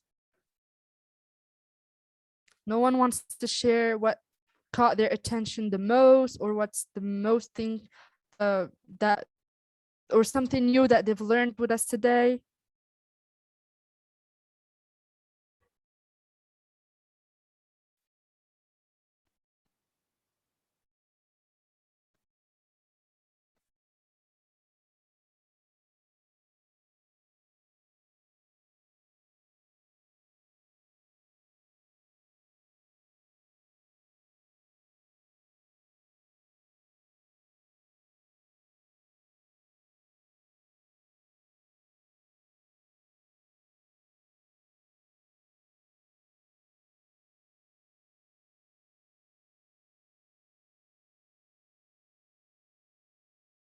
Okay, so we're gonna keep going from where we, yes, Nur Huda. Go ahead.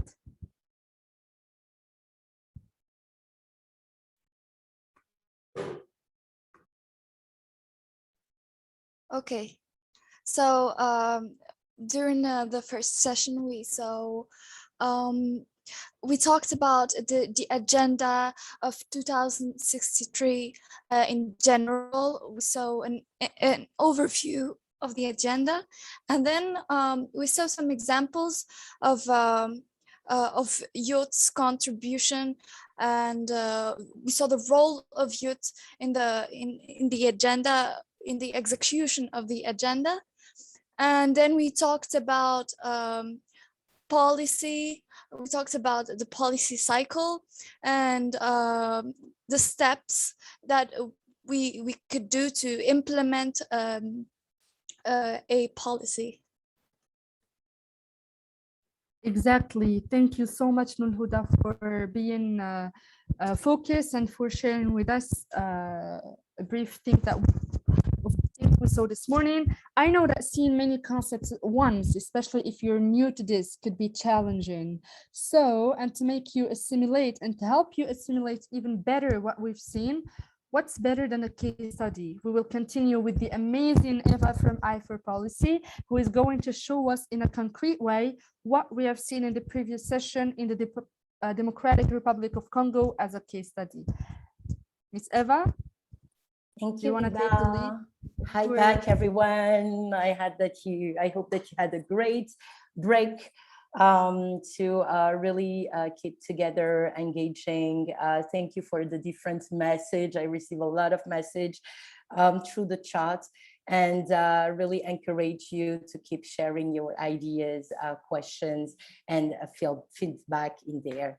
So I will share my screen again so we can have a look all together at the process overview in the Democratic Republic of Congo, in the DRC, where we have been engaging for more than a year with the community. I see also that my friend Grace Oluchi is here on the chat and has been really engaging a lot in that process. So Grace, I will invite you during this presentation, of course, to share your feedback and thinking while I go through. So let me share my screen again.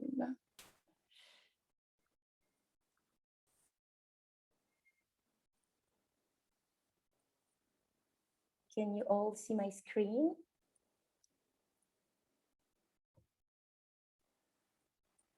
Yes, we can now. Wonderful. So I will start with sharing this a quote from the Honorable Mabunda from the National Assembly, whom were saying that the Startup Act is a new legal framework dedicated to startups to enable them in particular to benefit from tax provisions, administrative facilitation, support, custom advantages, access to credit, access to public market, and all other information. Just to say that, of course, there is different question that could be targeted into a public policy reform processes, but it's important to understand which are the critical areas in terms of intervention where the people that are target from this policy want to see change happening. So we will look at the process that we have been conducting in DRC to look at the agenda setting phases. How have we conveying the ecosystem? How are we also conveying the government itself to get into the drafting phases? We will pursue with the consultation and then also understand what are the different steps that have led to a national validation of the law before different legal review in terms of implementation. So as a quick reminder for maybe those that was not with us on the previous session, here is the innovation for policy process that we have been presenting, which is really a process that enables the identification of appropriate policy design principle practices to help in a simple way and communicate in a simple way the overall policy making process to facilitate collaboration among the users, so among the people that are affected by the policy, but also together with the experts and the policymakers.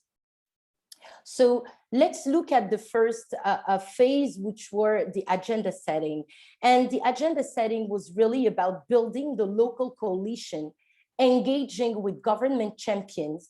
And to do so, we have been organizing a pre-ACT session, which is an ACT before the policy hackathon, bringing entrepreneurs from different areas of the countries, bringing some public stakeholders to be able to really align on the vision that they were having of the ecosystem, to be aligned also on the momentum that really existed in DRC to be undertaking such a policy processes.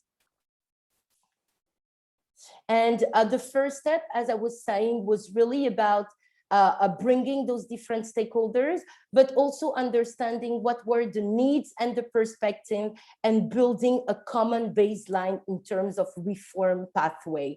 So empathizing with the different entrepreneurs. It was really interesting to see, for instance, that during this journey mapping, a lot of them didn't know that such hubs was in place in Kinshasa, others was in place in Lubumbashi, others was in place in Kivu.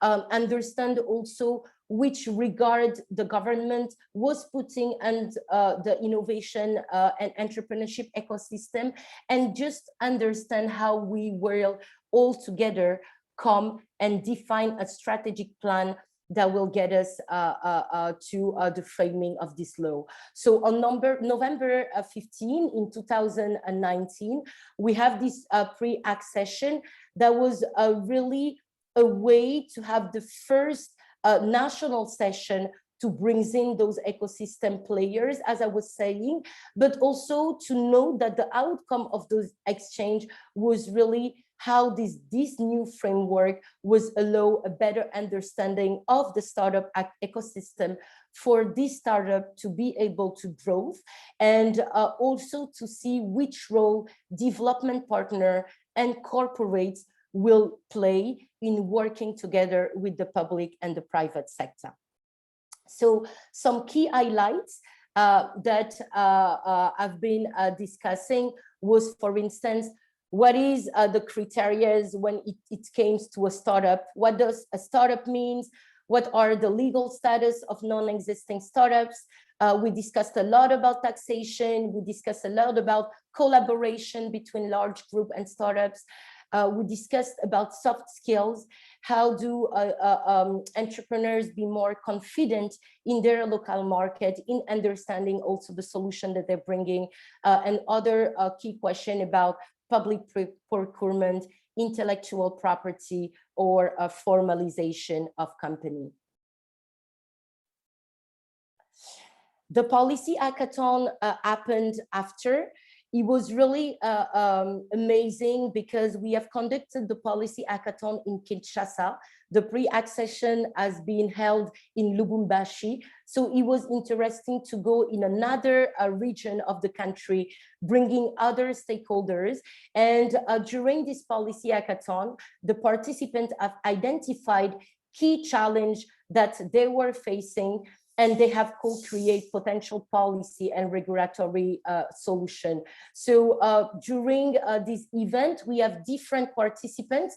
It was a mix of students, professionals, we had some business leaders, and we have been working on plenary session where everybody was together, as well as on a small group where during those breakouts, we have been able to deep dive into a key question. Following that, we organized a stakeholders roundtable. So it was 3 specific pillars that we wanted to address with the government. The first one was the regulatory environment and infrastructure for digital businesses. So to understand what is the status of a startups, what the startups, that status will mean in the law, and how do we operationalize spaces dedicated only to digital business, to digital solution, and to innovative startups. The second one was related to startup funding. So how can we establish incentive for startup to have access to funding mechanism, to be able to incentive business angels to invest into their startups, and to also understand the different problems and challenges that those digital companies was facing when they were getting into the market, and how do they get the opportunity to raise funds to scale their businesses. And the third area was related to capacity building, so training and acquisition of digital skills to ensure participation is effective and that all ecosystem actors have a role to play in everybody to get access to an higher education and to have access also to digital literacy. The phase following was the Unite phase. So sharing what happens here, we organize an institutional meeting. So we have been contacting the ICT advisor of the president and his cabinet, together with the Digital Economy Ministry and the Ministry of Post Telecommunication and Information Technology. And during this meeting, we present the methodology, we present our purpose and the expectation that the ecosystem have shared during the hackathon and the pre-accession. And we have been able to share that with them, but also to understand and hear what was their plan from the government, what was the mandate that they were working on at the moment, but also understand where was the space for co-creation together with the private sector. And it was interesting to see that during this process of unifying the vision, unifying the common ground for the different stakeholders that will take place, we have made sure to also unify the local coalition, bringing together local facilitator from around the country, from Kinshasa, Lubumbashi, and Bukavu. And we conducted a training of trainer with them. So the training of trainer was held in Kinshasa, in Kinshasa Digital. And it was really amazing to see more than 7 hubs taking part in it. So we have Kinshasa Digital, we have the Sinolu, which our friend Grass was part of, the RAL Generation Hub, BBDG, Avocat.cd, OPEC, Ingenious City, and really creating this local coalition of strong enablers from the local ecosystem to be the one to facilitate the session with their community, but also to be the one to lead that process with their government. Here is a beautiful picture of these facilitators. And it was really important because, as I said during the previous session, we seeking as sharing the methodology, as bringing capacity building for young enablers around the continent. But it's important to create also a safe space where the community can express themselves, and community are more able to express themselves when they are exchanging with their peers. So whether in the DRC, but whether in all the other countries where we have been able to run those processes, the local coalition are critical to really foster the process, to facilitate the process, and to be the one to own the conversation with the government and within their community. So I will pass very quickly on this slide. This is an overview of the local facilitator that was involved. As you see, he was a facilitator that was coming from the ecosystem itself, whether there was digital software development agency, whether there was innovation hub supporting social and economic empowerment, whether there was a startup accelerator, a digital training program that was focusing on young people and young women, whether there was a lawyers hub that could brings a juridical and legal support in the framing of the law, but also working with other facilitators, such as the Office for Promotion of SMEs in the DRC, which is providing business incubation process and training, and which is related to the SMEs ministry. And the last facilitator here is Ingenious City, which is a tech incubator based in the DRC.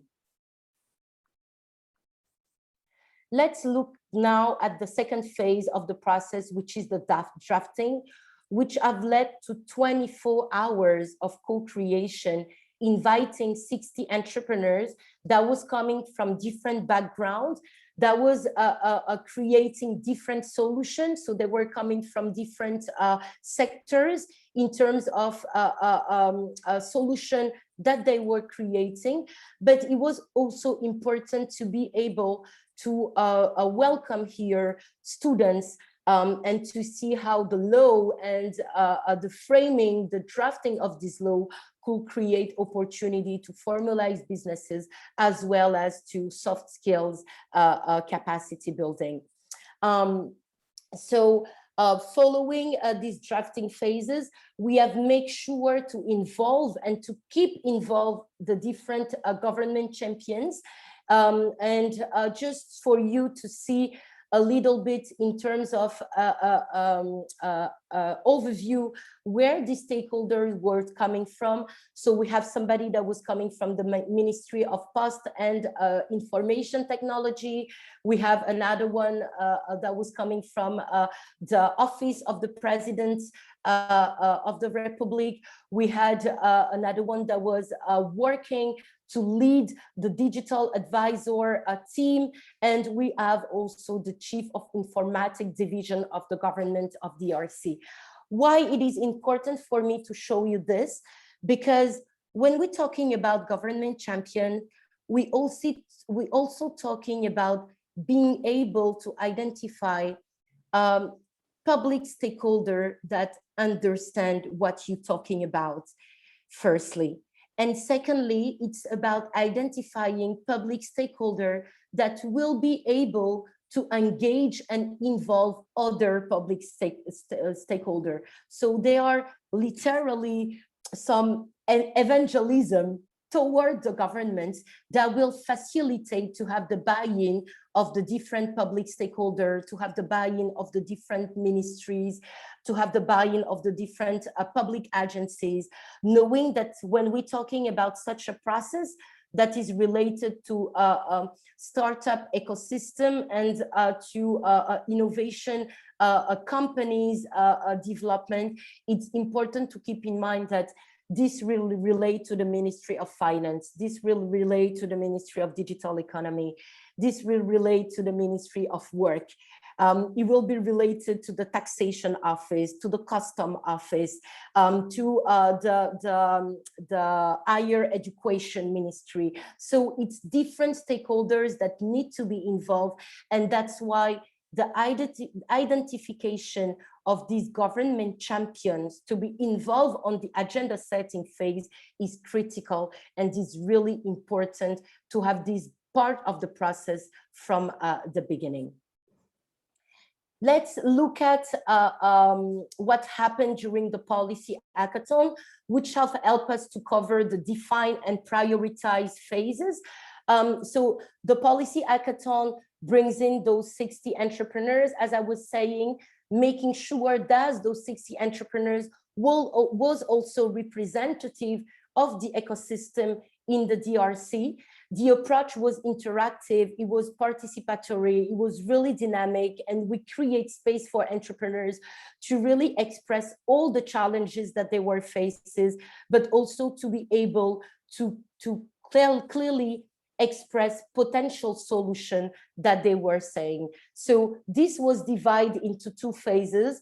The first is the challenge mapping during ideation, startup and growth phases. And the second one was the Barcamp, which were seeking to design a potential solution in terms of policy recommendation. I wanted, oops, I see that's my screen is jumping, sorry, let me come back.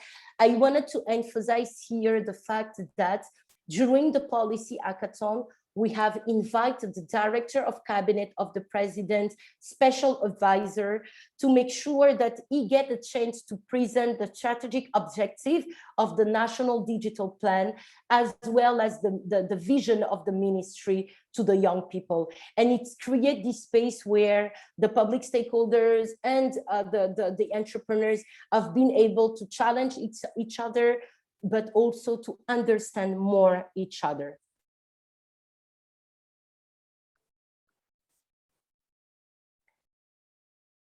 I want here just to share a few points.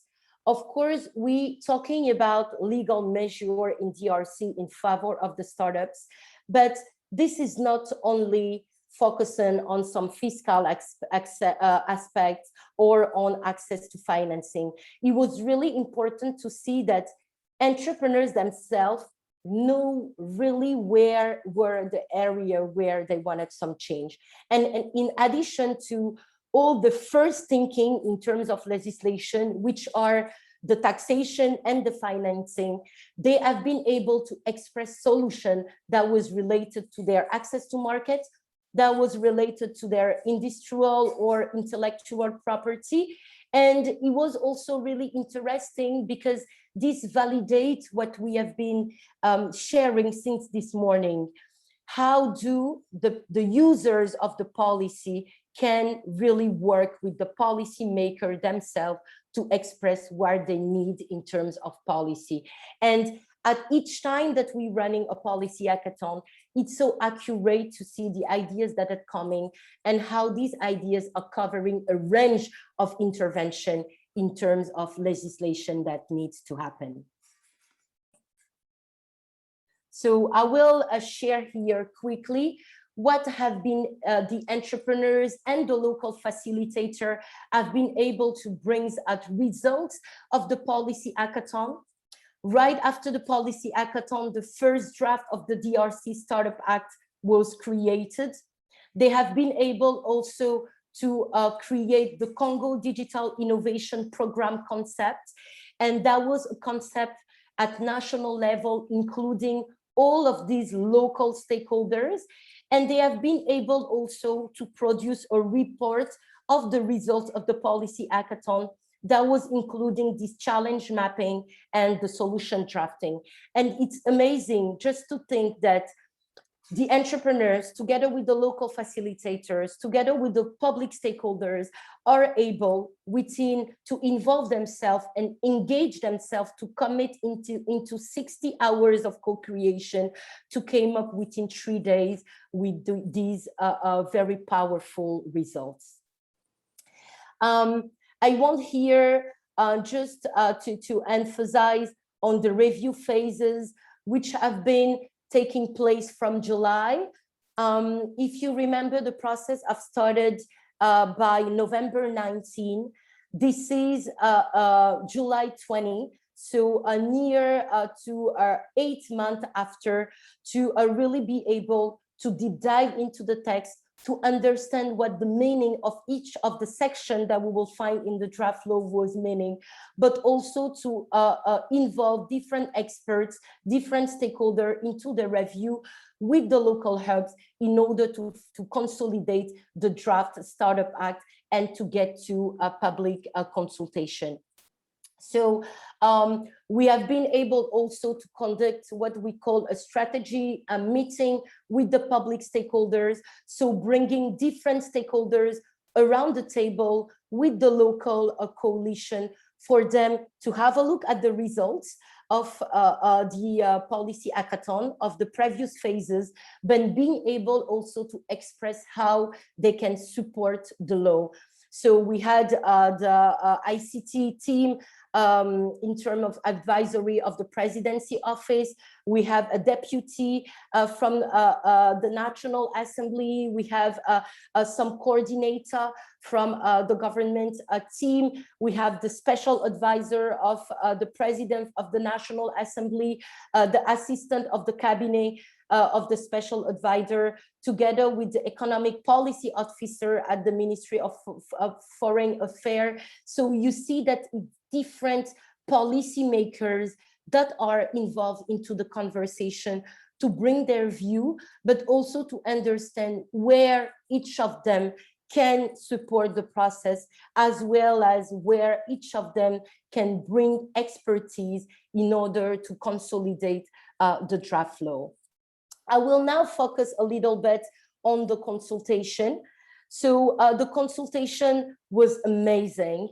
We had the chance to organize 5 focus groups within the country. 4 of them was in the main region of the DRC. We have 13 hours of online consultation through events, and these have led to 375 contributions on the draft law and 270 participants on the 13 hours of online consultation, which was quite powerful. So I will share with you quickly an overview of the focus group. As you will see, here is a focus group that we have organized together with GRACE to really bring together 76 women entrepreneurs from around the country, from others' country, to share also best practices and to understand how we could be able to address women entrepreneurship within this law. And I will love GRACE to bring you in to share your experience a little bit, if you're still with us.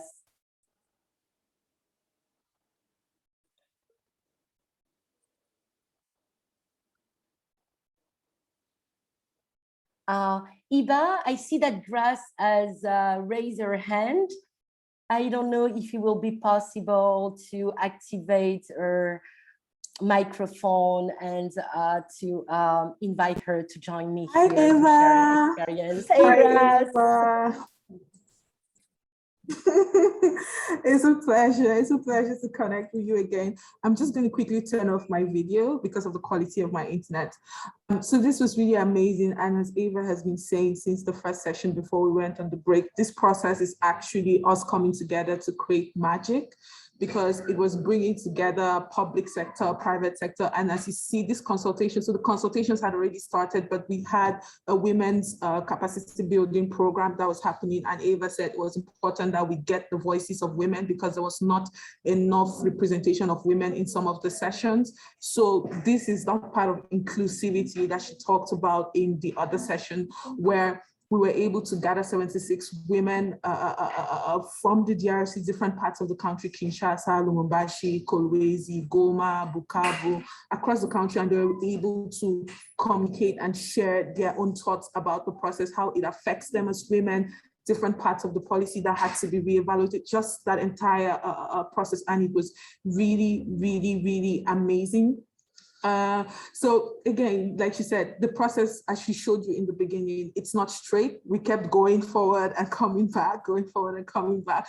But the goal at the end of the day was that the voices of the people should be heard. It's a bottom-top approach, and to make sure that all these different groups of people, minorities, underrepresented people, women do not speak French, because DRC as well had multiple languages. So if you're speaking Swahili, Lingala, whatever it is, you're going to be affected by this policy, and how we ensure that all those voices were heard in this process. So even the 13 hours that she mentioned, it was a marathon. It was crazy, and all those things is really exciting. We were there from the beginning in November in Lubumbashi for the pre-hackathon. So really amazing. Well, thank you, Eva, for inviting me to speak. And I would just like to encourage everybody on the call, if you're thinking about doing this in your local community, it is amazing. Even just borrowing from the methodology of IFO policy and implementing it within other programs, because like Eva has said, the future is co-created. It's only together that we can bring the change and build the Africa that we're looking for. Thank you so much, Eva, for letting me speak. Thank you.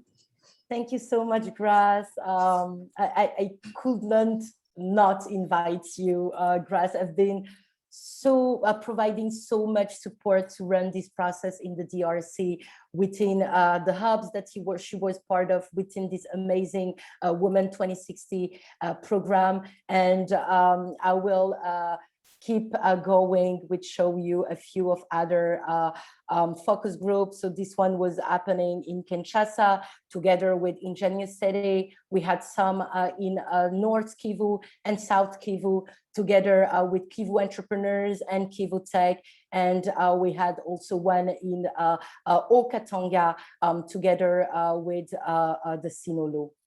And here is the one that was happening in Matadi in Congo Central, together with INF Entrepreneuria.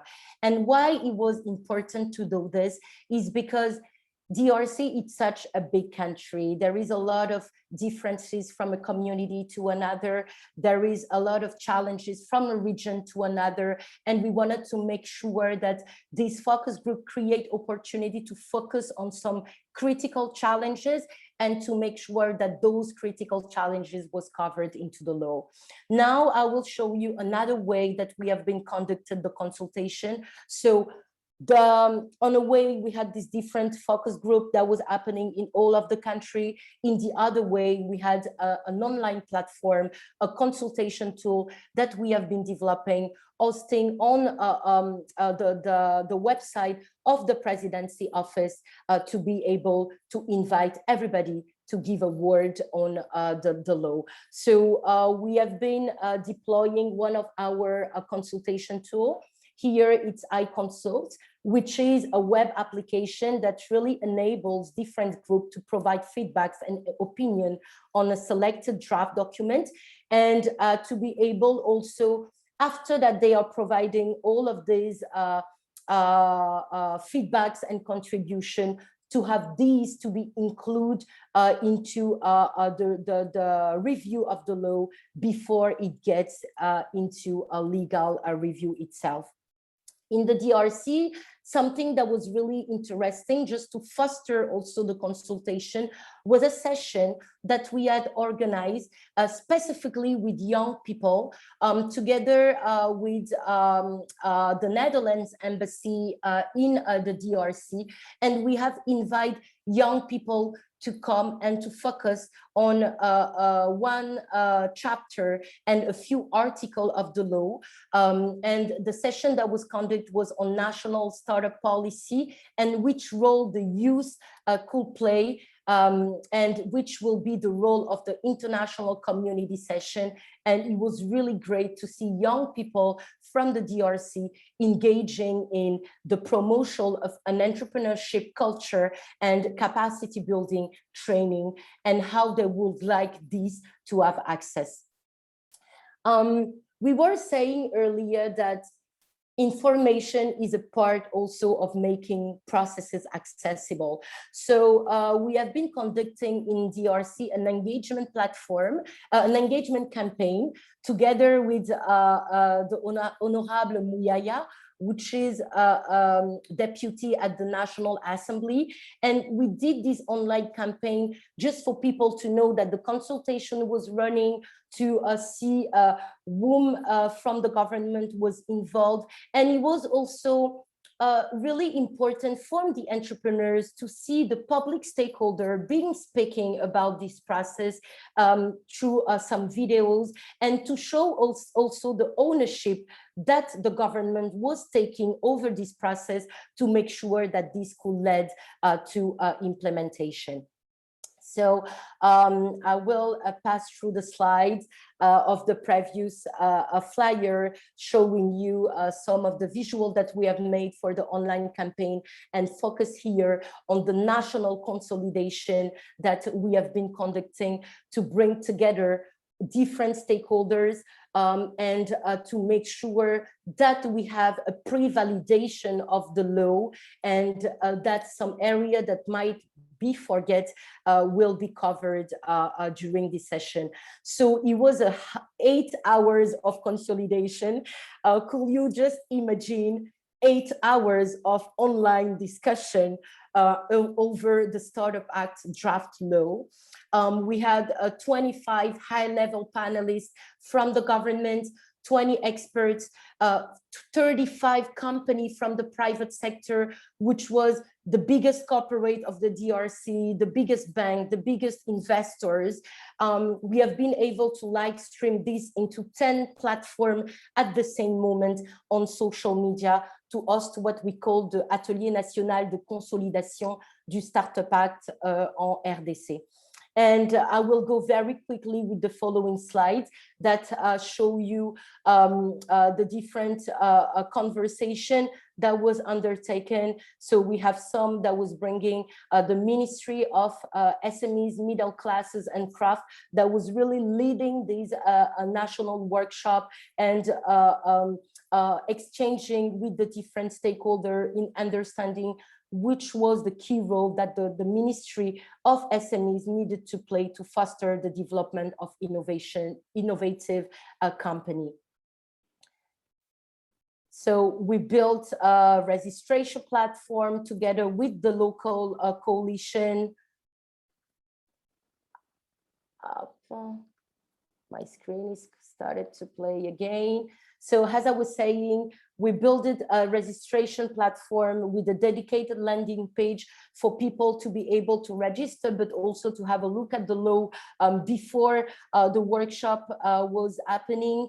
It was also very interesting to see different objectives in terms of the law itself. How do this law could harmonize the mandate of the Digital Economy Ministry together with the Ministry of Craft and Middle Class and SMEs, together with the office that is providing support to the small business. So understand how do we create an inclusive process that will also allow the public stakeholder to align on the vision that they have in terms of support for entrepreneurship and innovation ecosystem, as the private sector has aligned to came up with a solution and common ground on these processes.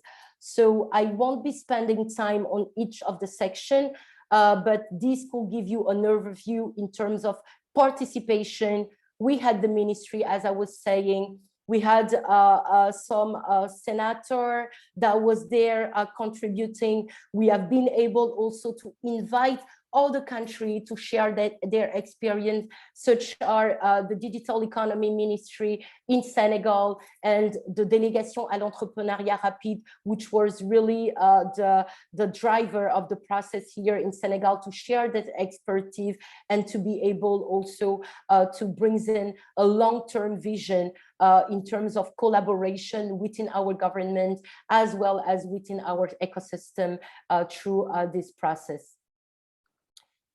So allow me to go very quickly in terms of partnership. And this was important for us to show you because it's not about only keeping the conversation within the local coalition. It's important to see how this conversation can be opened to any enabler that is supporting the ecosystem in the DRC.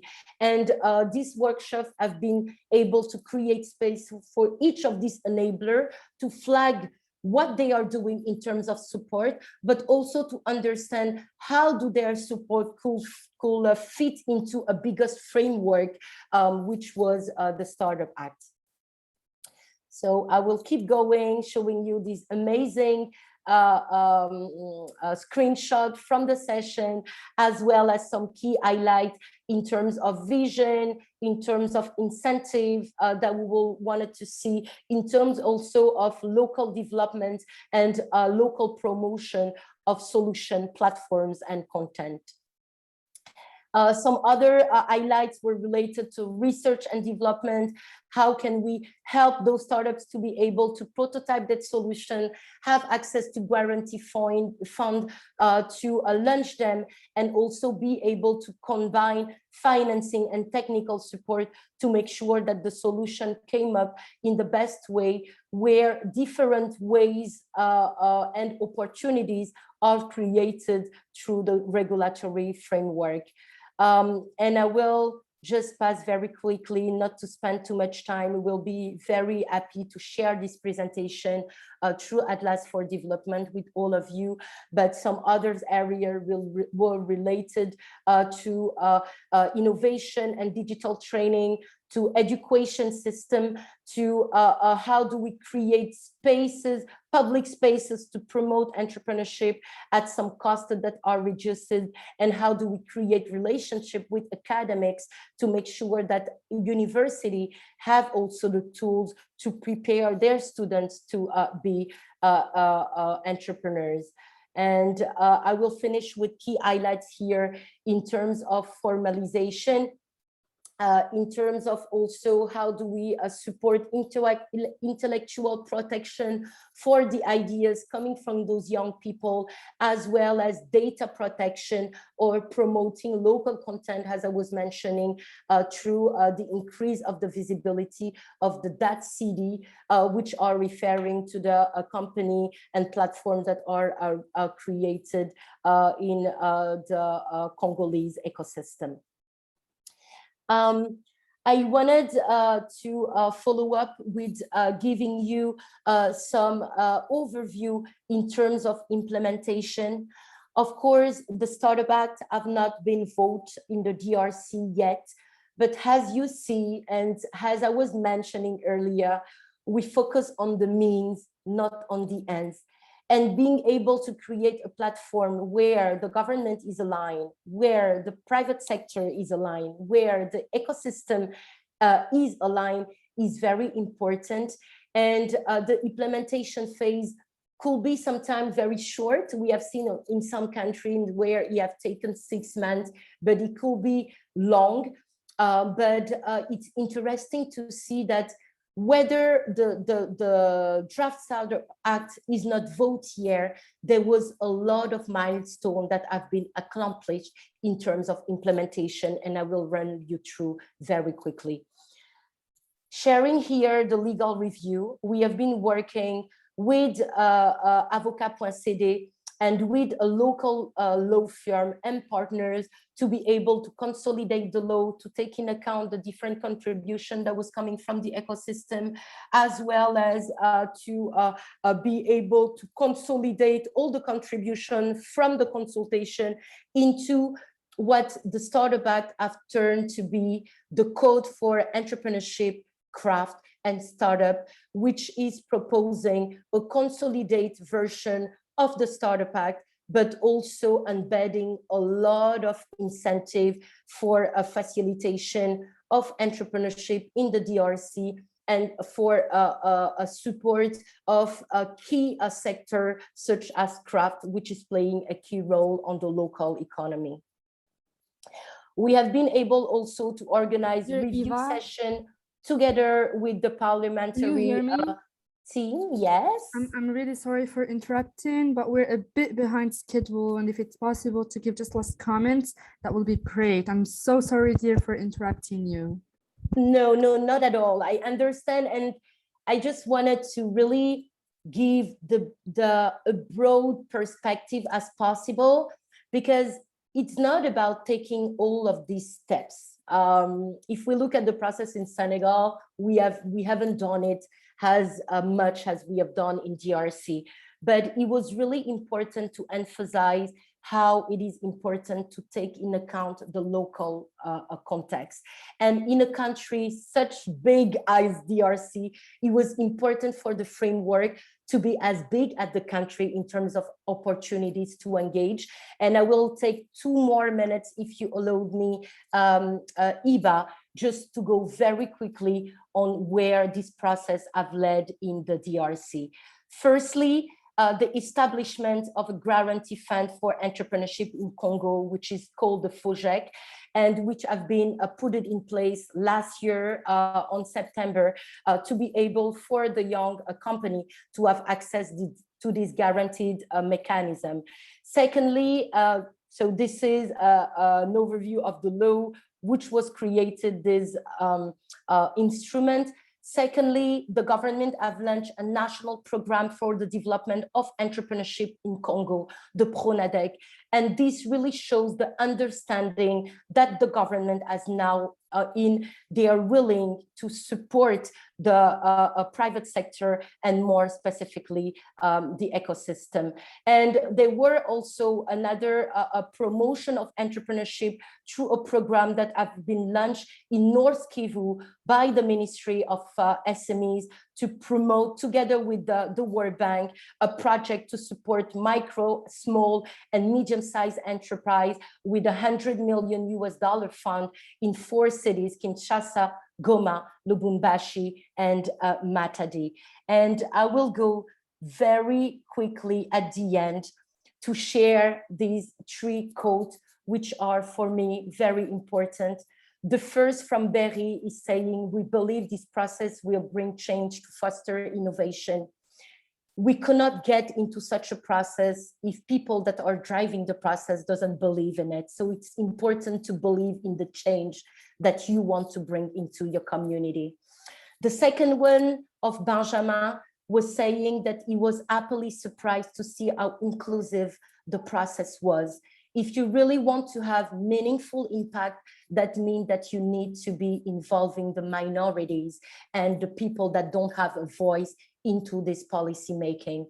And I will finish with a quote from Grass, which was saying that it is so motivating to see entrepreneurs and government working hand in hand in DRC to co-create an impactful law, and just to see that it's not about only communities, but it's about bringing these communities and the government to make sure that these policies are implemented and operationalized to really get to the people. And I'm done, and thank you.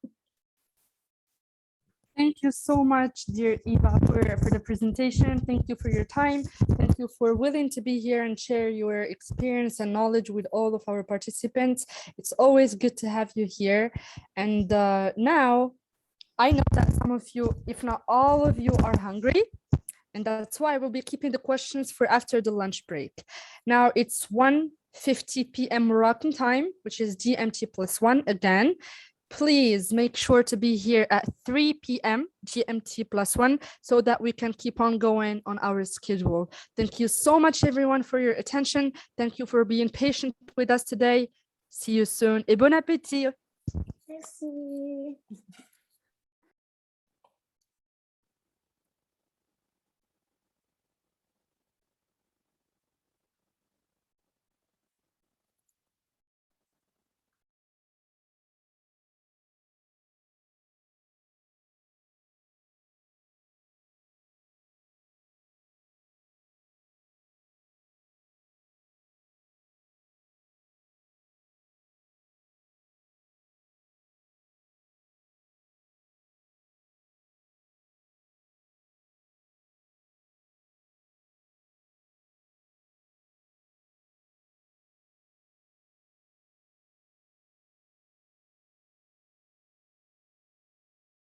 The testimonies of the best practices for the NGOs from different regions of Africa. And we will be receiving also as a big part of our event is the arts, culture, and heritage aspect in the African development. So I would like to welcome Abdullah, so she could start her intervention. Welcome. Good afternoon, Abdullah. Would you please introduce yourself? Good afternoon, Kaina. I hope you can see me. Good afternoon, yes, everyone. Clearly. Okay, I'm very pleased to meet all of you online. My name is Abiola Shomang. I'm the Senior Policy Officer for Knowledge Management at the African Union Development Agency. We are headquartered in South Africa, Johannesburg, but I am currently in Ghana, in Accra. So you might hear some noise in the background, and I don't really have a very stable connection. So for these reasons, I'm going to stop the video. So I introduced myself, but just to make sure that I don't drop off while I'm going to present.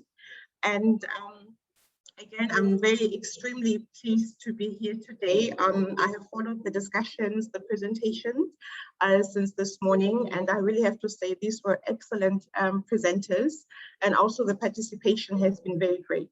So I'm here today to share a very practical orientation on how to document best practices. Just a second, I'm trying to share my screen. If you can just give me a second, please. Please let me know if you are able to see my screen. Sukina, is my screen visible? Not yet, but I think, yes, now it's clear. Thank you. Perfect. Okay. So as my colleague Simon Kasira presented earlier this morning, the African Union has long recognized that Africa's youth has a very important role to play. They serve as key agents for social change, for economic growth, but most importantly, I feel it is about innovation. So participation in our decision-making processes is a key priority for the African Union, which is outlined in the African Union Youth Charter, and especially in Agenda 2063. So as Simon Kasira presented earlier this morning, the African Union has embarked on developing the second Continental Progress Report on Agenda 2063, which is guiding us to see where we are in terms of the continent and what should be done to achieve inclusive growth, development, wealth creation, and economic growth.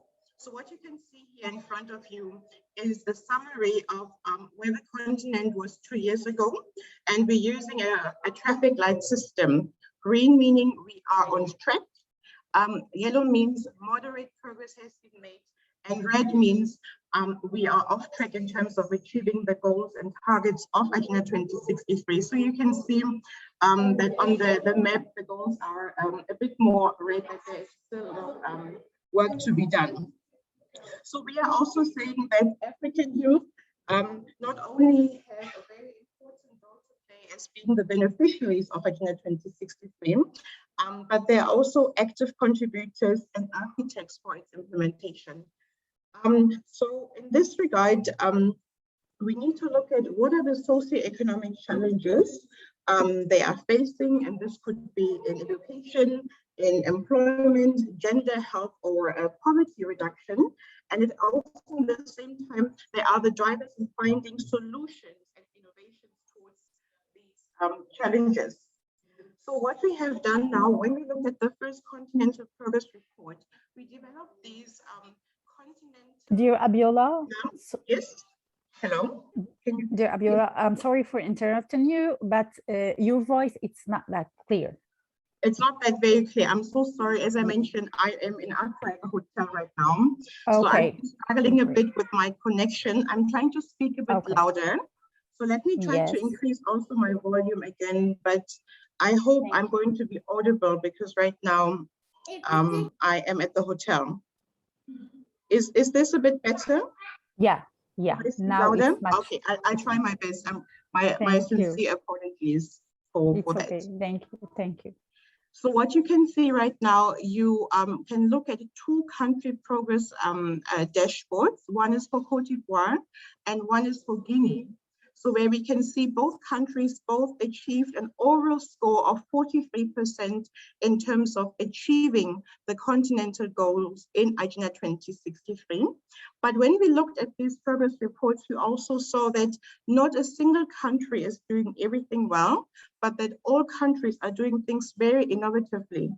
So for instance, for Cote d'Ivoire, where I have circled this area, healthy and well-nourished citizens, Cote d'Ivoire only achieved a score of 2% in comparison to Guinea, 100% for this goal in ensuring food insecurity for the citizens. In contrast, when we look at engaged and empowered youth and children, Cote d'Ivoire achieved 100%, whereas Guinea only 21%. So this really looks at not only the report as a dashboard for seeing where we are, but also to learn from each other. And in this regard, we feel that youth have a very important role to play in order to scrutinize and review the progress, but most importantly, sharing innovations on how to tackle some of these challenges. And so our success now in developing our next Continental Progress Report, which will be launched at the African Union Summit next year by President Ouattara, will also focus on, the success will basically depend on how well this report is being utilized. Utilized in terms of strengthening accountability on Agenda 2063, strengthening peer learning and capacity support, but most importantly, to inform policy making, investment choices, and policy implementation.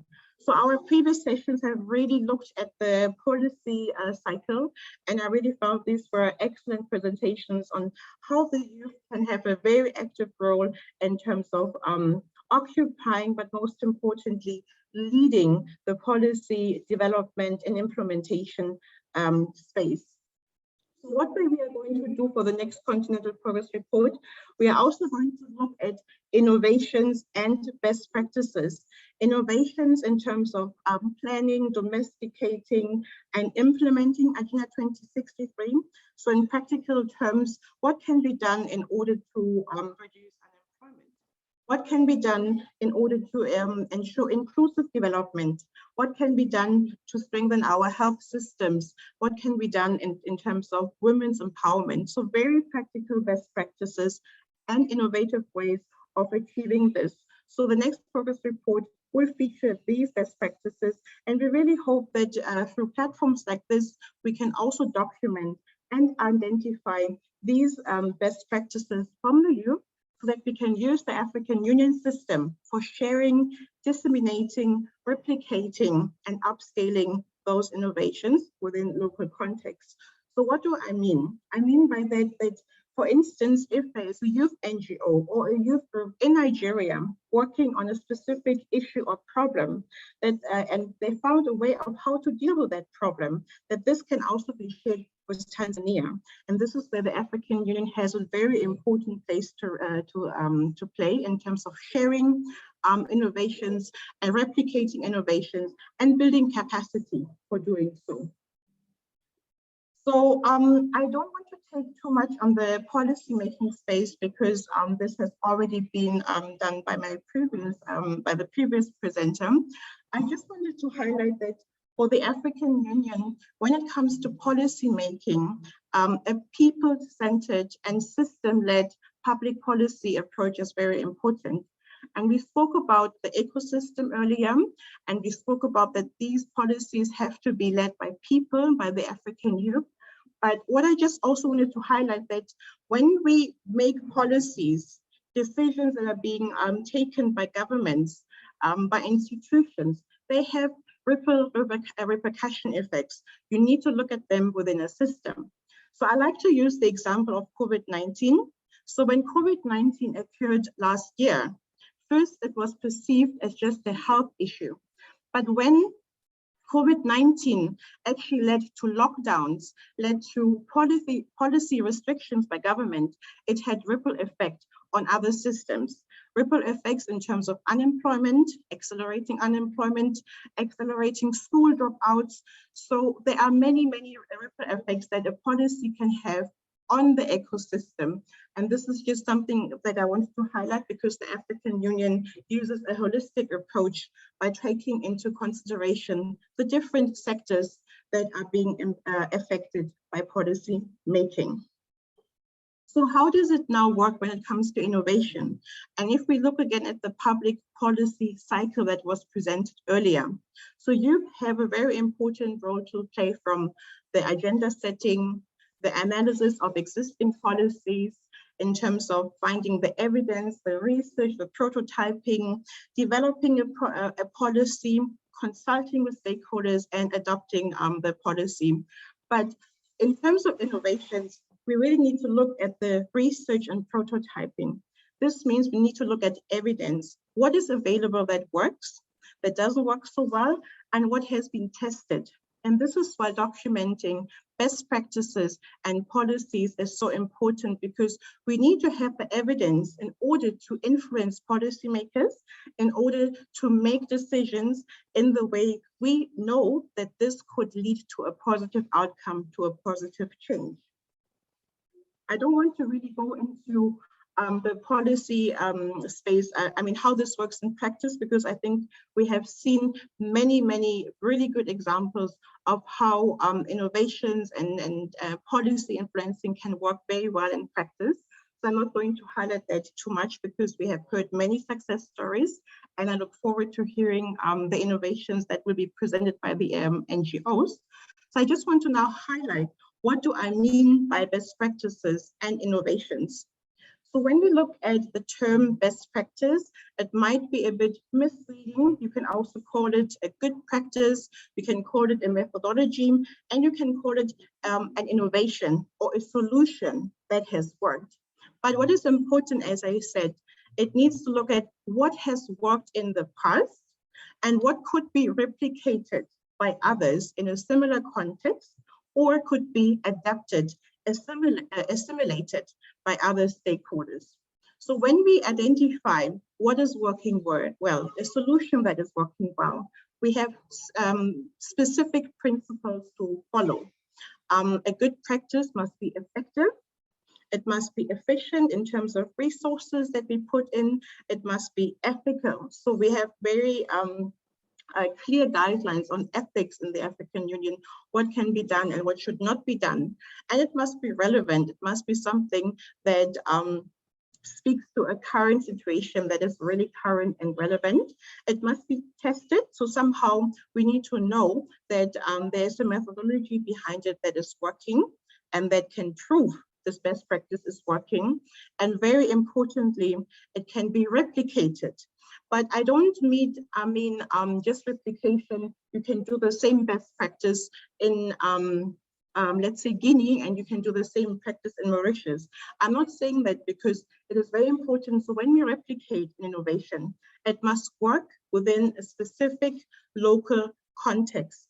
Because even if we often refer, or maybe let's say people outside Africa refer to the continent as one country, we are not one country.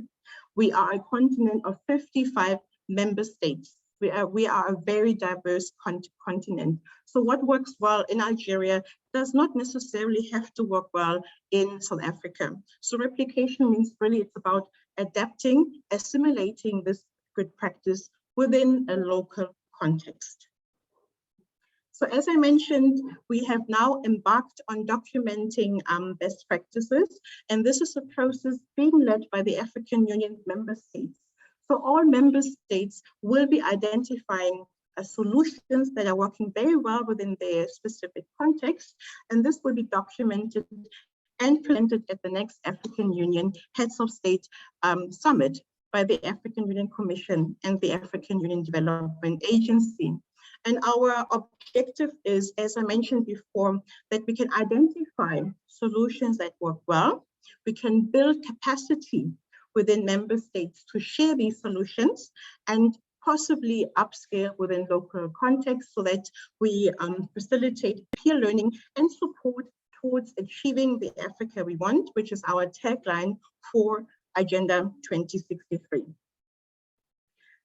In this regard, we have developed a very straightforward and easy template on how to do so.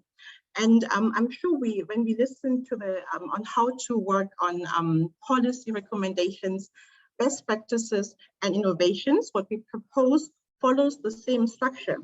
So when you want to pitch a solution to a government official or to a policy maker, it needs to be catchy. That's very important. You need to be able to sell your idea. And that's why we always say, when you capture or document a best practice, you need to be able to summarize it within a few words so that the issue is very clear, but you are able to grab the attention of a policy maker. You need to be able to identify the issue. What is the problem? What is the development challenge? And which population, which demographic or sector is being affected that should be addressed through this policy design and the implementation of the policy. And when it comes to sharing what is working very well, using your good practice, using your approach, you need to have a methodology. It needs to be very clear. How did you achieve this goal? How did you design your project? How is it being implemented? Who is implementing it and who is benefiting from it? You need to be able to also very clearly be able to describe what results have been achieved so far. Results could be something in the short term. As I mentioned, if we're looking at COVID-19, many of these innovations that have come out because of the pandemic are short-term meaning maybe within 1 or 2 years. It could also be something that has been implemented over a period of time and could be medium-term, maybe from 3 to 5 years, but specific results have been achieved in this period. And very importantly, when we document best practices, we need to look at the lessons learned. What have you learned from your best practices? What are the key success factors that make it successful? And what was it that made it to have a very positive outcome? What worked well and what did not? And then also you need to look at the innovation in South. Is it something new that you have put to the table? Is it something that has led to a breakthrough? So these are also the key features that should be highlighted in an innovation and a best practice. And now I'm coming to the area about the recommendations, because our aim as the African Union is to share such best practices or innovations at the continental level. So it is something that we want to share across countries, across regions, so that we as a continent can learn from each other. So what are the recommendations that you could give to your fellow member state, to your fellow citizen, and implementing it, replicating it, and assimilating it within a certain context?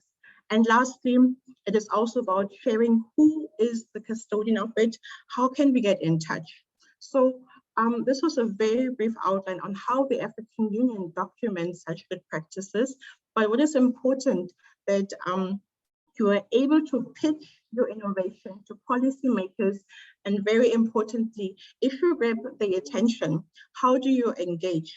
How do you collaborate on a different platform for these best practices to be upset? And this is where the African Union comes in, and where we as the African Union Development Agency would be very